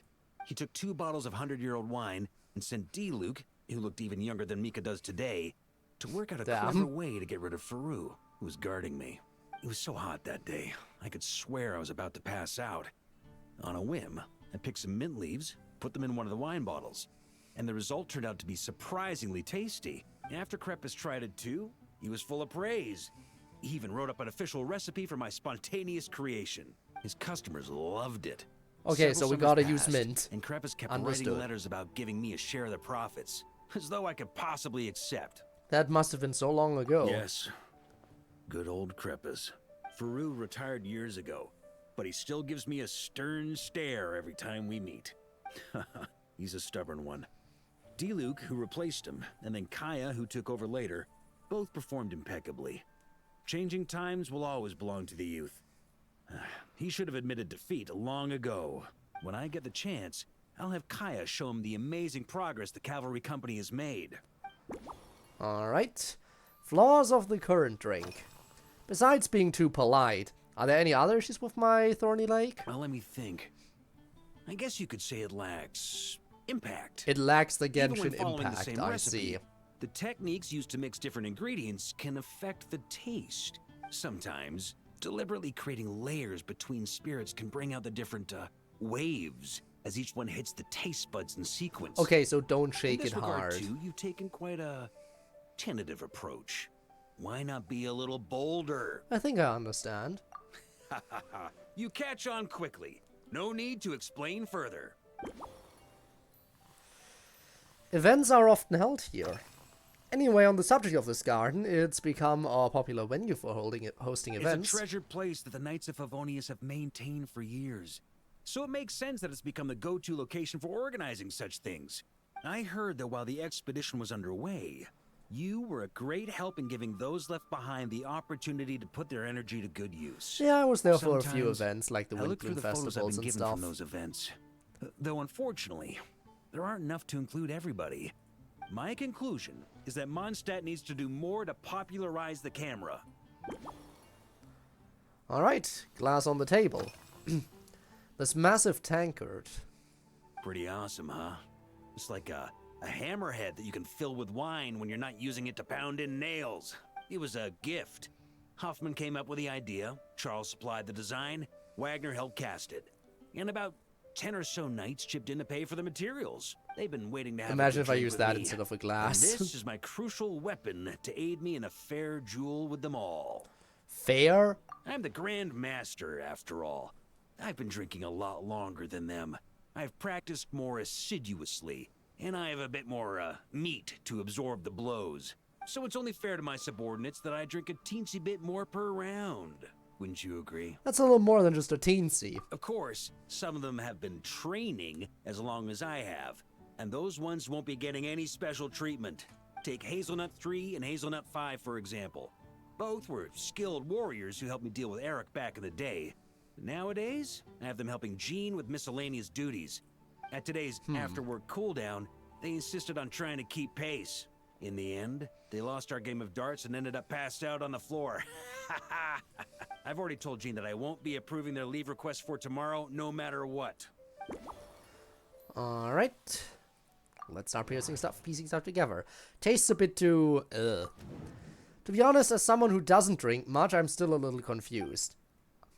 Varka mentioned the impact of layering on the texture of the finished drink. He also said I was being quite tentative. Perhaps he meant the drink was too evenly mixed. In which case I should try shaking it a little more softly when mixing. Varka has high tolerance for alcohol. The oversized tankard was a gift from the knights to their Grand Master. Varka seems to like it very much. Considering his well-known drinking prowess, it only makes sense to present him his drink in this tankard. Memories of mint and fine wine. Here we have Varka's memories of mint and fine wine. It's very important. Perfect. He wanted a drink with more impact, and the crispness of the mint should give it some punch. What if I replaced cocoa with mint? Varka missed a lot. He missed so many festivals and major events. I'm sure Varka still feels a bit of regret. If the Grandmaster hadn't gone on an expedition, he would probably have organized many events himself. I wonder how they might have turned out for them. Combine that maybe with the memories. No, that's not why. Associate. Memories? Yes. If Varka were here. Can't help but wonder, would all the events he organized involve drinking wine? Maybe I should ask him. Who knows? It might spark some new inspiration. If the Grandmaster organized events. I wonder how these events might have turned out if you were here and not away on the expedition. If I were in charge of organizing events? Well, I suppose everyone would revolve around fine wine. Or at the very least, there would be some sort of tasting involved. For example, we could go all in on this drink stand and open it to the whole city, with every company of the Knights selecting one or more mixologists to compete against each other. I should have guessed. It's only a thought. Can't let things get too out of hand. If I were to actually throw a grand banquet, Jean would come after me with her sword drawn. Even Frederica would launch a punitive expedition. While in Nod-Krai, we had a rule that knights must never get drunk while at their posts. Otherwise, it could lead to dereliction of duty with serious consequences. That sounds like a sensible rule. Exactly. As expedition members return to their companies, my hope is that this rule will gradually spread to everyone in Mondstadt too. Just like firewater and Smetana. These Nod-Krai delicacies have made their way into Mondstadt's households and become part of people's daily lives. Young people need to learn restraint. The fabled seasoned drinker's self-control. At the end of the day, no one should be biting off more than they can chew. Unless it's someone near my level, they shouldn't even be thinking about enjoying a light buzz when they've still got work to do. Most people would just end up a whole lot drunker than they'd like. You should come practice with me on weekends. Trust me, once I've drunk them under the table, they'll be swearing off wine for a whole week. What is it people say? Don't believe in fables? Alright. Talked about Nod-Krai delicacies. In the end, we discussed events in Varka's usual style. And then the conversation turned to the delicacies of Nod-Krai. Smetana in particular. Varka seems to have left with a positive impression of Smetana. I'll see if I can use some in his drink. Alright, let's get to work then. Start mixing. The good news is, I think I know how to, make for you. Can I borrow your hammer, please? Huh? Oh, feel free. Whatever you're about to do, I've got a feeling I've hit the jackpot. Well, let's get to work. Make the ultimate alcoholic drink. Alright, firewater, Smetana, and mint.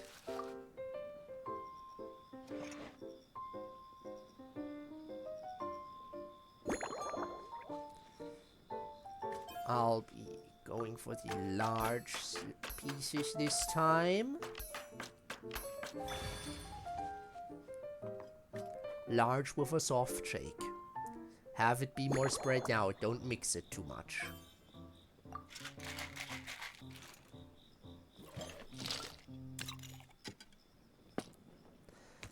And... well, the Grandmaster's mega tankard.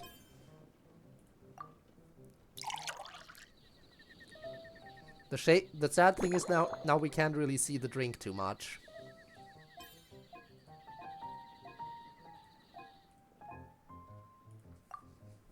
And there we go. Thorny Lake Special Blend. Based on Thorny Lake, this novel cocktail was concocted especially for Varka. Having tasted countless fine drinks, the Grandmaster invites you to go all out and let your creativity run free. So you launch an unconventional kind of offensive just for him. First impact comes from the mint's cool freshness and herbal notes, striking a palate on entry. Carefully presented layers then move in to match the raw strength of the firewater at the core, delivering the decisive blow. Finally, Smetana brings up the rear, anchoring the finish with precision and leaving no loose ends. Well, whether this bold multi-layered experience will satisfy the Grandmaster, only he can say. Here you go, Grandmaster. A cocktail just for you. I guarantee you won't find this one too polite. Such a spirited drink. How did you make this? Well, that burning scent of firewater. Oh, it's as if the very air were about to ignite. This is more like it.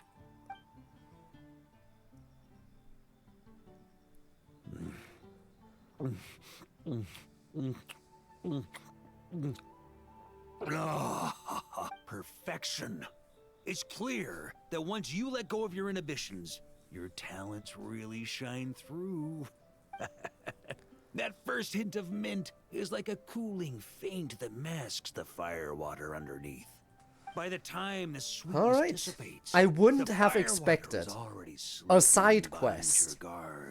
A side quest to be 1.5 hours long. Oh, it's exactly the impact I was hoping for. Had I known this would have been the main goal, and I would have done half of Varka Story Quest with the other half next week. But I had no way of knowing, because Genshin is kind of bad with how they pace themselves. But I should have known that much, because they keep dragging the story out. And that's topped off with a hint of Smetana. That's the most ingenious part. Firewater's greatest flaw is a lack of aftertaste.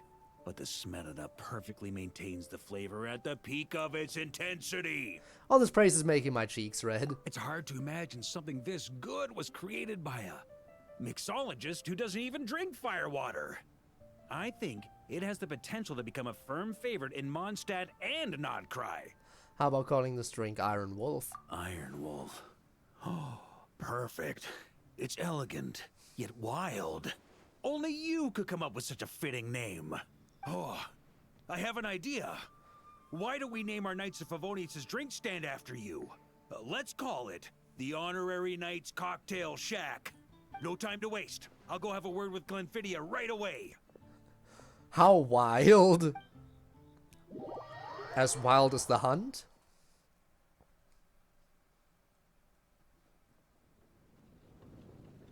And there's even an epilogue to it as well, as if this quest wasn't long enough. Hey there, traveler. All wrapped up for the day? Paimon hears you did a great job holding down the fort while she was out delivering drinks with Glenfidia. I've been feeling inspired. Whatever the reason, the Honorary Knight is clearly one of the most talented mixologists in Mondstadt. Considering how short a time he's been doing this, I believe that someday he has the potential to give the legendary bartender at the Cat's Tail a run for her money. I fully support your decision, Grandmaster. The Honorary Knight has really put in the hard yards. The drink stand will remain open for a little while longer to provide a proper welcome to our returning expedition members. Then, once we locate suitable premises, we also plan to look at operating a permanent service. Hooray! Everyone in the Knights of Favonius will get to drink all the delicious cocktails they like! Nothing short of what I'd expect from a true disciple of Hertha. You've All really right. considered this thoroughly, Glenfidia. By the way, considering the lack of viewers, I don't Also, think I'll be if I doing may, a raid today. Honorary Knight, regarding I'll just the be special ending the cocktails stream the you've second developed, we are done. Would you mind leaving the recipes with us? We'd like to add them to the official menu. Of course, that way everyone can try them. Paimon feels like there's something you still want to say. Let Paimon have a guess. Based on your personality, you probably want to introduce the origin of each different cocktail. That way, customers will know who inspired you to create these amazing drinks. Right on the Mora, you know me so well, Paimon. No problem at all. If you need, I can even have someone draft the paperwork on your behalf to secure you the rights to these new recipes. I hope when we recruit some new bartenders, they'll be able to learn from your incredible skills. Even if they can't quite match your work. If they could be 2/3 as good, that would still make them industry leaders. I did it.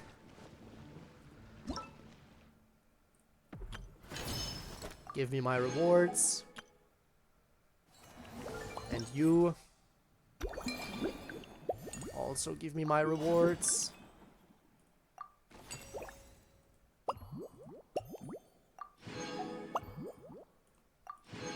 Just gonna collect everything before I wrap it up, because at this point I might as well.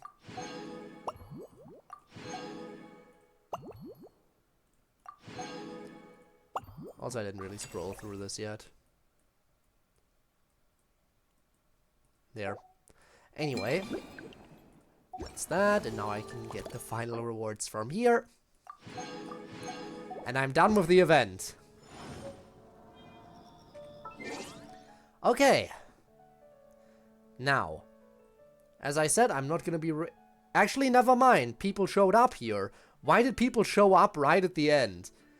Well, hey, I mean, I guess anyone who did show up right now, if you want to stick around, I am gonna, in that case, I am gonna go ahead and raid someone, and if you do stick around for the raid, then, I guess that means, you get channel points, so, yeah, if you want the channel points, then please do stick around.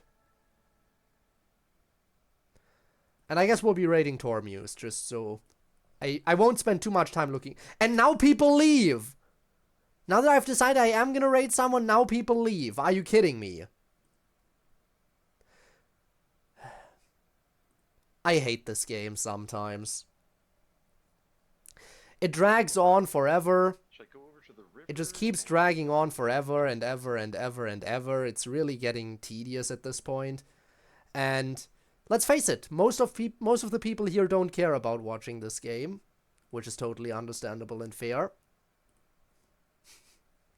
But yeah, again, no Genshin stream next week, because I somehow managed to do 50% longer than I wanted to. This stream is 50% longer than I wanted it to be, which means next week no Genshin stream. We'll be doing DDLC again, and yeah. But I will be streaming on Friday again, so I'll see you then, I imagine. But yeah, until then, have a good one and goodbye. And if you're watching this after it's been uploaded to YouTube as a VOD, then your support has also been greatly appreciated. And you should know the drill. You can catch me live in the future if you so choose. All you have to do for that is simply check the video description down below. There's a link to my Twitch. I stream every single Friday and Saturday, and sometimes other days of the week too, on a bit more of a regular basis. As for Genshin streams in particular, they usually happen shortly after a new update comes out with voice-acted content. So if you're interested in those, just keep your eyes open. I do also have drops active whenever that's a thing that exists. In any event, that's it from my end. Maybe I'll see you around, but there's of course no pressure. Until then, have a good one, and goodbye.